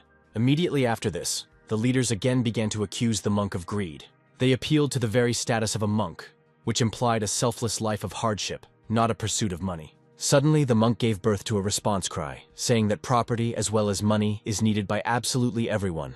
Immediately, conflict began to escalate between the leaders. It was the first time Ern had heard such abuse, which became personal and involved sophisticated insults to dignity. Ern laughed evilly to himself, because the cartel had not just cracked, but literally shattered into small pieces. Eventually, the other leaders of the sect brought the monk of the sect to such a state that he named a figure of as much as 10,000 coins. This announcement threw the leaders into panic because the monk was literally destroying their trade. But then, in the midst of the multiple shouts, an even higher bet was heard. From now on, not wanting to lag behind the monk, arguing with each other, the other leaders also began to raise the rate. At some point in time, one of the managers, unable to bear it any longer, refused to raise the price. Then Mayam spoke up, seeing that the losing and winning sides had finally emerged. He was abruptly interrupted by the first leader, who gave a price of 12,000 coins. The protagonist did not expect that the most grumpy of the managers would also join the financial race. Mayam was of a similar opinion. The other leaders froze, either from the amount named, or from the fact that their informal leader was acting on his principles. In response to questions addressed to him, the first leader explained that he had thought everything through, and had come to the only correct conclusion. Having assessed his expenses for a month's downtime, the first manager decided to simply pay off. One of the managers, apparently no longer having the necessary amount of money in reserve for the bid, began to inquire whether the Velikaya Gora Health Center could really participate in the bidding. Ern responded, not being opposed in any case, hoping to shake the maximum possible amount out of the companies. The manager tried to challenge Ern's words, but did not find the necessary arguments. After all, he himself could no longer afford to bargain, risking being left with a huge loss. The price was not raised any further, and so Ern said that the decision had been made. In connection with this, in a solemn voice, Mayam announced a month-long suspension of trading activities for the 2 companies. Additionally, Mayam reminded about a more severe punishment if the guilty companies are caught in a similar violation again.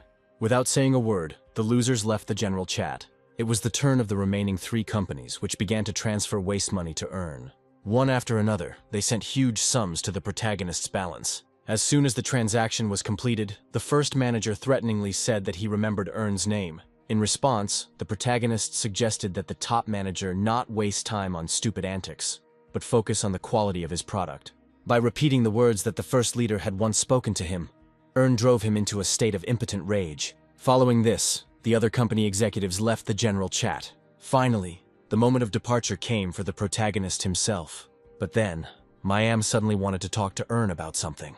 Interested, Earn stayed in the chat. Instantly, Earn thought Mayam had exposed the character's abuse of his privileges. Later, Earn began to reassure himself that something like this would simply be impossible for some chat moderator.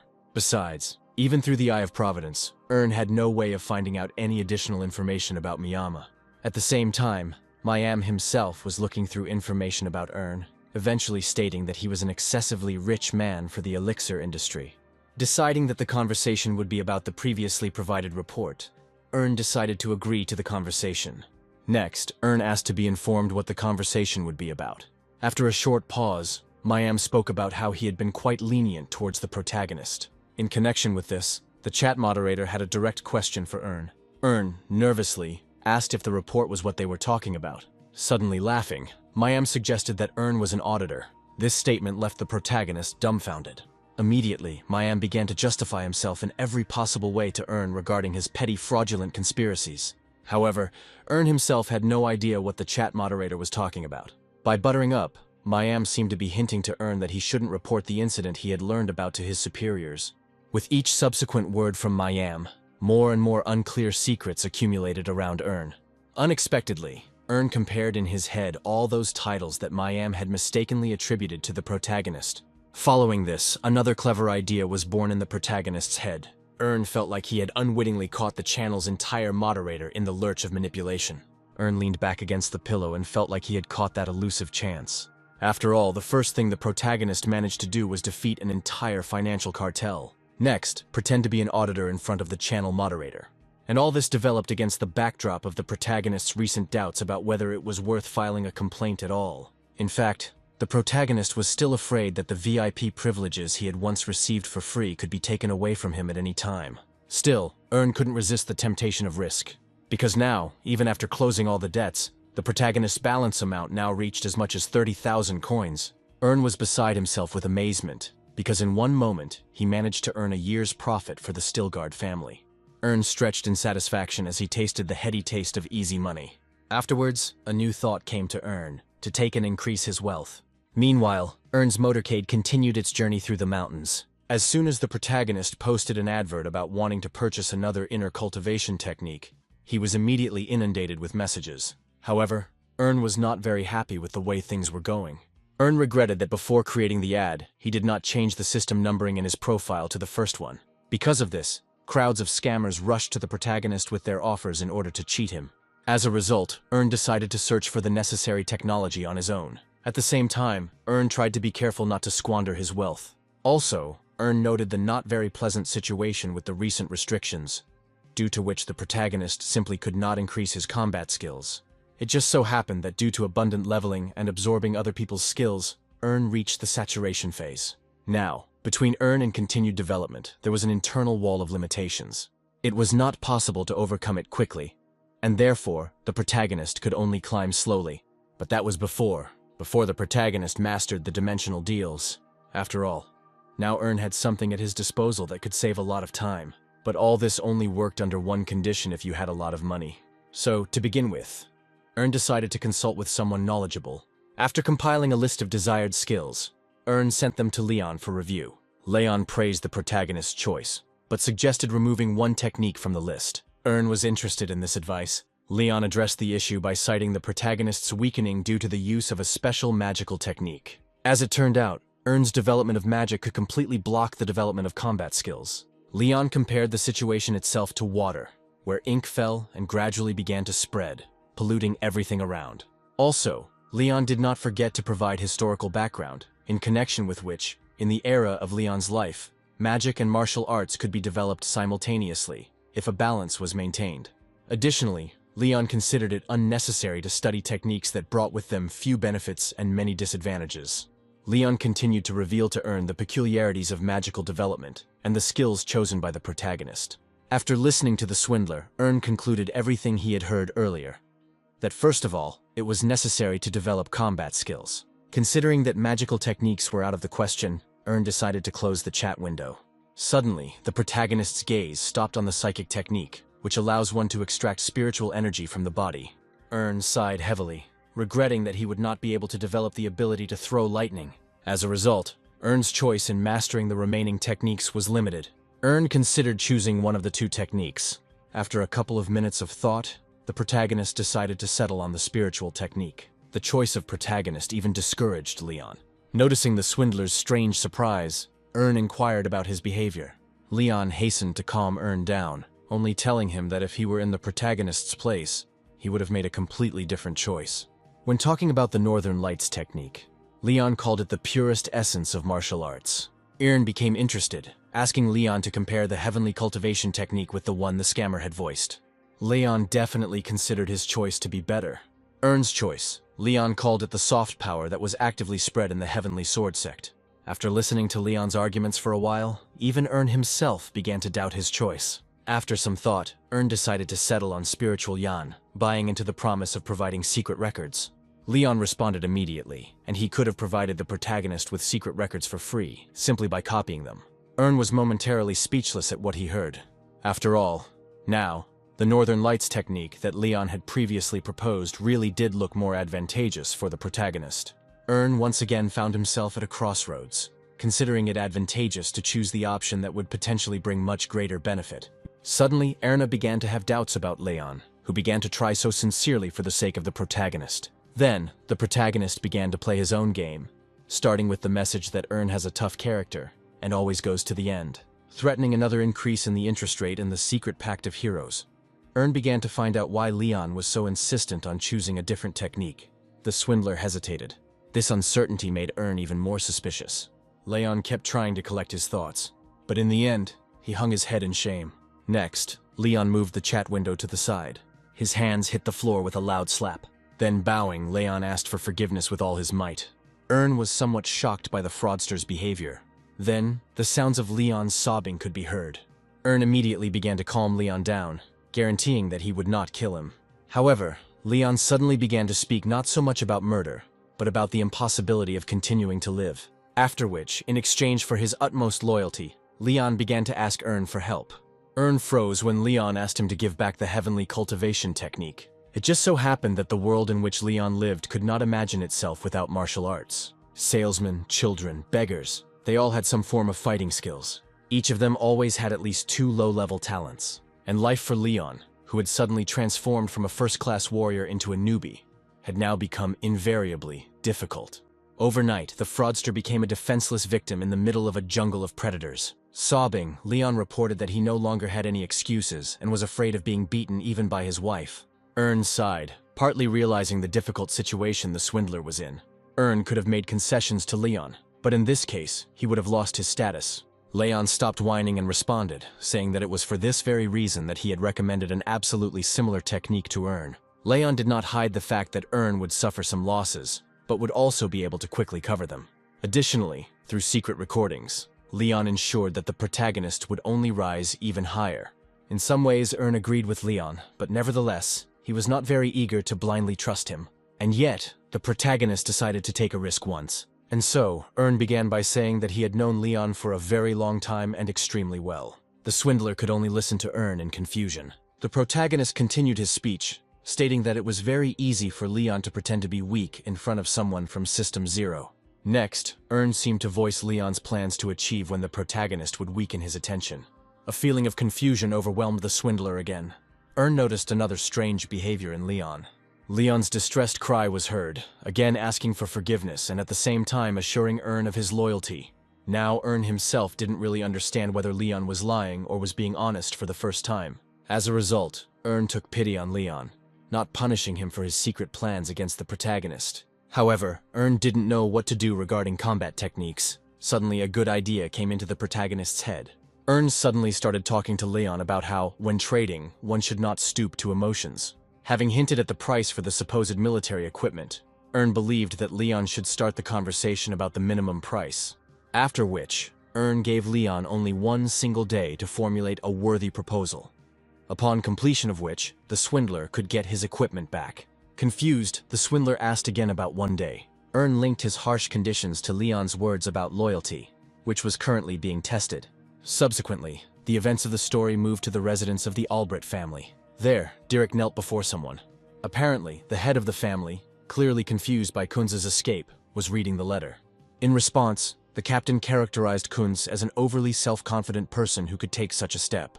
Having finished reading the letter, Marquis Dorian concluded that it was indeed written by Kunz's hand. However, Dirk himself expressed doubts, calling for not believing the words on paper. Realizing what the captain was getting at, Dorian wondered if Dirk really thought that Kunz had been threatened. For some reason, the captain remained silent, to which Dorian took this silence as confirmation. Suddenly, Dorian started talking about how Kunz was greedy and lacking in talent, and that he wouldn't run away from that. Dirk only added to the Marquis's guesses by saying that no one had noticed Kunz's disappearance. In such a situation, the Marquis could only think that Kunz had been kidnapped. Unexpectedly, the captain uttered another version of what happened, which was rooted in revenge. Hearing this, Dorian jerked in his chair. The Marquis's expression changed, and he began to demand specifics from the captain. Without raising his head, Dirk suddenly hesitated to answer. Then, the captain told Dorian about the conflict between Kunz and Ern. A few minutes later, in the Marquis's office, various utensils were actively flying down and breaking. Dorian was angry that Dirk did not stop the conflict with the Stilgard family. For all this, the captain could only ask for forgiveness. However, the Marquis did not calm down, complaining that he was simply wasting money if the knights did not do their job. After which, Dorian began to smash the furniture, tipping over forms to support scrolls, turning everything upside down, while threatening to throw Dirk out of service. After the short pogrom ended, the Marquis finally stopped. Turning to the wall, Dorian sighed heavily and cursed. Afterwards, Dorian concluded that Ern, as the youngest of the Stilgards, was a surprise. Unexpectedly, Dirk concluded that Ern could be the true successor of the legendary Rabahan. Dorian responded to these words with a laugh, stating that during the war, everything depended on supplies from the Marquis's family. Therefore, Dorian attributed the main credit for preserving the country to himself. Either way, Dorian basically thought it was strange that the protagonist appeared in that city. Following this, Dorian believed that the captain had gone too far in his conclusions, since the Stilgards had no reason to take revenge on Kunz. Dirk did not contradict the gentleman's words, although he noted that the situation was critical. Be that as it may, Ern's cold gaze did not give the captain any peace. Dirk didn't want to believe it, but he felt a connection between Kunz's disappearance and Ern's behavior at that time. And so, Dirk saw compelling reasons to begin an investigation. Seeing that the situation was giving the captain no peace, the Marquis gave him the go-ahead to search for Kunz. Meanwhile, the Marquis insisted on the absence of any aggressive measures, since the enemy was the Stilgards themselves. In response, Dirk swore his life. Following this, the scene moved to the world of one of the dimensions. At full speed, someone was rushing through the streets of the night city. Leon hurried as fast as he could. As he ran, Leon kept cursing himself for the madness he had committed.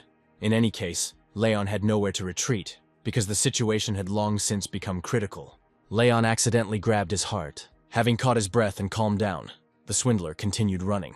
Sometime later, the events returned to the protagonist's world, where he was smiling from ear to ear. Suddenly remembering something, Ern abruptly wiped the smile from his face. However, the protagonist had a hard time containing his joy, especially when in front of Ern, there was a picture with a collection of secret martial art records. It turned out that Ern, without much effort, could now master the secret technique of the highest martial art from Leon's world. After all, it was thanks to this technique that the Heavenly Sword Sect achieved such great heights in the world there.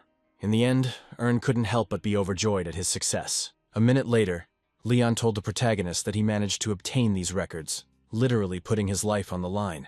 The protagonist praised the swindler for his efforts, estimating the notes to be worth around 5,000 coins, to which the swindler, with thunder in his voice, explained that the price would have been much higher. Ern mentally agreed with Leon, because such things could not be found on the open market. Now, Ern concluded that the fraudster's earlier words about his loyalty were confirmed. In connection with this, Ern was ready to give Leon his native equipment, in exchange for receiving the new one he had obtained. The swindler agreed to everything, promising to prepare everything by the next night. Ern again appreciated Leon's efforts, asking to contact him when everything was ready. After leaving the chat, the protagonist was now smiling again, admitting that Leon had finally lost his mind from hopelessness. Meanwhile, Ern had finished some preparations. Having made a purchase of the military equipment found by Leon, the system also rewarded Ern with another achievement. Then, Ern was going to absorb the received technique but was somewhat afraid of the consequences, since it was much more difficult than the previous one. Without making a rash move, Ern came to the conclusion that it was worth engaging in a gradual absorption. Ern, fully aware of the consequences of absorbing the technique, expected that he would be able to spend several days afterward in silence. Almost immediately after this, Ern heard the voice of one of his knights, Michael. He informed his master that soon the long campaign would be over. After some time, the white walls of the city of Thearos could be seen in the distance. Ern's motorcade was rapidly approaching there. Having made sure that the city was very close, Ern called Michael to him, giving him a number of instructions, and himself intending to visit the academy with Harvis. At the same time, Ern was ready to finish something. His finger touched the request window, canceling it. Soon, the carriage stopped at the walls of the Royal Academy. Standing in front of the entrance, Ern began to think about how he found himself in this place again. After 15 years, suddenly, the voice of the spy was heard behind Ern, who was enthusiastically assessing the appearance of the academy. As it turned out, Harvis had always wanted to visit the academy. The spy even thanked Ern for making his dream come true.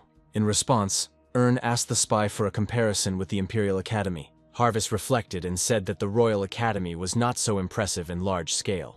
Immediately coming to his senses, the spy began to justify his previous words in every possible way. Grimacing, Harvis idolized the Royal Academy, from which a hero once emerged and defeated the Empire. Ern advised Harvis to work on his eloquence, as he was a weak spy. Having deliberately ignored the protagonist's words, Harvis rushed off to look for the admissions committee. A short period of time has passed since then. Someone was lazily stretching at their desk. The man stopped yawning when the door to his office opened. Still looking for the reception area, Ern and Harvis arrived inside. The man responded positively, asking for letters of recommendation. Immediately, one letter was placed on the table. The man became strangely quiet when he saw the special seal on the letter. Realizing that the people in front of him were from the Still Guards, the man began to greet them in every possible way. In a hurry, the man spoke about how he immediately recognized important people from the noble house of Stillguard. Afterwards, he began to inquire about the Count and his successes in general.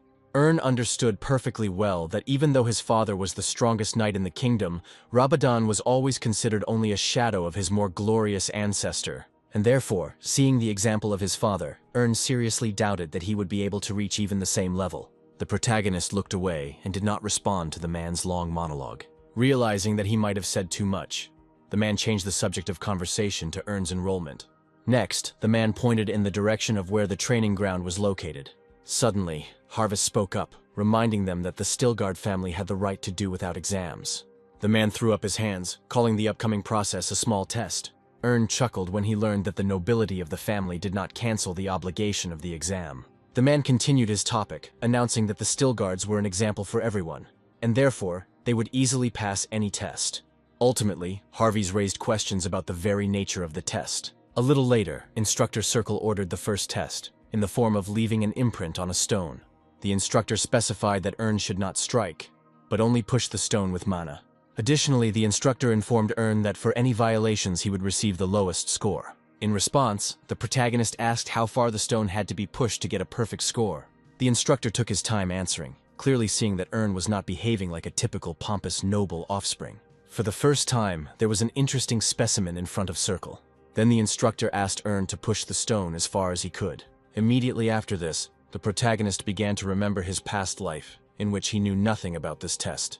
Now Ern knew that the test was built on a balance between output and mana control. Next, Ern looked at the prints in the stone, finding nothing worthy in any of them. Suddenly, Ern's gaze stopped on something. One of the prints nevertheless attracted the protagonist's attention. Unexpectedly, Ern remembered that, just like that time, he was among those entering. Erna was pulled out of his thoughts by the instructor, who was rushing him through the test. Even Harvis, looking at Ern, found him somehow agitated. But then the protagonist pressed his palm against the stone. Ern closed his eyes and let out a long breath. A couple of seconds passed and it seemed like nothing had changed. The gazes of those present were riveted on the protagonist. At the same time, Ern himself froze. The next moment, an aura appeared around the protagonist. The huge stone block cracked and moved forward a couple of dozen centimeters. Seeing this, the instructor felt a lump in his throat. After all, the trace that Ern left was not deep or blurred. Considering that it was all about the blood, the instructor, grimacing, rated the protagonist's efforts at 5 points. Ern was even surprised that he was given the highest score. The instructor then continued by stating that Ern had only received a 5 out of 10. Even Harvis himself didn't know how to react to such a rating system. A couple of minutes had passed since the first test, and already clicks were heard from wooden swords colliding with each other.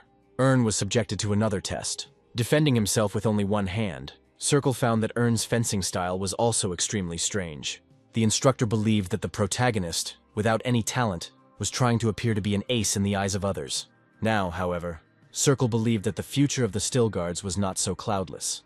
After several dozen parries, the instructor announced that the test was over. Then he turned to Ern. Circle listed the tests he had conducted, coming to the general conclusion that the protagonist was middle class in everything. The exams were over, and the action moved to the courtyard of the academy. There, Harvest did not understand why Ern allowed such an assessment, because according to the plan, the protagonist was going to graduate from the academy early. Ern sighed wearily, reminding the spy of the report, according to which he had to match the forces stated in the letter. Harvest admired Ern's patience, but did not understand how long he was going to hide his powers. The protagonist was willing to maintain secrecy until he could bring down the Empire. The spy was dumbfounded by what he heard. True, the spy did not consider Ern's words to be empty chatter, since he saw hidden powers in them that corresponded to Rebahan himself. Because of this, the spy had a clear idea of the possibility of the Still Guards breaking up the Empire again. Ern turned to look at Harvest, catching his gaze on him. Then he asked why the spy had such a distrustful expression on his face. The spy responded by stating that he had no secret thoughts, and understood Ern's desire for great achievements. Then, the protagonist let Harvest know that the next 2 years would be a non-stop grind. Meanwhile, Harvest himself had to spend the next 2 years of his life working for Ern in every way possible, in order to eventually earn his freedom. Having no choice, the spy still had to go through with it. Ern himself expected that Harvest would be able to bring good results from his work. Ern then handed Harvest a bag of gold, asking him to have a good rest with the other knights, and return to the Still Guards' domain. Ern also made it clear to Harvest that he was not going to waste time and shorten his studies as much as possible. After hearing this, the spy made it clear to the protagonist that the other knights would be upset if Ern did not say goodbye to them. Ern said that he was not saying goodbye forever, again asking Harvest to arrange a worthy feast for the knights before their departure. The spy had no choice but to accept the bag of gold. Then bowing, he wished Ern success, after which he began to leave the protagonist. Now, mentally, Ern was preparing himself for future events, in particular the inevitable collapse of the family in 2 years. Without further ado, the protagonist's gaze moved to the fortress tower. Looking at the Academy's coat of arms, Ern encouraged himself that he had once again embarked on the path of a cadet. The protagonist urged himself not to relax and to act to the fullest extent of his strength. Literally the next day, the training program started at the Academy. One of Ern's classmates, Dmitry Tolobriman, talked about the upcoming fight against each other. The protagonist lazily listened to Dmitry, in fact, knowing absolutely everything about the internal rating battle. The protagonist remembered very well that in his past life, Ern had achieved a similar rating with great difficulty. However, Dmitry continued to pester Ern with specific details and the uniqueness of the function of the duel itself.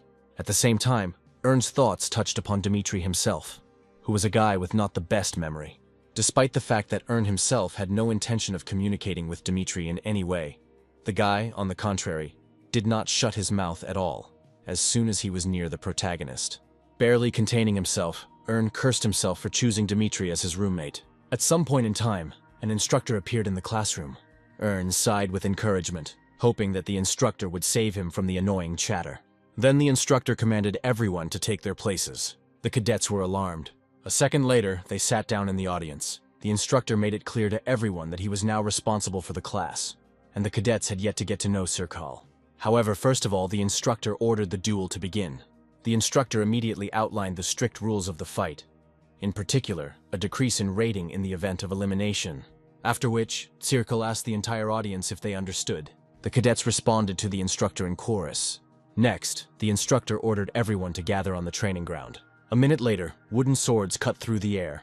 The cadets' training swords met in a duel. In one of the duels, literally in the very first attack, someone was defeated. Loudly, Cadet Holland rejoiced at his victory. The instructor did not give any comments on this matter, only calling out the next cadets for a duel. Under Dmitry's encouragement, Ern entered the field. Seeing that the protagonist was next on the list, the instructor even felt a little sorry for him. As it turned out, Ern was up against Franz, a skilled swordsman who, with due diligence, could achieve quite a lot. Unlike Franz, according to the instructor, Ern was average in absolutely everything. The instructor even thought a little about why the offspring of the Still Guards was so standard. In any case, the instructor was preparing to witness a very pitiful sight. A minute later, the instructor was only becoming convinced of his judgment. After all, time after time, Franz's powerful attacking blows fell upon the protagonist. The instructor noted that Ern was skilled at defending himself, but was completely unable to find openings for a counterattack.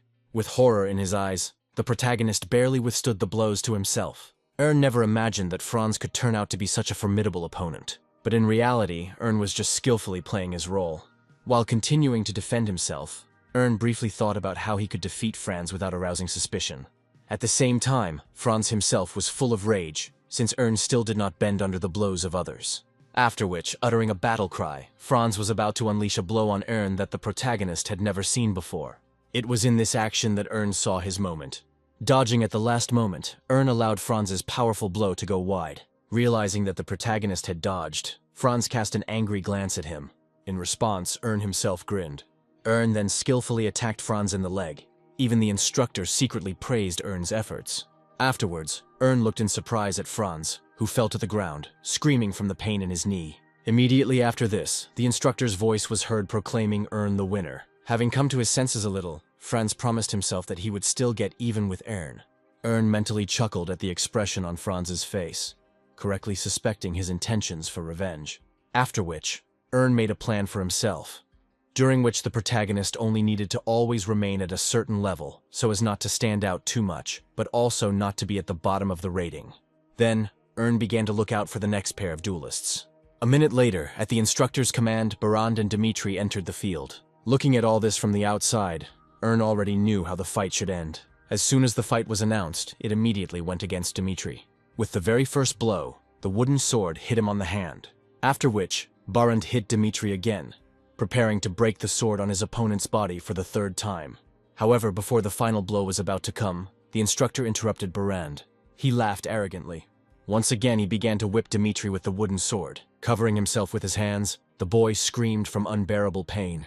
When the next round of blows came from Barand, his wooden sword was suddenly intercepted. Unexpectedly, the instructor intervened in the situation. Holding the wooden sword tightly, Circle wondered what Barand had not understood after the first order. Barand loosened his grip, explaining to the instructor that he simply hadn't heard him well. Then, making it clear that the fight was a training one and not a death one, the instructor gave Barand his first and last warning. Barand sighed and agreed with everything. Subsequently, the instructor arrived in time for Dmitri, sending him to the hospital. Suddenly, Barand's gaze focused on someone. After all, right in front of that, Ern was standing. Deciding to show his strength once again, Barand patted the protagonist on the shoulder, urging him to relax. Then, Barand stated that for Ern, such a duel would have ended with the first blow. However, the protagonist did not react to these words in any way. As he passed by, Barand threw a few unflattering words at Ern. At that same moment, Dmitri looked in the direction of the protagonist and Barand.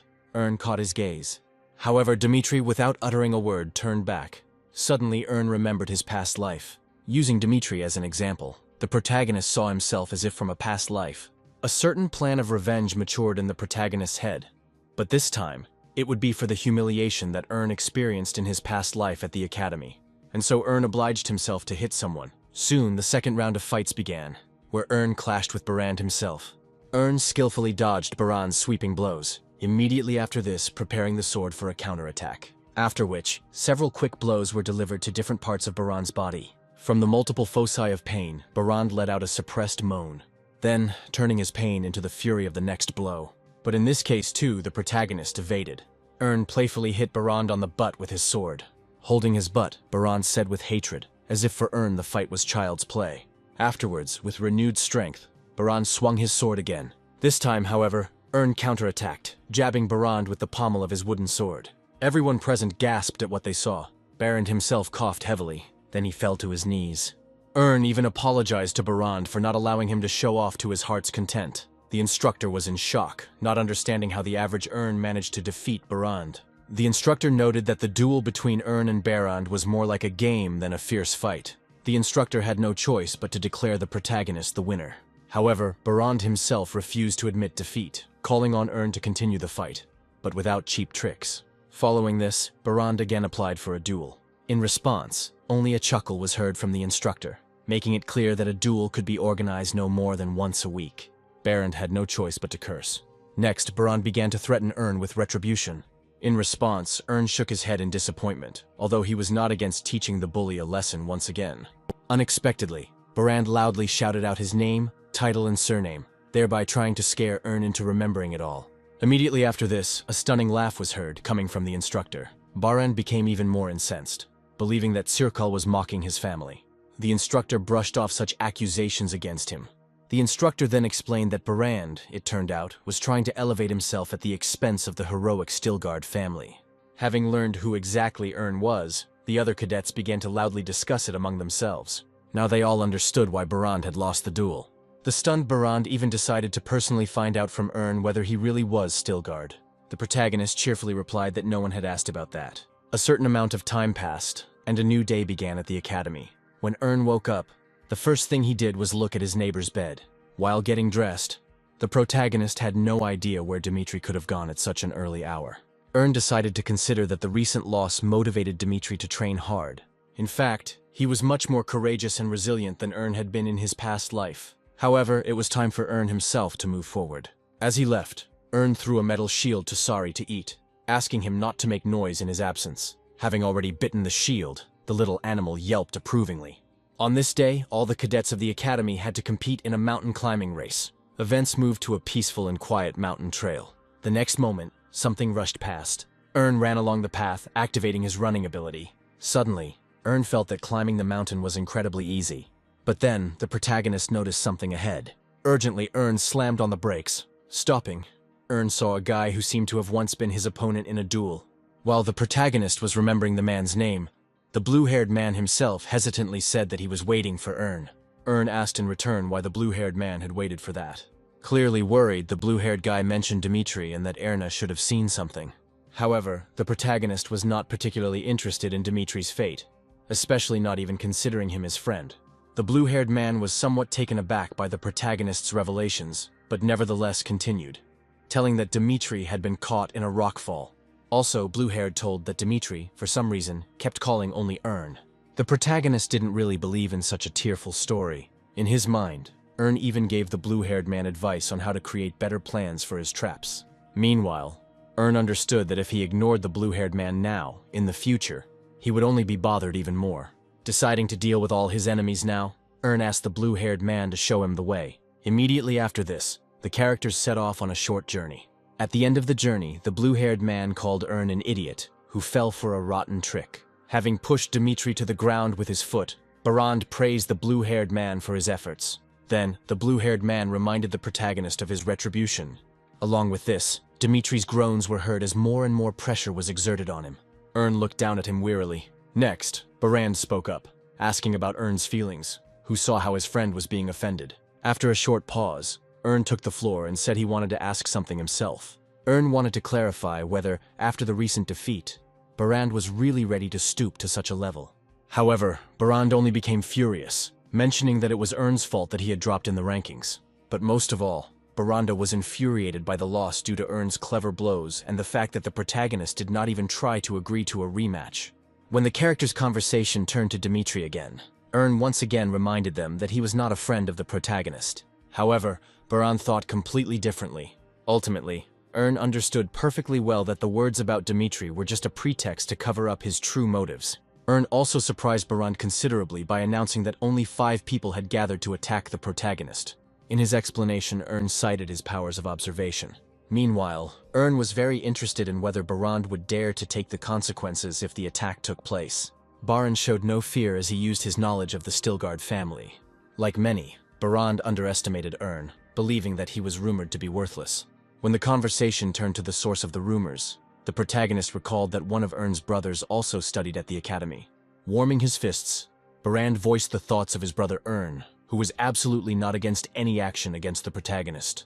Meanwhile, Ern did not understand why Barand was chatting at all. Ern then reminded Barand that he had just beaten him up yesterday. In response, Barand threatened Ern with his fist and called on everyone else to attack the protagonist. The other cadets immediately followed the call. Ern sighed wearily. Then he raised his head. Immediately after that, one after another, Ern began to strike. Literally with one hand, he humiliated the attackers in every possible way. Barand did not expect such agility. Dmitri also watched all this with his eyes and mouth wide open. Having finished with the accomplices, the protagonist turned his attention to Barand. Threatening, Ern called the place where Barand would lie down a coffin. Barand responded with a cry and a swing of his fist towards Ern. Confidently, he approached the protagonist. However, the blow was stopped by Ern's outstretched palm. All of Barand's onslaught ceased overnight. The guy desperately hid his shock because the protagonist stopped a blow full of mana with just one palm. Immediately after this, Ern grabbed Barand's fist with his palm and bent it. A pulse of terrible pain ran through his body. Then, letting go of his hand, Ern became disappointed in Barand and the amount of his mana. Next, Ern prepared his fingers for a mana-filled snap. Next, he clicked on Barand's forehead. Afterwards, with a smoking area of his forehead, Barand fell to the ground. The protagonist looked at the lifeless body of the man. Dmitri continued to watch all this, fascinated. Ern caught him looking at him. Suddenly, the protagonist addressed him by name. Right after that, Ern grinned villainously and made it clear that the boy hadn't seen anything. After this event, some time passed and Ern's life at the academy became completely simple. The only problem was that Ern saw a level of teaching that was not at all in keeping with the protagonist's rank. Sometimes, Ern even thought about going to the upper class, but immediately abandoned this idea, since the difference was insignificant. First of all, the protagonist intended to graduate from the academy as quickly as possible, and to do this, he needed to return the chi energy. Unbeknownst to those around him, the protagonist began to manipulate the system to absorb new skills. To Ern's delight, the process was completed fairly quickly. But as for the capital itself, where the academy was located, this place was known for its fusion of light and darkness, and at this moment in time, Ern had to be on the side of darkness in order to get what he wanted. In order to gain guaranteed freedom, the protagonist would have to get his hands on a certain person in any case. After a long wait, Ern finally saw his goal. Someone in a white cloak was walking through the city streets. Ern was extremely confident in the results of his surveillance, always recognizing a person by their gait and height. There was no doubt that Ern was keeping an eye on Instructor Circle. Having thrown the mask and voice-changing pills in his hand, it was now up to the protagonist himself to move forward. Unnoticed, Ern followed the instructor. However, he was very worried about something. Unable to change your burden. At some point in time, Circle suddenly slowed down. The instructor clearly felt changes in the surrounding energy. It seemed that from the crowd of people, he saw the owner of these powers. From there, a bearded man looked back at Circle. For just a couple of seconds, his image was visible in the crowd. People were actively wandering around until someone blocked the mysterious man. Eventually, it seemed to dissolve. The instructor was amazed by the strange man, who instantly disappeared from sight, and, moreover, seemed to note Circle himself. A bad feeling came over the instructor, and he hurried to get away. Gradually, his quick step began to turn into a run, until at some point, the instructor again saw a stranger in front of him. He brazenly blocked Circle's way. The characters' gazes crossed again, and after them there was a painful pause. Suddenly, the mysterious man began to list the instructor's dirty hobbies, which included women and alcohol. Right there, the stranger characterized everything that had been said earlier as trifles, in contrast to the love between the waitress and the knight. Like the threat, the mysterious man suggested that the instructor would face problems if the story came to light. The mysterious man did not introduce himself, asking to consider himself Destiny. While the moment presented itself, the instructor tried to comprehend the degree of threat from the stranger, and how much he knew. Almost immediately after this, Circle came to the right decision. The instructor decided to grab the stranger and shake all the information out of him. The first swings of Circle's fists did not reach their target. The stranger also escaped subsequent attacks. Circle was forced to admit that the stranger was not simple, and a duel with them could be dangerous. After which, the instructor decided to change tactics. Having gathered all his mana into a single blow, Circle rushed from the spot. In a split second, the instructor managed to fly up to the stranger. It seemed that all of Circle's power had fallen upon the stranger. A thick layer of dust and steam rose. A light wind blew, clearing away the initial veil. This was followed by wild surprise on the part of Circle. After all, in front of him, without any damage, without moving, the stranger still stood. The stranger gave the instructor's blow a decent assessment, calling it very close to first class. What he heard left Circle speechless. Then he quickly moved away from the stranger. Without saying anything out loud, but mentally, the instructor admitted in a panic that before him there was a person whose aura was definitely at the first class level. Without continuing the fight, Circle began to inquire who was standing in front of him. However, for some reason the stranger started talking about the waitress, whose name was Sylvia. Instantly, sweat appeared on the instructor's face, because the stranger even knew such subtle details. Circle even suggested that the stranger was from a secret nightly inspection squad. However, he, with a grin, rejected the instructor's guesses, stating that, on the contrary, he wanted to help him. The instructor, stumbling slightly, tried to understand what exactly the stranger meant. Suddenly, a crash was heard from the gateway behind the characters. The stranger suggested changing the location of the conversation to a calmer one. Thus events moved to the tavern. Already there, it turned out that Sylvia was the illegitimate daughter of the instructor. The stranger found the instructor to be quite a noble man, since he tried in every way to help the bastard. Hanging his head, the instructor said that only thanks to the zeal and help of Sirkal, his daughter could ease her burden. In response, the stranger asked why the instructor didn't immediately buy his daughter's freedom.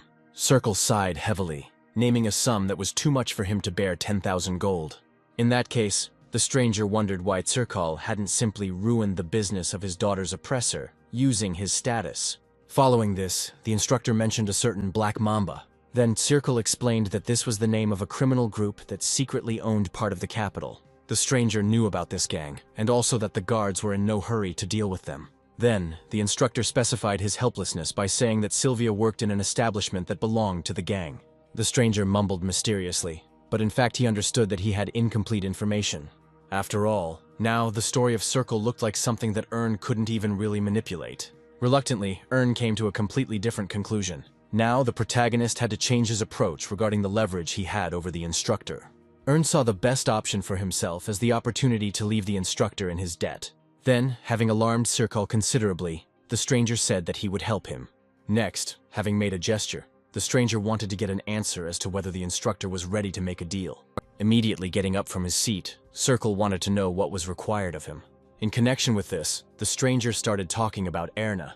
The instructor was surprised, but ultimately responded positively to his knowledge regarding the protagonist. After which, the stranger made it clear that Sirkal should help Ern in every possible way. The instructor tried to make a logical chain, saying out loud that the stranger was sent by the Stilgard family. Ultimately, the instructor concluded that there was nothing good in the stranger's offer. For Ern, in the guise of a stranger, it was a revelation that the overall assessments of an academy cadet were based on the opinions of many instructors, and not just Sirkal. In that case, the stranger corrected himself, asking Sirkal not to help the protagonist with grades, but only to improve his comfortable conditions. However, Sirkal was not amenable to persuasion, since influential families had previously tried to bribe him. However, the instructor was not prepared to cooperate. Sighing, the stranger began to explain again that he was only asking for a little more freedom for Ern. Additionally, as payment, the stranger swore that he would free Sylvia. The stranger drew parallels between Ern's freedom and Sylvia's. The instructor thought hard about the stranger's words. Seeing that he was making up his mind, the stranger added to his previous words that Sirkal's daughter would not even have to flee the city. Gradually, Sirkal's ability to resist persuasion decreased, but he still noted that rigging grades was impossible. Because of the knight's narrow-mindedness, the stranger began to get angry. Suddenly, the stranger started coughing. Suddenly, his voice changed. All this surprised Sirkal quite a bit. Unexpectedly, the next moment, the stranger tore off his former face. The instructor was quite stunned by what he saw. Now in front of him sat that same Ern Stilgard. Surprised, the instructor was at a loss to understand how something like this could have happened. When the instructor's speech touched on Ern's extraordinary aura, he explained that he was originally the strongest in the academy. Now, the instructor was actively amazed at the real powers the protagonist possessed. To his shock, at only 16 years old, Ern already possessed first class. Ern grinned, now confident that Sirkal would give him a perfect score. The instructor confirmed this, stumbling over his words. After which, the protagonist started talking about rigging grades, to which the instructor made it clear that there was no point in such a thing. Then, Ern made only one request to the instructor, which was to allow the protagonist to skip some of the lessons. Sirkal immediately responded that he could facilitate something like this quite easily. However, now the instructor was more interested in why Ern was hiding his abilities. To this question, with a sly grin on his face, Ern made it clear that, if he knew the truth, Sirkal would suffer from insomnia. The instructor recoiled slightly, frightened. Now, Ern gave the instructor time to think and give his answer. All Ern wanted now was to know if Sirkal was willing to make a deal. The night continued and the scene changed to a rich house. A stranger showed up there, among the clearly unfriendly people. With a bored look, the man asked again whether the stranger really wanted to take Sylvia. The stranger definitely confirmed this. The man frowned, now turning to Sylvia, deciding to find out if she knew the stranger. The girl looked at the stranger in fear. The stranger's words about coming to save the girl surfaced in her memory. In the end, calling the stranger by the name of Flip, Sylvia lied that he often visited the girl. At this time, Ern, in the guise of a stranger, was himself somewhat uncomfortable due to the fact that he introduced himself to Sylvia with the first name he came up with. The tired man sighed heavily, admitting that gentlemen liked to visit Sylvia. The man then offered the stranger a price of 10,000 gold pieces. Almost immediately after this, a bag of gold was thrown onto the table. The stranger confirmed that the amount stated by the man was inside. When he opened the bag, the man was somewhat shocked that someone had actually carried so much money around the city. Apparently deciding that the matter was closed, the stranger began to take the girl away with him. Unexpectedly, the man asked the stranger to wait. The man didn't like that the stranger was trying to leave so quickly, without even listening to his interlocutor. Turning around, the stranger did not understand what the problem was, because the required money had been paid. To this, the man replied that he was a businessman and actively weeded out scumbags. Next, the businessman voiced a problem regarding how much Sylvia could earn in a year. Without waiting for an answer, the businessman named the figure of 12,000 gold, from which it followed that the businessman, not directly, wanted to receive much more money for Sylvia in order to cover his expenses. Ern, in the guise of a stranger, logically inquired about the new number. The businessman chuckled and said that he could use Sylvia for 10 years. But even in this situation, the businessman planned to use the girl as a concubine and also make money from this. Having briefly calculated the profit for future years, the businessman named the total figure of 130,000 gold. Subsequently, the businessman began to wait for the stranger's reaction to the new pricing policy. Having received no answer, the businessman said with sorrow that he had been counting on the stranger as a very wealthy man. The businessman then threw the previously received bag of gold at the feet of the stranger. The stranger stared at his own gold coins at his feet. Unexpectedly, putting his hand into the bag, the stranger said that he was also giving the businessman a chance. The businessman asked again, uncomprehendingly. Taking only a couple of coins from the bag, the stranger offered them or a fight. In response, the businessman laughed. Meanwhile, the stranger himself was not upset by the results of the negotiations, because he suspected that everything would turn out that way. And the stranger also considered it important to teach the businessman a lesson. At that very moment, Sylvia spoke up, afraid of what Flip was about to do. In response, the protagonist said that the girl simply had to stand behind him. Then the businessman's voice was heard asking his people to deal with the stranger. But before he could finish his speech, one of the guards was already killed. Opening his eyes, the businessman saw that his face was covered in someone else's blood. Everyone present in the room froze, until the businessman himself slowly turned to the slain guard. Then Flip's voice sounded, making it clear, under the guise of a smoking finger, that such a tragedy could have been avoided. At the same time, it seemed to Flip that the businessman was starting to get quite angry. The next second, under the influence of magic, Flip threw out projectiles in the form of gold coins with his thumb. Without a sound, the coins hit the heads of the dealer's men, completely stunning those. The number of living people in the business was rapidly decreasing. Not wanting to put up with this, the businessman drew his sword, after which he activated the Hellfire skill. However, before the cast was complete, Flip fired the last coin at the businessman. Having reached the businessman, the coin greedily bit into his hand. Immediately after this, the businessman dropped the weapon from his hands, feeling that it would no longer be subject to control. Following this, Flip jumped up to the businessman in order to teach him a lesson for attempting to use dark magic. Before striking, Flip wondered if it was worthwhile to talk to the businessman in the language of the criminal world. The businessman even asked the stranger again, not quite understanding what he meant. In response, Flip hit the businessman once. Having turned around himself, the businessman collapsed to the floor. Throwing threats, Flip began to slowly approach the businessman. Being frightened, the businessman himself was ready to give the stranger money. Flip stopped, curious. The businessman continued speaking, mistaking Flip for a troubleshooter and now promising him a payment for sparing his life. Flip seemed intrigued when the businessman raised the ransom to 3 times the amount. The businessman even smiled, guaranteeing that he would be able to pay Flip back thanks to his wealth. Then the businessman raised the amount even higher, on the condition that Flip would reveal the name of the customer. Flip pretended to think about the offer, but still didn't want to lose sight of the very reason for the fight. The businessman actually thought that Flip wanted to get recommendations for himself and his firm. Sighing, Flip suddenly said that to begin with, he should have taken the order to eliminate the businessman. This news stunned the businessman. Then Flip said that he had come only for Sylvia and nothing more. Taking out a new coin, Flip said that the businessman should have accepted the original offer and not made things worse. The stranger's murderous gaze was imprinted and hung on the little business. He, being horrified by future events, began to beg Flip to wait. but a second later, a gold coin hit the villain's head. Immediately after this, a shocked gasp was heard from the girl behind Flip. Flip glanced at her instantly. The girl herself jerked in fear. Afterwards, Ern, in the guise of a stranger, hastened to apologize to Sylvia for the cruel scene. Stammering in horror at the scene that had happened earlier, the girl wanted to know who Flip was. She completely didn't understand how Flip could pull off something like this on his own. After thinking for a few seconds, Flip said that he was a man from Circle. At the same time, Flip called himself the man who gave the girl freedom. Then the scene changed to another establishment in the city. There, piles of gold coins were pouring out onto the table. Flip rented the entire top floor of the tavern, at the same time asking to feed the girl who was with him.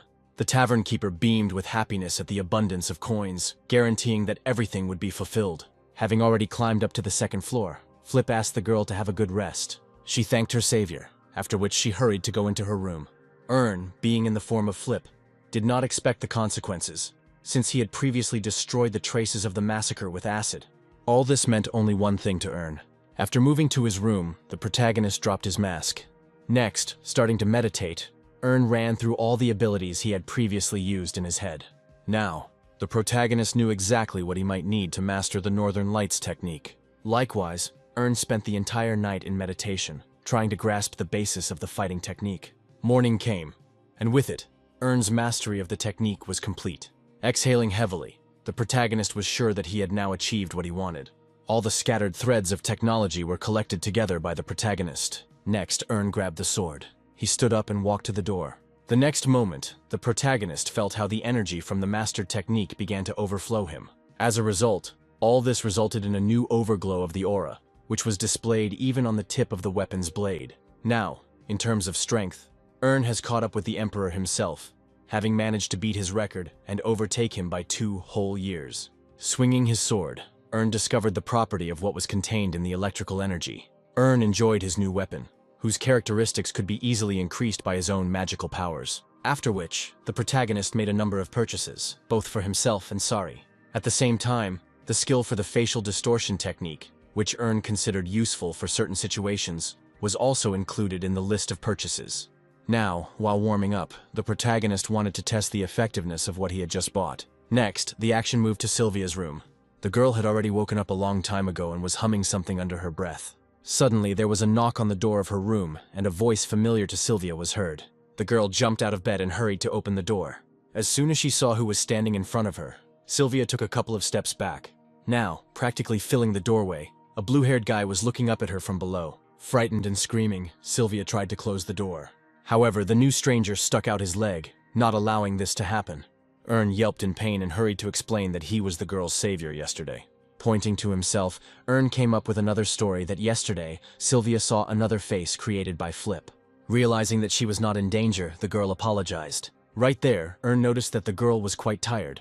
As it turned out, due to considerable anxiety, Sylvia was never able to get much sleep. After a short conversation, Ern suddenly handed the girl a bucket. Sylvia looked inside, finding a bucket full of appearance-altering devices. The protagonist insisted that Sylvia would have to change her appearance in any case in order to avoid being caught. Sometime later, Circle looked at someone mysteriously. Now, in front of the instructor, there were 2 people who were completely unknown to him. After a moment of inactivity, Circle apologized to the couple, believing he was in the wrong room. Suddenly, a charming girl greeted Circle as if he were a family member. The instructor stood there, shocked. Sylvia explained that she simply dyed and cut her hair. Ern spoke up after her, calling the girl's transformation weak magic. Additionally, the protagonist noticed the girl's pendant, which was supposed to protect her from persecution. The instructor was surprised by such a thing. The next moment, the button on Circalius's cape vibrated. It seemed as if she was starting to pull out her clothes. A few moments later, the button was pulled forward quite far. Then, with a bang, it burst free. In shock, Sylvia's scream was heard. But the next moment, the button turned into a small animal, flying into Ern's hands. The little animal began to whine pitifully and lick the protagonist in every possible way out of longing for him. To the gentle howls of the little animal, Sylvia and Circoli gradually came to their senses. Meanwhile, Ern was interestedly studying the behavior of Sari, who could recognize his master in any guise. Next, the protagonist introduced the animal. Chirping softly, the girl reached out to Sari. The little animal grunted in confusion, going through a thought process in its head regarding the girl's hostility. Ultimately, Sari found no reason to attack. The cuteness of the little animal struck the characters right in the heart. Next, the protagonist ordered the animal to play with the girl. Having diverted Sylvia's attention, Ern approached Cercalius. Now, Ern was interested in his request. The instructor made it clear that he had signed the protagonist up for a closed training session. This was the name of the training hall where only geniuses could practice. Finding this useful, Ern immediately asked how long the training period covered. As it turned out, the instructor was only able to knock out time until the next full moon. A little nervously, the instructor informed Ern that despite the time restrictions, the attendance restrictions were not significant. This outcome did not particularly impress the protagonist, which is why he again needed to come up with something else. Having decided to temporarily stop there, Ern also suggested conducting a count. The protagonist approached an unremarkable cabinet. Afterwards, he looked slyly back at the instructor. Suddenly, Ern called out to Sylvia. Immediately after this, a bag of gold appeared in the girl's field of vision, which Ern presented to her. Sylvia was stunned, unable to even respond properly. Ern called such a gift compensation to the girl for years of work. At the same time, Ern handed a similar bag to Zirkle himself. However, the instructor made it clear that he could not accept such a thing. Both gifts, Ern called money that had been illegally obtained by the Black Mamba and were now being returned to their owners. Then the bag of money was thrown into the instructor's hands. Zirkle didn't know what to think, because in one moment his problems were solved. Afterwards, the instructor tried to thank Ern. Having gathered his courage, Zirkle bowed to the protagonist, promising to repay kindness with kindness.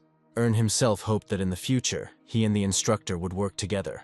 Next, Ern's attention turned to the girl, wondering what her plans were. Sylvia couldn't give the protagonist a precise answer because she too had an overly quick story. At this, Ern hummed thoughtfully. Almost immediately, the protagonist suggested that the girl help him. Ern extended his hand and offered to work for him temporarily. Next, the events moved to the Black Mamba establishment, where two people were discussing breaking into a safe. Two men were discussing the behavior of the missing boss, who had recently been frequently forced to rob and blackmail. However, Bass was sure that it was not one of the gang who broke the safe. The man standing next to him, named Titan, thought otherwise, blaming the missing boss for everything. Bass specifically noted to Titan that the safe was only half broken open, with the inner compartment opened with a key. Putting two and two together, Titan came to the conclusion that the missing boss had ordered his men to do this. Then, Bass also emphasized that among the boss's people, there were no people who could cut the steel plates. In connection with all this, Bass expressed no doubt that it was not without an aura. Now Titan himself asked the logical question, why would the owner of the aura rob a safe? Bass didn't answer, but began to look around the room. The unnatural cleanliness, in particular, seemed suspicious to him. Noticing something under the furniture, Bass darted to the floor. Titan looked at Bass's behavior with surprise. After a few moments, Bass stood up, holding a gold coin in his hand and asking how many men he could kill with aura and gold. However, Bass was not particularly interested in the true identity of the one who killed the other members of the gang. After all, for Bass, the main insult in principle was that someone dared to attack their gang. At the same time, Ern was again indulging in meditation. Having previously used many elixirs, Ern hoped to awaken the chi energy within himself. The flower, which represented a special technique, gradually blossomed. In the blink of an eye, the flower petals opened. A new energy began to permeate the protagonist. Ern was a little nervous because he could not overcome the barrier he had previously achieved in enlightenment. Gradually, the elemental winds of the aura began to subside. Getting up tiredly, Ern decided not to torture himself with unnecessary attempts to overcome the barrier for now. Stretching, Ern decided that for now, it would be best to take a temporary rest. Moreover, believing that Flip's image would be useful, Ern bought himself a mansion in the capital, where he now lived. Looking at the mansion's landscaped grounds, Ern admitted that the investment had clearly been worth it. But along with this, something else caught the protagonist's attention. Watching Sylvia every now and then, Ern believed that the girl was quite capable. The girl knew how to read, she knew how to write, and in principle she could complete any job. Ern even suggested that Sylvia might have belonged to some fallen aristocratic family. But he did not pursue the topic further. Ern was afraid that with his questions he might touch on some painful topics for the girl. The protagonist expected that Sylvia's story might be somewhat similar to Ern's own fate from his past life. Having decided not to interfere, Ern concentrated on the topic of closed training. Without wasting a minute, the protagonist called the system and entered the exchange. There, upon request, Ern found a special mana stone. Ern even expressed surprise when he saw the price and rarity of flow attainment. As it turned out, such goods were mainly handled by Hearthstone, which by that time had become quite popular. In fact, Ern didn't even hope that he would be so lucky. Ern was quite pleased to note that Hearthstone turned out to be quite the sneak. In this regard, the protagonist has a good opportunity to cast his line. Next, Ern posted his trading lot, where he sold the mana stones he had previously secretly bought from Hearthstone, while at the same time agitating for a rebellion against the tyranny of the Merchant Alliance. Many of the stock exchange's inhabitants were beside themselves with happiness, because Ern was selling such rare mana stones for 5 coins less. For some, on the contrary, joy turned to despair, because the mana stones were not sold by the Alliance. Others, however, saw no problem with this, enthusiastically noting that the famous Ern had returned to the stock exchange. As in life, so in trading, the protagonist was now skimming the cream. Absolutely everyone and everything rushed to buy goods from the protagonist. While eating the cake, Ern watched with amusement as his balance was replenished by spontaneous purchases. A couple of minutes later, Ern received a message from Hearthstone. As soon as the protagonist accepted the request for communication, insults began to rain down on him. Shocked by the font size of Hearthstone's messages, Ern greeted him. Ern also didn't forget to thank Hearthstone for being able to sell the mana stones. Hearthstone was taken aback for a second or two, only now realizing who had been putting spokes in the wheels of the Merchant Alliance all this time. However, despite Hearthstone's pressure, Ern did not reveal his secrets. Hearthstone's world order seemed to crack from irritation, after which he again began to insult the protagonist in every possible way. At the same time, Ern made it clear that he would disappear from sight as soon as he earned 10,000 coins. Meanwhile, Hearthstone himself was not willing to sit idly by, threatening Ern with a complaint, since his actions had slandered the Merchant Alliance. Although he didn't say it out loud, Ern was forced to admit that he had gone a bit overboard with his announcement. But even for such cases in life, the protagonist always had a special plan prepared. After all, as it turned out, Ernu was still actively assisted by Mayam, providing carte blanche for actions in System Zero. Then Ern thanked Mayam for his support. In response, the channel master only laughed awkwardly, pretending to be flattered by the protagonist's words. However, Mayam clearly hoped that one day, Ern would be able to repay him. In part, Ern even made it clear to Mayam that such a day would come one day. In this regard, the protagonist, once again, mentally wished Hearthstone good luck in all sorts of complaints. While Ern was thinking about how else to screw over Hearthstone, the protagonist received a message. Ern had a feeling that the official protest had come so soon. Upon opening the message, Ern saw that someone, under the pseudonym Golden Dragon, was offering the protagonist a part-time job. In order to learn more about the stranger, Ern used the Eye of Providence. Alarmed, the protagonist was at a loss to guess what such an influential person could have forgotten on the stock exchange. As it turned out, the heir to the trading guild named Joe contacted Ern. Ern was absolutely amazed, because even from the brief reports it was clear that Joe, in terms of his characteristics, skills, and level of wealth, was a wildly outstanding person. Next, the protagonist began to think about the things that could lead Joe to Ern. Ern was hesitant to answer, believing that there was some kind of catch to the whole story, since Joe was very actively trying to recruit the protagonist for hourly work. Finally, Ern chuckled and decided to play his own game. Hours have passed since then, and evening has come. After a fair amount of stalling, Ern was now ready to give Joe his answer. After logging into the exchange, Ern sent a request to communicate with Joe. To Ern's surprise, Joe responded a second later. Joe seemed a little nervous, apologizing in every way for interrupting Ern's work. Skipping the pleasantries, Ern suggested getting straight to the point, to which Joe again apologized for the urgency of his messages. Getting to the point of the conversation, Joe revealed that he knew about the conflict between Ern and the cartel over the sale of elixirs. The protagonist realized that Joe was most likely sent to deal with Ern on behalf of the cartel. However, Joe dismissed Ern's conclusions, saying that the story of the conflict was being actively passed on by word of mouth. The protagonist snorted in disbelief, still not understanding the essence of their conversation. After a few seconds of silence, Joe suddenly said that Ern had 10 tickets to submit reports. The protagonist was amazed at the power of the rumors, in particular, which were probably spread by Mayam as well. After all, in a recent conversation with the channel master, he had assured Ern that he would turn the whole situation into an accident during a prank. Meanwhile, even Ern himself was not averse to adhering to this legend. At the same time, Ern was not averse to adding some spice to the unfolding situation. Then, the protagonist pretended that Joe had obtained secret information. Joe believed in his luck, after which he again inquired about tickets. To this, Ern answered positively. Then the protagonist discouraged Joe, saying that he had already spent all the tickets. Disappointment overwhelmed Joe, and he hurried to say goodbye to Ern. At that very moment, the protagonist stopped Joe, notifying him that Earn still had the right to provide the report. At the same time, Earn made it clear that the protagonist had only 5 attempts left to achieve this right. To this, Joe even asked again about the number of attempts. The protagonist merely replied that there was no point in lying. Following this, Joe grinned slyly. And later, he burst out laughing like a madman. Joe was overjoyed at the chance to take revenge on his enemies. Still hearing the endless laughter, the protagonist even doubted that he was still communicating with the same person. At some point, Joe came to his senses. He hastened to apologize to Earn for his lack of restraint. Further, Joe told that he had enemies who had unfairly killed his parents. And so, specifically in Earn, Joe saw a ray of hope for revenge. Earn himself began to connect Joe's story together, concluding that his enemies were engaged in exchange. Joe agreed with everything completely. Then, Earn began to pretend that he couldn't just throw away such privileges. Understanding everything at a half-word, Joe made it clear to the protagonist that he was ready to pay Earn's services for 50,000 coins. After the amount was announced, the protagonist became thoughtful.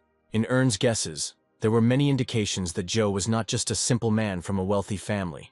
After researching Grandpa Joe, Earn came to the conclusion that he definitely wasn't involved in stock trading. And yet, the amount Joe had stated was very tempting for the protagonist. Deciding to up the ante, Earn wondered if Joe's offer was really that low. Slightly agitated, Joe began to explain to Earn that, translated into gold, the stated amount of coins was wealth that 5 generations would not be able to spend. Besides, Joe knew that Earn had gotten pretty rich after resolving his issues with the cartel. In response, Earn stated that during the conflict, he earned much more than Joe could even imagine. Earn specified his victory by saying that after eliminating competitors, he secured his own position in the market, from which it turned out that the report sent by Earn played only half the role in the success of the whole matter. Therefore, the protagonist did not guarantee that, having received the reports, Joe would be able to succeed in his own business. Earn went on to say that he had also taken revenge in his time. Following which, Earn wondered if Joe's revenge was really worth only 50,000 coins. The protagonist then concluded that the revenge Joe desired was nothing more than a lie.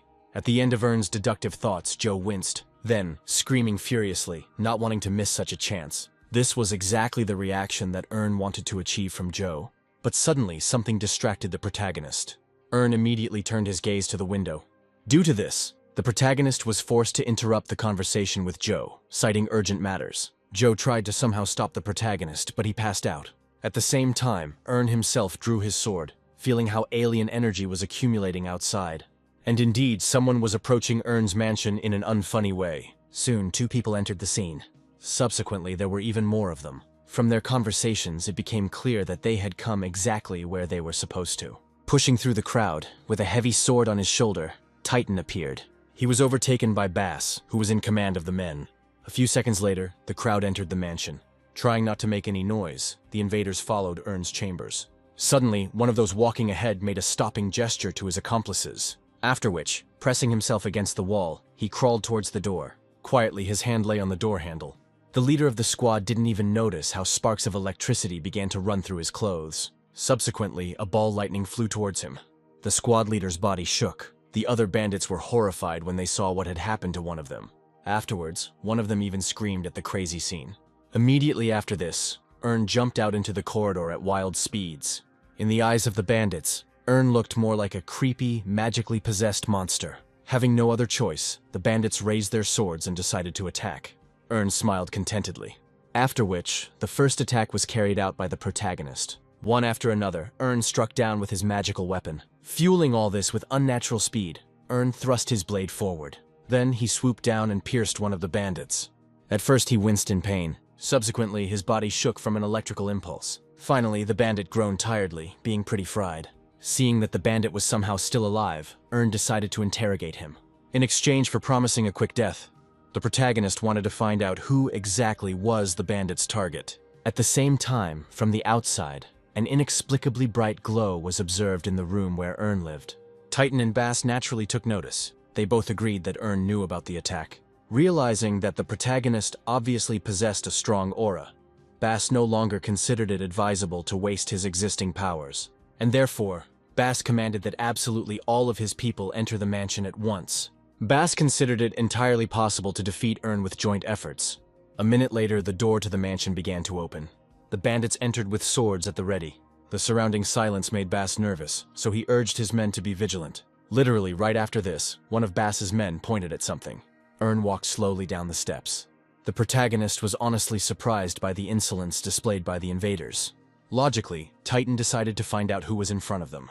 Ern, having changed his appearance to Flip, was not averse to finding out the answer himself, but who managed to break into his house. Suddenly, Bass spoke up, wondering if Flip had killed the bandit leader.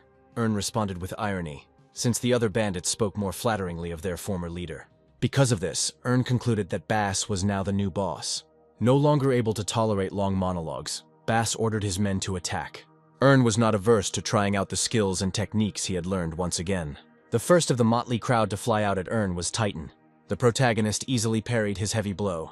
However, Ern even appreciated Titan's efforts and fighting technique. At the same time, two other bandits were already approaching the protagonist from behind. Instinctively, Ern performed a reverse sword swipe. Immediately after this, he electrified the surrounding space. The electric shocks and sword strikes achieved their targets. Then the current rushed further towards Titan, who covered himself with his sword. Surviving but slightly fried, the Titan radiated fury. Bass watched from the sidelines as the battle progressed, which was unpleasant for him. Realizing that things were not going in the bandits' favor, Bass took out the scroll. Immediately, he whistled. The Titan instantly turned towards the source of the whistle.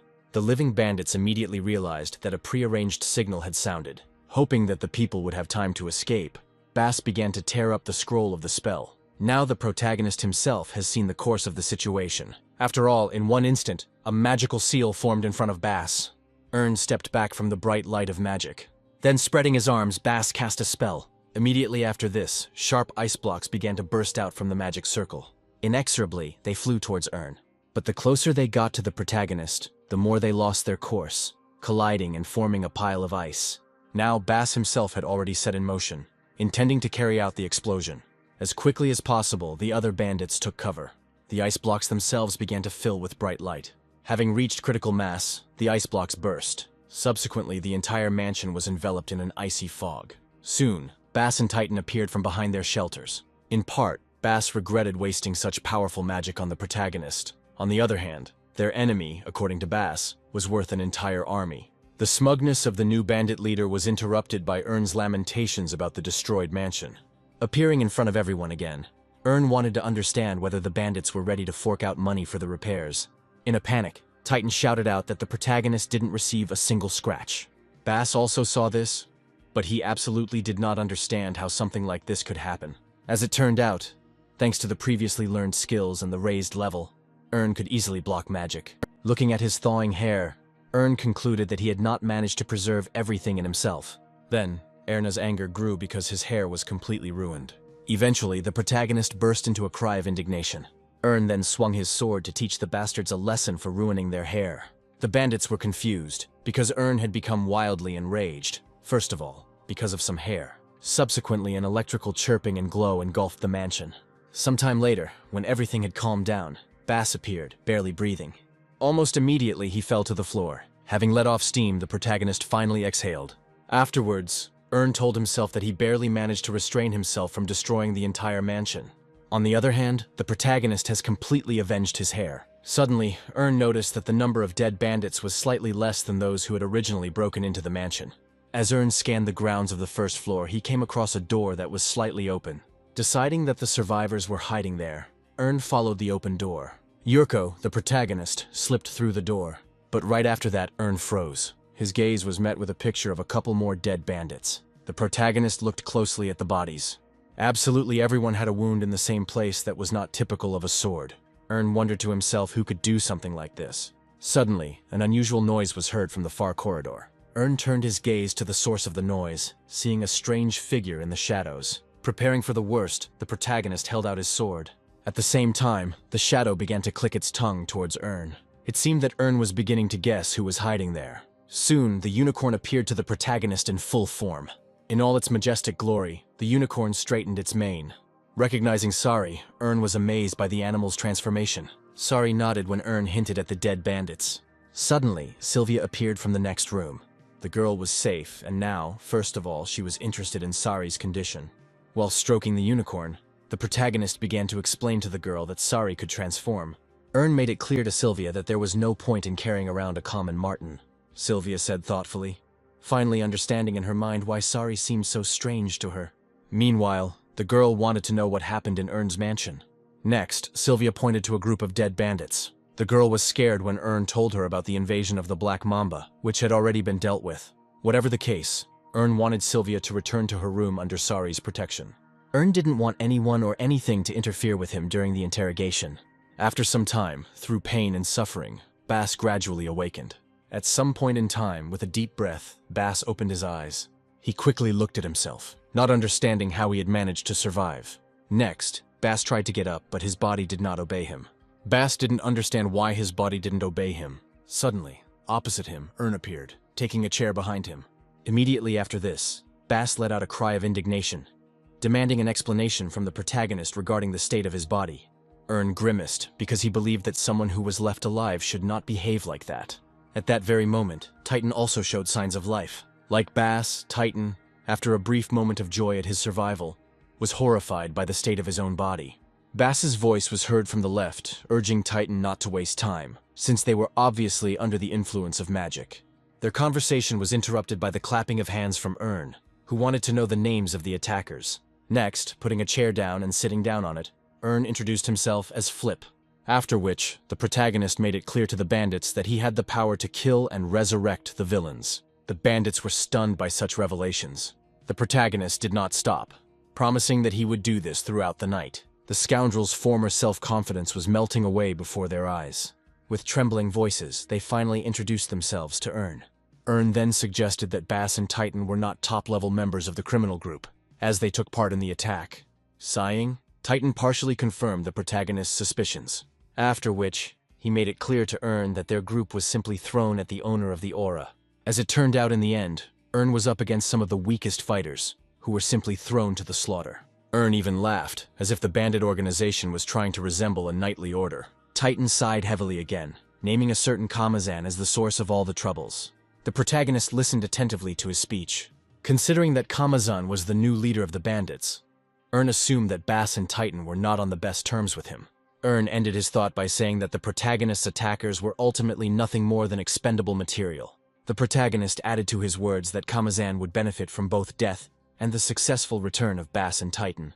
Having received some information, Ern decided it was time for the next questions. When the topic touched upon the protagonist himself, Bass spoke up, explaining that he had taken up the trail due to the unusual disappearance of one of the waitresses.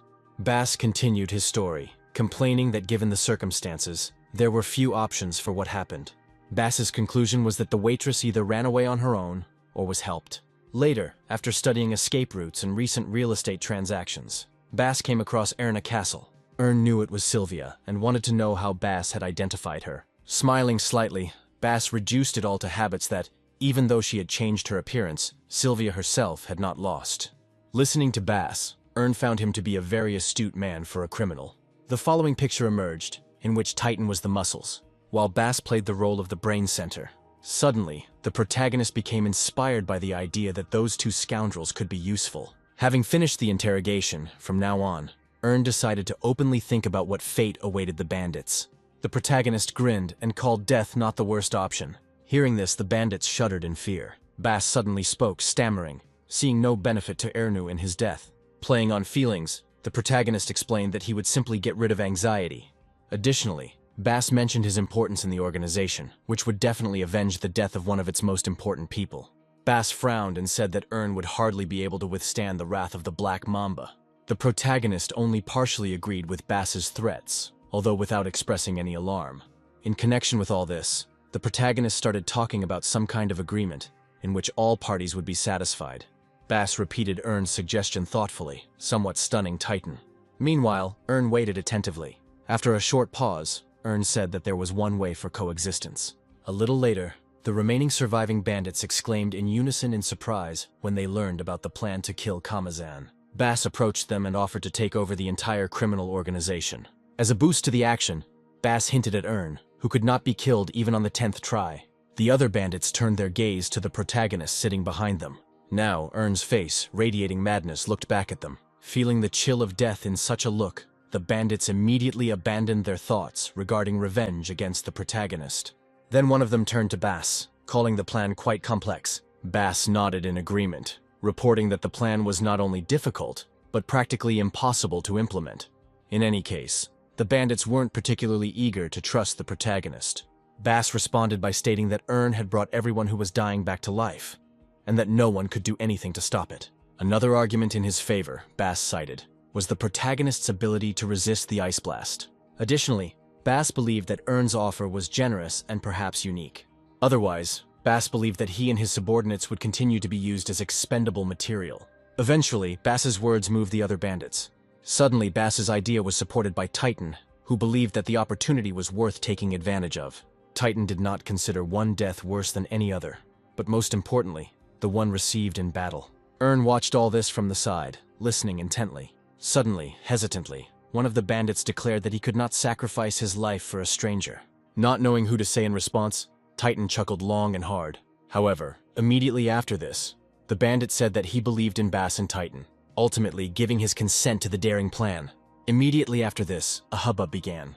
The bandits argued among themselves, increasingly agreeing with Bass's words about the need for change. A little later, they began to chant about the need for a change of power in the organization.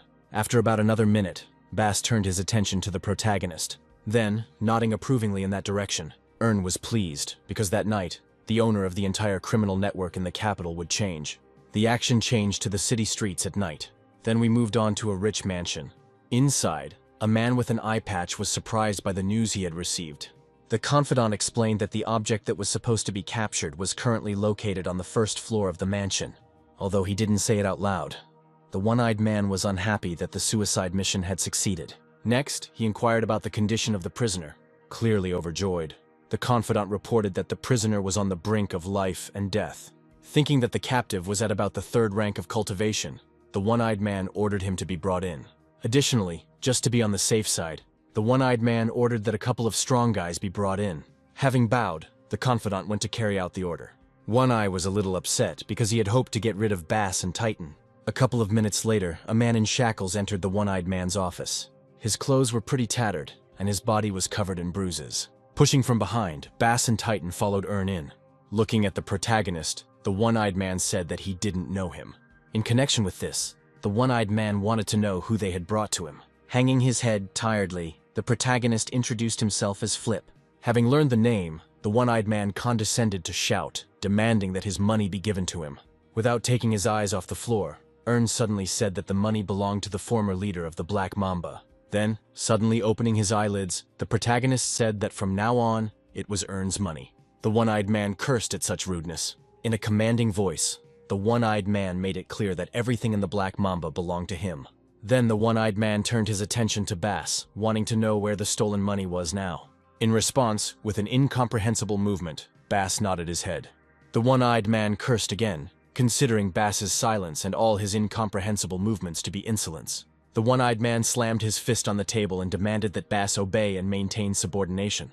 Suddenly, Bass replied that he saw no point in communicating with a corpse. Such rudeness made the one-eyed man even more furious than before. Then Bass gave another barely noticeable signal, shaking his head from side to side. The faces of the bandits present changed. Those who were loyal to the one-eyed man looked at them with obvious distrust. Suddenly, Bass said that no one should leave the room alive. This news was joyful for Ern. In an instant, an aura appeared that enveloped the protagonist's body. Ern jerked his hands, tearing apart the links of the chains. Almost immediately, all of the protagonist's previous bonds were destroyed. Seeing this, the bandits present opened their mouths in shock. The one-eyed man himself was filled with emotions. Immediately after this, Ern commanded Bass and Titan to leave the room if they did not want to become corpses. Afterwards, the air began to be cut by the sound of chains whipping all around. The chains hit the bandits and caused them terrible injuries. Some of them lost their heads, others were cut in half. As if in a war dance, Ern began to wield the chains. No one could dodge his blows. Screaming in pain, the floor of the room gradually filled with the bodies of bandits. The one-eyed man stood to the side and watched this dance of death. Sweating, he mentally noted that from the very first glance, he felt something was wrong with Erna. Then, moving behind him and snatching a dagger, the one-eyed man rushed at the protagonist. But out of the corner of his eye, Ern managed to see movement behind him. Getting closer and closer, the one-eyed man was already anticipating how he would deal with the protagonist. However, just before the blow, Ern dodged, responding by intercepting the one-eyed man with chains. Too late for himself, the one-eyed man realized that he had fallen into a trap. The protagonist jerked his hands, squeezing the chains on the villain's throat. Then, without losing his grip, the protagonist went behind the one-eyed man. For some reason, Ern addressed the one-eyed man by name. After thanking Kamazan, Ern announced that he would absorb the Black Mamba. Panicking, Kamazan tried to stop Ern. But after this, the protagonist made sharp, tearing movements with his hands. Sometime later, Bass and Titan entered Kamazan's office. Not knowing what to say, they looked at Ern, who was wiping away the blood. At some point, the protagonist noticed their presence. In a commanding voice, Ern ordered them inside. The protagonist inquired about the fate of the lower floor, to which Bass indicated that all of Kamazan's supporters had been killed. Ern looked favorably on Bass's efforts, making it clear that everything needed to be completed before sunrise. Once again, Ern reminded himself that for a criminal organization, gambling and drinking establishments were the most important asset. The protagonist then made it clear that he had contributed enough of his own when he dealt with the top brass of the organization. However, the protagonist wanted to know whether Bass would be able to win over the other opponents to his side. Bass started talking about the smugglers and their intractability, but then hinted at Titan, who knew how to find a common language with the people there. Next, Bass mentioned the trade association, which was opposed to Kamazan. Thus, although Bass had supporters, he was still afraid, because there was no justification for the actions for the coup. After thinking for a bit, the protagonist said that any justification could have been invented. A little later, Ern described to Bass a version of what happened, in which Kamazan was portrayed as the killer of the former head of one of the Black Mamba branches. Bass gasped in amazement, because with such a version, even more people would have gone over to the side of the rebels. Ern also confirmed this because, having remained in the minority, all other dissenters will have to make concessions. These discussions were interrupted by Titan, who did not really believe that the branches could believe such a story. With this situation in mind, Ern brought up the topic of how Bass and Titan managed to capture the protagonist. Ern reduced his thoughts to popular rumor and other people's views. The protagonist assured that Bass and Titan were probably already considered outstanding people who managed to captivate a person with an aura. Then standing up, Ern called himself a shadow when Bass and Titan were supposed to come to the fore. Then putting his hand on Bass's shoulder, Ern hoped that he would be able to fix everything. At this moment, the protagonist radiated trust and hope. This conviction was passed on to Bass and Titan, who began to assure Ern of their success. Ern wanted to receive a further report on the progress in his mansion. Sometime later, Erna was drying his head after washing. The protagonist was amazed at how much he had managed to accomplish in just one night. Finally, it was Ern's turn to see what decision Joe had made. As soon as he opened the system and called up the chat, Joe immediately wrote to Ern. Then, Ern was confused, because Joe wanted the protagonist's grandfather to talk to him. A second later, Guillaume, the king of trade, spoke. Listening closely, Ern understood that such a sign could not promise anything good. Also, Ern didn't have any information about Guillaume, which is why the protagonist should probably be more careful. After a short pause, Ern greeted Guillaume. The king himself would have been somewhat flattered by Ern's manners. In response, Ern revealed that he knew something about the king, as well as his grandson. Guillaume was once again surprised at how much a person from the Zero system could know. Continuing, Guillaume let Ern know that the protagonist's proposal earlier seemed too extreme to the king.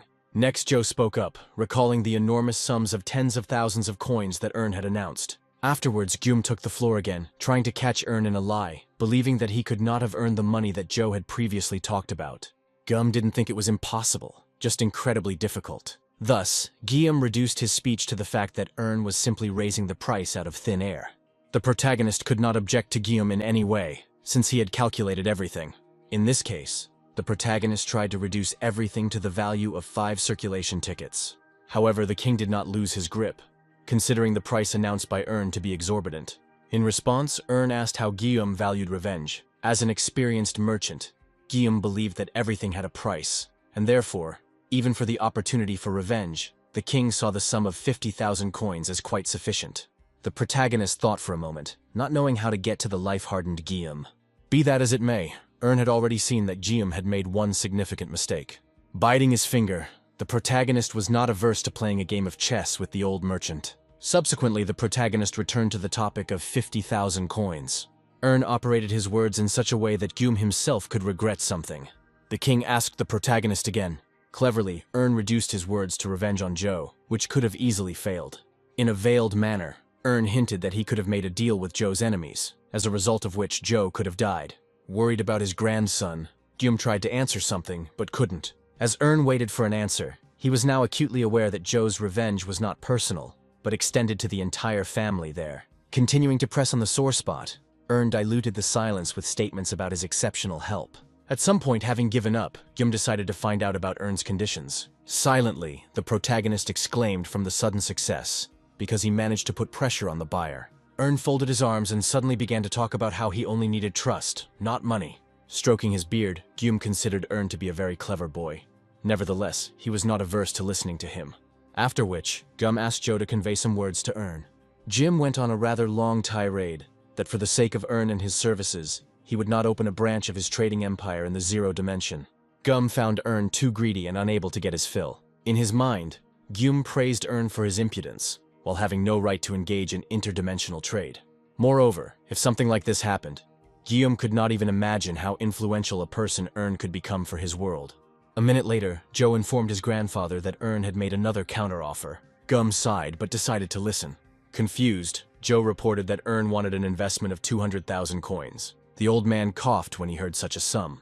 Joe also revealed that Earn had promised to return the sum with interest. As assurances, the protagonist only asked the old man to sign the exchange contract. Gyum was not sure about such an action, because in fact, he did not know anything about the protagonist as a merchant. Having conveyed his grandfather's words, Joe soon received an answer from Earn that in a similar case, there is a way to solve it. Gyum became interested. At the same time, Earn, through the absorption skill, absorbed various training manuals for trading. However, no matter how many times Earn repeated this practice of absorbing skills, he still could not get used to this process. After a couple of minutes, Earn finished absorbing the skills, now wondering about the fate of the person from whom these skills were taken. Gyum informed the protagonist that the skills belonged to a man who once began his journey with the king. For such a gift, Earn would not be averse to even thanking this person. Gyum evasively told the protagonist that there was no need for such a thing. In this way, Gyum fulfilled his old friend's dream, allowing him to now enjoy the ordinary rural life. On the other side of the chat, the protagonist listened attentively to this story. In any case, Gyum asked Earn not to worry about strangers. The protagonist readily agreed to this. However, in all the recent actions, Earn saw one inconsistency. Since Gyum had previously sworn that he had never engaged in interdimensional trade, Joe chimed in, explaining to Earn that the transfer of skills was not a deal between a company and an individual, but only an exchange between private users. Not knowing how events would unfold next, the protagonist was already sure that he had won the jackpot, since he had acquired such valuable knowledge. Additionally, Erna was given a contract and even some money. Next, Gyum spoke up, reminding Earn that he had made these concessions only for the sake of his grandson, and now expected the protagonist to fulfill his part of the deal. In turn, Earn gave his word that within 3 years, he would provide goods for revenge. Meanwhile, Gyum was somewhat ashamed of himself for making such big concessions to the most ordinary stockbroker. Then Gyum stood up, saying that the deed was done. The old man hoped that he had helped his grandson, while Earn hoped for future cooperation. True, Gyum no longer gave any comments on this matter. As he left, bowing to his grandson, Gyum hoped that fortune would smile upon their family in the future. Having finished the farewell gestures, Joe watched his grandfather leave. Deciding not to waste any time, Joe provided the protagonist with a list. After studying the list, the protagonist came to the conclusion that all the names there belonged to people from Joe's world. They were all different people, but with one common pattern, which was the transcendence of martial arts. Even though Joe himself was on par with these people in terms of his strength, Earn doubted that he would be able to resist them. In any case, Earn did not want to interfere in other people's family affairs and simply sent the requested file. After sending the report, the protagonist notified Joe about it as well. After a while, Joe thought Earn was trying to make a joke about it. Suddenly, Joe started talking some kind of unrelated nonsense, at the end of which, Joe even tried to accuse the protagonist of fabricating data. To all this, Earn responded in the same way that the leader of the cartel expressed himself when he received evidence against himself. Joe hung his head sadly when he heard from Earn that the report could not be faked. Realizing that something was wrong, the protagonist wondered if perhaps the report didn't include Joe's enemies. With undisguised fury, Joe informed Earn that the report had said nothing about the main culprit. Because of all this, Joe was forced to ask again whether Earn really had not made any changes to the report. Having done nothing wrong against Joe, Earn stubbornly stood his ground. Meanwhile, Joe gritted his teeth from the accumulating anger. After thanking Earn with difficulty for his efforts, Joe left the chat. The protagonist, in turn, although he sympathized with Joe and understood his emotions, could do nothing more. At the same time, Earn thought about Joe's 5 enemies, who must have had something in common. After checking a couple of names with the Eye of Insight, Ern was convinced that 2 of the names on the list had been implicated in the massacre. Meanwhile, in another place, looking at the Black Mamba symbolism, Bass and Titan couldn't believe their luck. While Ern was still a threat to them, it was the protagonist who helped the 2 rise to power. Ultimately, Titan agreed with Bass about the importance of Ern's role. When the time came to share power, Titan gave up his position as leader to Bass, as the smartest one. Titan honestly admitted that he preferred banal physical work. Smiling, Bass thanked his friend for his trust. Following this, Titan suddenly mentioned some unfinished business. Bass reduced the problem to the absence of the right person. At this point in time, they have decided to leave this topic behind the scenes. Suddenly, Bass mentioned that even Titan suffered that same pain, but continued to work. The action moved a little into the past, when Ern, in the guise of Flip, offered to have a drink with his new allies. As in the case of the spy Harvest, the bandits looked at the glass filled with a cloudy liquid. Then, Ern insisted that the special drink had to be drunk to the bottom. Without delay, Bass and Titan fulfilled Ern's request. Later, Ern's true motives came as a terrible revelation to them. In any case, a new sunny day has arrived. The action took place in the part of the city where the Black Mamba's main hideout was located. There, sitting at the table, the protagonist inquired about the well-being of his subjects. Bass responded, describing his health as poor, since, first of all, no one knew what to expect from Ern. The protagonist asked Bass not to worry about anything, because Ern was always ready to help. Ern, in principle, intended to give the bandits maximum freedom of action, since he himself was not interested in affairs in the criminal world. Such revelations greatly surprised Bass and Titan. Next, Ern put a letter on the table with conditions, by following which, the bandits would avoid the fate of Kamazan.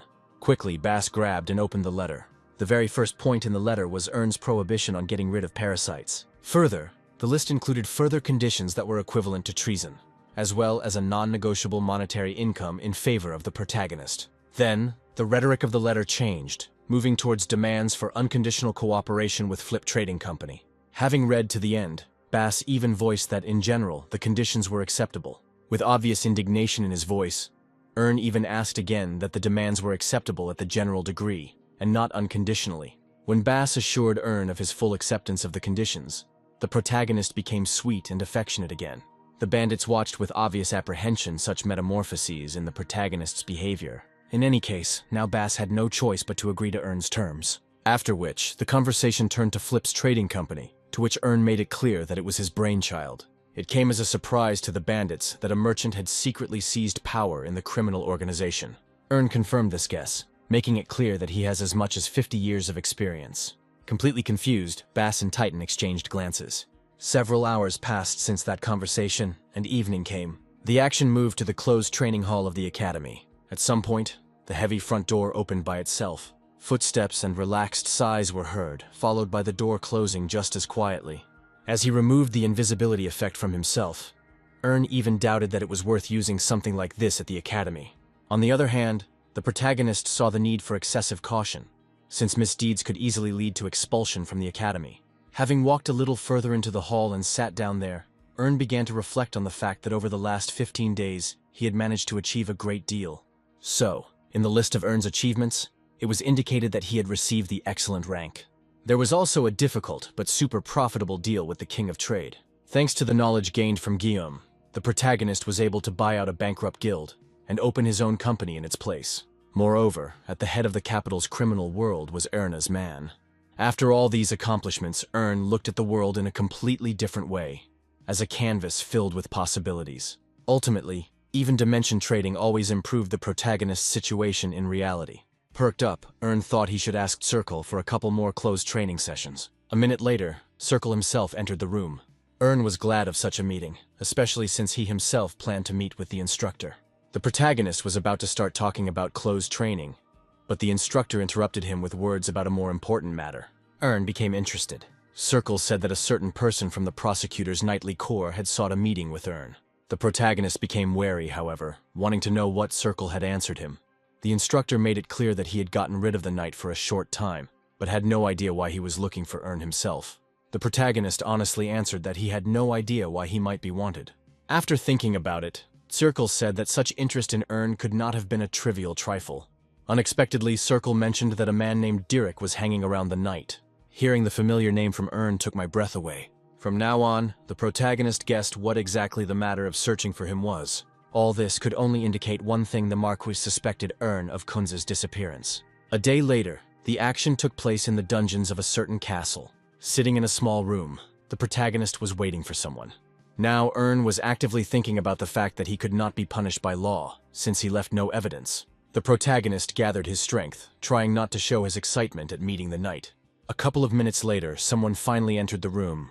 Ernu was immediately asked a question, and he confirmed his identity. The man who entered the room introduced himself as Zenitz, stating that he was a knight prosecutor. The protagonist had no choice but to find out why he was looking for a meeting with Ern. Zenitz asked Ern not to worry, because he just wanted to ask a couple of questions. Then Zenitz leaned over the table. Next, he asked if the protagonist would mind if the interrogation began.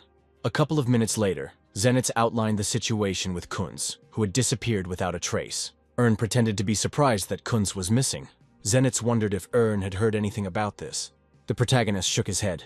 Zenitz agreed that Ern really couldn't have known about such a thing. In that case, Zenitz asked if it was strange to Ern that Kunz was absent from the academy. The protagonist did not consider this to be anything unusual, because until the very end, he thought that he and Kunz were in different classes. Ern then added that he and Kunz weren't really that familiar. Ambiguously, Zenitz agreed with Ern's words. After which, Zenitz said that he had no more questions. The protagonist found the knight's behavior strange, since Ern himself expected to be interrogated under extreme pressure. At this point, Ern was about to leave, when Zenitz stopped the protagonist, saying that someone else wanted to talk to him. Turning towards the front door, Zenitz invited someone in. Slowly, the door creaked and opened slightly. Peering into the darkness of the corridor, Ern already understood who would be there. Dirk entered the room, which could only mark the beginning of the real interrogation. In a less than flattering manner, Dirk greeted the protagonist. Ern responded sarcastically, noting that Dirk's face had become much haggard since their last meeting. Dirk brought it all down to his difficult situation. Afterwards, Dirk stared at Ern intently. Zenitz watched all this from the side. However, the protagonist also remained silent, waiting to see what would happen next. After a pause, Dirk suddenly asked why Ern had done this. Ern pretended not to understand what Dirk was talking about. Then, Dirk explained that just a day after meeting the protagonist, Kunz mysteriously disappeared. Also, Dirk mentioned a conflict between the lords and a fight between the knights, which he considered a suspicious coincidence. Hearing this, Ern realized that the entire accusatory basis from Dirk's side was worthless. Then, the protagonist responded that all of Dirk's evidence was irrelevant, since it relied on a chance meeting. Looking down, Dirk answered honestly that he had thought about this many times. Meanwhile, Dirk assured that if Kunz had escaped on his own, sooner or later he would have been found. Besides this, Dirk had no doubt that whoever kidnapped Kunz would have asked for a ransom long ago. From everything that had been said earlier, Dirk concluded that Kunz had not escaped and had not been kidnapped. Next, Dirk again directed his gaze at Ern, and therefore Dirk named the protagonist as the only one who had a motive to act against Kunz. Unexpectedly, Zenitz put Dirk in his place, reminding him that he wasn't hanging out with street punks. After receiving a remark addressed to him, Dirk hastened to apologize. Ern responded next, wanting to know from Zenitz whether Dirk had the right to interrogate anyone. A little hesitantly, Zenitz confirmed Dirk's right, citing the request of the Marquis himself. Seeing that the situation was getting heated, Zenitz even suggested postponing the interrogation, but Ern was not against continuing. Next, Ern took the floor, trying to get specifics from Dirk regarding the motives for the murder of Kunz. The protagonist wanted to listen to the knight's arguments. Frowning, Dirk began his speech by saying that Ern's guards had stopped in a village near the city the night before he disappeared. Dirk called this stop forced, since the entire previous day had been very tense. Dirk considered such a stop strange, although Ern's procession could have stayed overnight much earlier. The protagonist immediately responded by saying that he doesn't like sleeping without a roof over his head. Zenitz agreed with Ern's arguments, since sleeping in a bed was much better than sleeping on the damp ground. Dirk accepted this answer, now preparing himself for even tougher questions for Ern. Dirk further cited the testimony of villagers who reported that the procession remained in place until the morning. Zenitz did not consider Dirk's words to be a sufficient accusation, since there was plenty of similar evidence to be had on both sides. In part, Dirk agreed with Zenitz, but without yet naming the main ace in the sleeve. In a tense voice, Dirk revealed that one man had been using the entire room and had not left until dawn. And this man, Dirk called Ern. The protagonist even partially praised Dirk for his efforts in collecting information, however. All this did not amount to an accusation. At that very moment, Zenitz spoke up, outlining the whole situation by saying that Ern had returned from the village to the city for Kunz, after which he had returned to the village again. Dirk confirmed the words of the night prosecutor. Zenit sighed wearily, considering such a thing impossible not only for Cadet Ern, but even for experienced knights. Right there, Dirk made it clear that he had conducted an experiment that had ended in relative success. Then, Dirk reported that Akadio had low walls and not the best guards, which were easy to get past. Listening to all this, Zenitz concluded that Ernu had even managed to get past Kunz's guards. Dirk agreed with all this again. Shaking his head from side to side, Zenitz believed that Dirk was trying to fit the owl onto the globe. Then, standing up, Dirk directly addressed Ern, asking why he hadn't asked for a favor. Dirk pushed the table away and took a step closer, wanting to make sure of something. Dirk was absolutely sure that the protagonist was hiding his true abilities. Their gazes met again. At that moment, looking at Ern, Dirk felt a very strange energy emanating from him, not typical for a young man. Besides, Dirk expected that Ern would live up to the strength of his heroic lineage and thus sign his own death warrant. In this whole situation, the most doubtful was Zenitz, who considered Dirk a fool who operated on speculation. Having decided that conflict between the vassals could not be allowed, Zenitz informed Dirk that he had no right to place his mana into someone else's body. Suddenly, Ern made it known that he was not against the inspection, but nevertheless wanted to clarify something. First of all, the protagonist called it an insult and a falsification of data that he was considered involved in the disappearance of Kuntz. And so the protagonist wanted to know what would happen when it turned out that Ern was not guilty of anything. Dirk looked down slightly and replied that he would do whatever was necessary. With this situation, Ern was ready to end it all. Immediately after this, the characters shook hands with each other.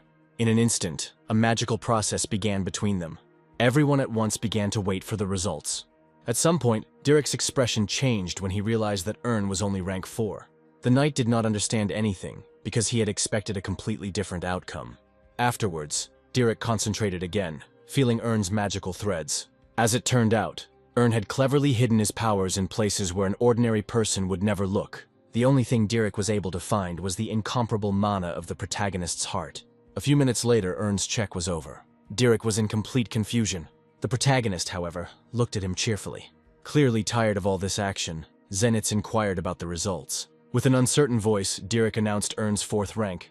Zenitz was quite surprised, now no longer understanding how Ern had managed to enter the academy. Tiredly, the protagonist made it clear that he had managed to acquire a couple of achievements. Zenitz agreed understandingly, since he knew that Ern attended closed training sessions. Following this, Zenitz praised the protagonist for his efforts and instructed him to continue in the same spirit. Suddenly, Ern turned his gaze to Dirk. Clearly worried, Dirk hastened to apologize. Zenitz even tried to stand up for Dirk, letting Ern know that the knight had acted with the best of intentions in a desperate situation.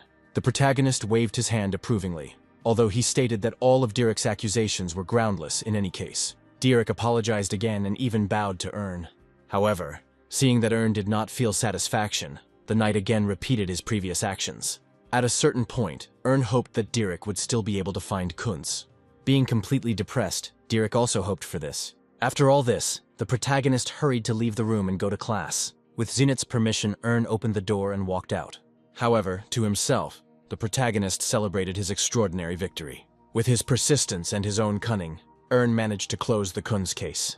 Already in class, Ern listened to Dimitri's indignation directed at him.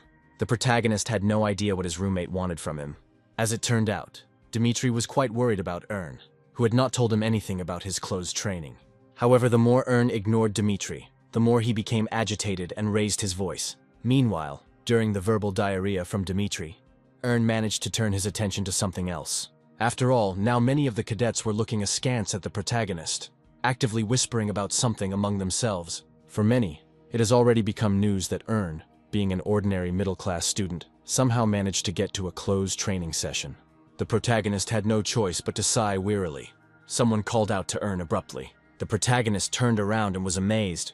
After all, right now, behind the protagonist, was the same guy who left the famous imprint on the stone. For Ern, the very existence of this guy was a kind of inferiority complex. Cassian himself was now looking expectantly at the protagonist. Not knowing what to expect, Ern confirmed his identity.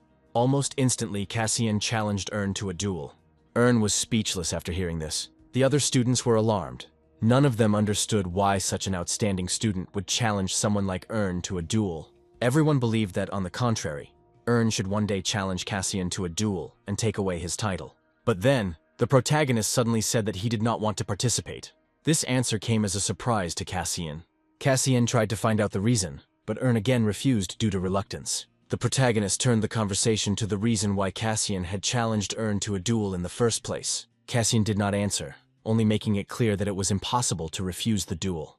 Ern immediately stopped the blue-haired man, explaining that such rules only applied to students in the middle and lower grades. However, Cassian did not calm down, declaring that he also had a similar right. The protagonist launched into explanations again, making it clear that Cassian would be better off with those who were his equal. Unexpectedly, Cassian revealed that he had received permission from Sir Cal, who would be observing everything. All of Ern's plans collapsed, and from now on he had no right to refuse if the instructor himself gave the go-ahead for a duel. Ern sighed heavily and agreed to the duel. When the conversation turned to the time and place of the duel, the blue-haired man said that it would happen immediately. Without any surprise, the protagonist looked up at him. The cadets hearing all this from the side were alarmed. Cassian himself waited to see what Ern would do next. Tiredly, Ern stood up from his desk. Believing that this would not last long, the protagonist asked the blue-haired man to go forward. A few seconds later, Ern and Cassian began to leave the auditorium. The cadets watching them were delighted with what had happened, now wanting to see how that duel would unfold. A little later, the action moved to the fighting hall. There, armed with wooden swords, Ern and Cassian stood opposite each other. At some point, Circle caught the protagonist's clearly displeased gaze. The instructor silently asked for forgiveness for not being able to go against the rules. The protagonist had no choice but to sigh in displeasure. Next, Ern looked at the blue-haired man. Thinking that now was the right moment, Ern wanted to know why he had challenged the protagonist to a duel. Blue-haired reported that Ern was the first freshman to attend closed training.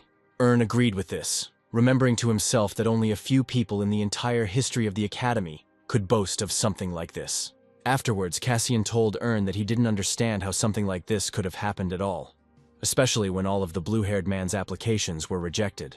Ern suggested in a disgruntled voice that the whole point was simply that Cassian's right of primacy had been taken away. Instantly, Cassian descended to shouting, calling Ern's guesses nonsense. Ern called Cassian's argument unconvincing, given that training was based on potential, not ranking. Ern explained that he had overcome the wall of restrictions, and therefore earned the right to train. Growing increasingly irritated, Cassian made it clear that he already knew these rules. In such a case, Ern did not understand the reasons for Cassian's behavior at all. The blue-haired man protested again when Ern suggested that he only wanted to be first in everything because of some complexes. The protagonist enjoyed such a violent reaction from Cassian, who in fact turned out to be an ordinary child. Cassian thrust his sword forward and growled that Ern was no better. The protagonist chuckled mockingly, hoping that the blue-haired man would not lose face. Cassian responded with similar rudeness. As soon as the signal was given to begin the duel, Cassian was already swinging his sword. In a defensive stance, Ern skillfully repelled Cassian's first attacks. However, at some point, the blue-haired man twisted, which captured the spirit of all the spectators. It seemed that the sword had managed to find a gap in the protagonist's defense. Many are frozen in anticipation of how it will all end. However, Ern was still not defeated. Some facts about Cassian from his past life surfaced in the protagonist's memory. After all then, until the end of his days, the blue-haired man showed off with his head held high. Meanwhile, in this reality, Cassian had one problem. In the form of Ern, he made a mistake in choosing an opponent. For the protagonist himself, Cassian was nothing more than a roadblock on the way. With even greater tenacity, their duel continued.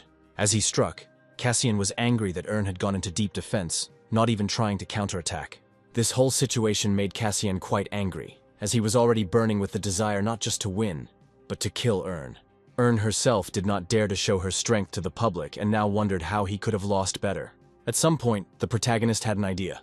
Ern recalled that Cassian, although he was magically gifted, did not really know how to control his mana. At that very moment, Cassian himself struck again. The protagonist jumped in time, preventing the blow from reaching him. Afterwards, a certain distance formed between the combatants. By this point in time, Cassian looked quite exhausted. Ern looked at him with a certain amount of bragging, expectantly. Only now the blue-haired man himself noticed something strange. Cassian noticed how Ern held the sword. Ern explained his fighting style as elegance, ease, and cunning. After all, his father bequeathed him to fight. Cassian sighed in surprise, because he had never heard anything like this about Rabadan before. The cadet spectators were somewhat upset that the fighters, for some reason, began to chat among themselves. Mesmerized by Ern's words, Cassian wanted to hear any more revelations. But Ern made it clear that he had received no further instructions. Further, according to the protagonist, Rebadon demonstrated the rest of the teachings to Ern personally. Afterwards, Ern extended his hand with his sword raised towards Cassian. The protagonist intended to finish his words beautifully. At some point, Ern even began to slowly move the blue-haired man's sword to the side. However, suddenly, Cassian woke up. With a wide swing, he deflected Ern's sword. However, I was immediately surprised. Despite his actions and movements, Cassian somehow did not feel the blow itself. The protagonist looked at him with a sarcastic grin. As if it hadn't moved from its place, Ern's sword was again directed toward Cassian. This state of affairs infuriated the blue-haired man. With a furious cry, he attacked Ern again. But his blow only slightly moved the protagonist's weapon to the side. Not believing his eyes, Cassian became more and more convinced of something. Next, Ern's voice was heard, asking how Cassian was feeling. Now, in the eyes of the blue-haired man, Ern increasingly resembled an indestructible titan. At the same time, Cassian himself was a small warrior who denied the titan the right to primacy. Finally, their eyes met. True to form, Cassian slowly lowered his sword. Now, the protagonist's attention has again turned to Circle. Understanding the hint and the general tone of the situation, the instructor declared a draw. Immediately after this, the cadet spectators burst into dissatisfied cries, demanding that the duel continue. Circle cut short their discontent with a menacing roar. Following this, the cadets began to talk among themselves about how the duel was unimpressive and generally strange. Soon, everyone began to disperse, leaving Cassian alone with his defeat. When most of the cadets had left the dueling hall, Cassian bowed to Circle.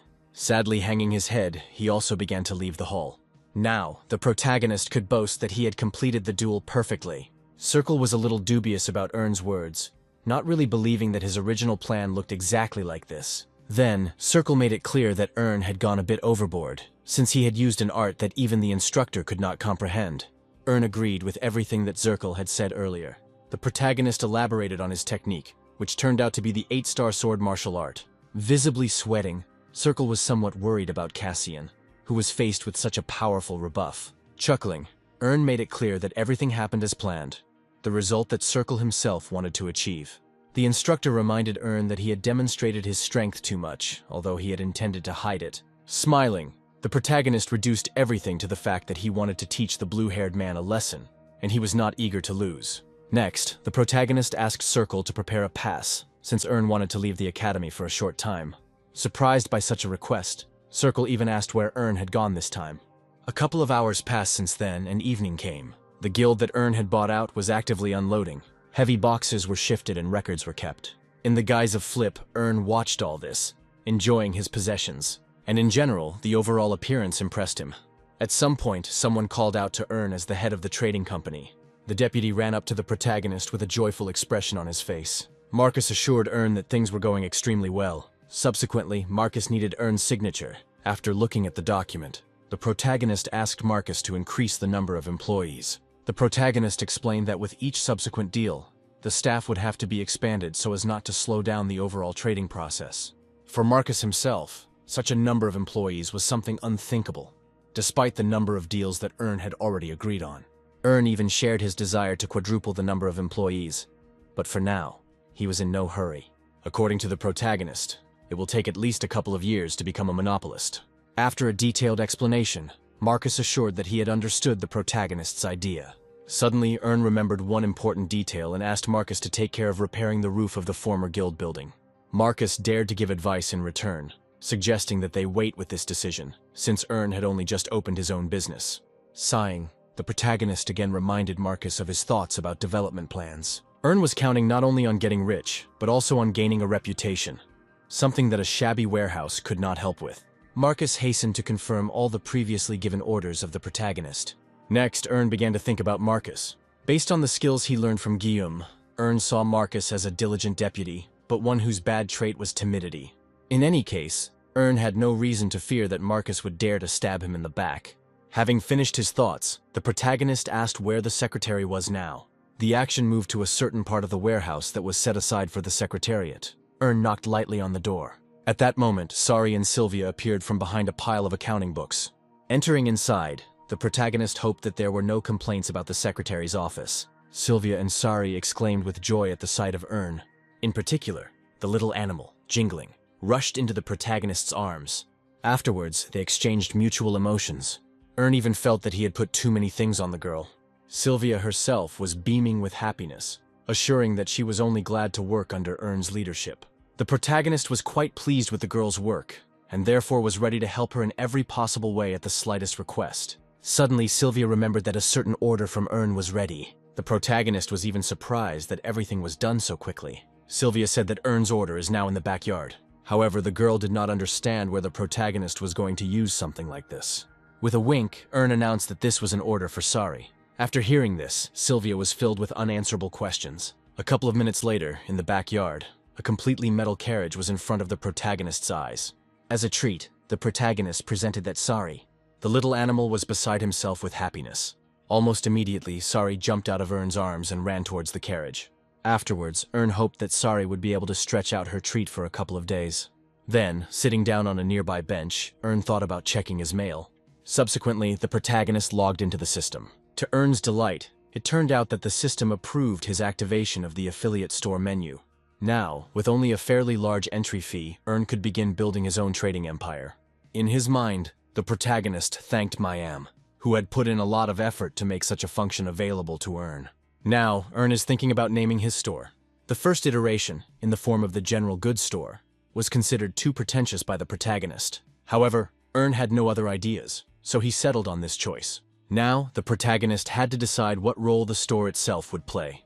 Ern thought about the fact that he had no intention of producing anything, only of acting as an intermediary in trade operations, and therefore, Ern decided to consider diversity itself as his advantage. However, for now, many of the necessary goods were not in stock, and Ern himself often operated with what was in the inventory. Deciding to take a break from this whole topic for a while and remembering martial arts, Leon unexpectedly contacted Ern.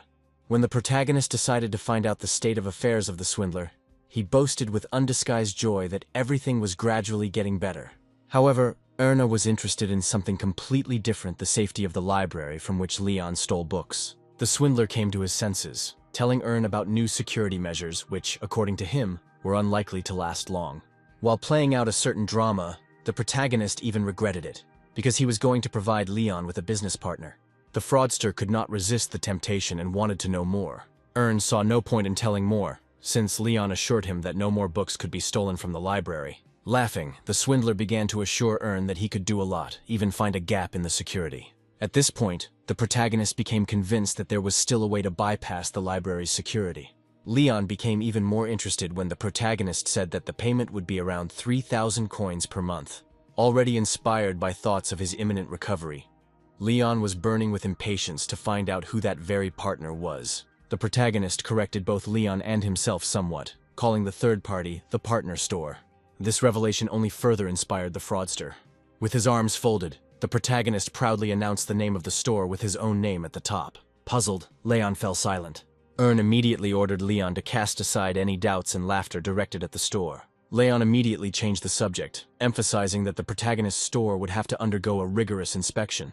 Ern asked to keep all these problems for himself, while he handed over the care of the martial arts books to Leon. Leon had some doubts about Ern's ideas when he heard that the total price for the goods would be 10% below the market price. Briefly, Ern explained that he had already found a victim to whom he would sell the goods, albeit at reduced prices, but in large quantities. Leon had no reason to object to Ern. In the end, he agreed, since there was a benefit in this regard. With this state of affairs, the protagonist could only wait for the swindler to complete his part of the job. The agreement was made, and the protagonist ended the conversation. Next, it was time for Ern to replenish his supplies. More hours passed since then and night fell. In his standard image, the protagonist was walking down the stairs somewhere in the academy. Now, Ern considered that the sortie that had taken place was, although short, useful. In just a couple of hours, Ern managed to accomplish a lot of things, including opening a store and replenishing its products. Additionally, Ern confirmed Sari's transformation capabilities. After all, then, near the warehouse, Ern suddenly discovered a carriage painted red. The protagonist was amazed that the animal managed to preserve even the smallest details during the transformation. Now, Ern understood that Sari's early unsuccessful transformation into a sword was caused simply by the animal's young age. With the current successful experiment, Ern was only convinced that Sari was a top-level Bulgasari. So now, the protagonist planned to feed Sari different things in order to achieve different effects. As soon as he entered his room, Ern stood up in surprise. Despite the late hour, the roommate Dmitri was absent again. Slowly closing the door behind him, Ern considered this incident a stroke of luck, as it gave him the opportunity to work on the store some more. Soon, the protagonist's left eye lit up. Quite by chance, Ern found out that Joe wanted to talk to him about something. Almost immediately, a conversation began between the characters. Breathing heavily, Joe made it clear that he had made his final decision. With every muscle in his face tense, Joe blurted out that he was ready for revenge, even if it was partial. Ern praised Joe for making the right decision. Meanwhile, Joe was a little upset that it took so long to think about it. Joe was afraid that, having taken revenge only on minor villains, the most important of them would certainly guess about the threat. Joe didn't want to allow the possibility that the main bastard could escape. In response, the protagonist suggested that the villains might not have been in touch with each other for a long time. Joe told Ern that they were masters in their world, and therefore some rumors would surely spread quickly. After hearing this, Ern rubbed his chin with interest. The protagonist then said that they were accomplices in the bloody massacre. Joe hesitated and decided to ask if Ern had known about such a tragedy. Evasively, the protagonist answered that he had some information. From Leon, Ern knew that many years ago, a terrible massacre had occurred in the town of Nanzhou. The tragedy there occurred due to the abuse of dimensional deals. Suddenly, Joe informed Ern that he wanted to find and capture the main culprit. But despite all this, Joe restrained himself with all his might, so as not to rush and ruin the whole plan.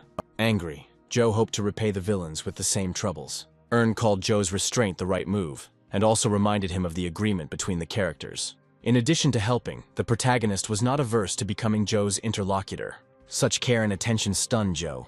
Hanging his head, awkwardly, Joe thanked Ern. Joe had left the chat, and now Ern was wondering if Joe would get his comeuppance. Almost immediately, Ern sighed and called all these problems Joe's own concern. Next, Ern called up the menu of his partner's store. Suddenly, the protagonist's eyes widened. Ern was amazed. As it turned out, with the opening of the store, in the world of Leon and Joe, there was a real furor about this matter. For many, such a find was akin to a gold mine, because there was no longer any point for anyone to scour the entire exchange in search of goods and get involved with dubious traders. Some people thought that the prices in Erna's store were high, but at the same time, they corresponded to the quality. At some point in time, the protagonist even became a little scared by how well things were going. In a hurry, Ern even expected that all the goods in stock would be sold out within a week. Having developed his affairs so rapidly, the protagonist could now calmly move on to the next stage of the plan. Suddenly, Ern felt something strange, something that managed to eclipse all previous thoughts. The energy that was familiar to the protagonist, and the meeting was imminent. Someone, not very kindly, asked why Ern was hanging around in such a place at such a time. Turning around, Ern greeted someone in much the same manner.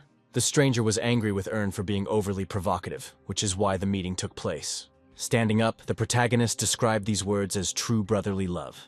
Afterwards, I asked if this was true. After all, right now Jason, the older brother, was looking arrogantly at the protagonist. Unexpectedly, Jason decided to find out what had happened to Ern himself during all this time. Jason made his words more specific by saying that he never expected to learn about the protagonist's great success at the academy. In response, the protagonist only grinned. Jason didn't see anything funny because it was about Ern. In principle, the protagonist did not expect any other reaction from Jason. And so, Ern decided to find out if it was really only the fate of his younger brother that worried Jason.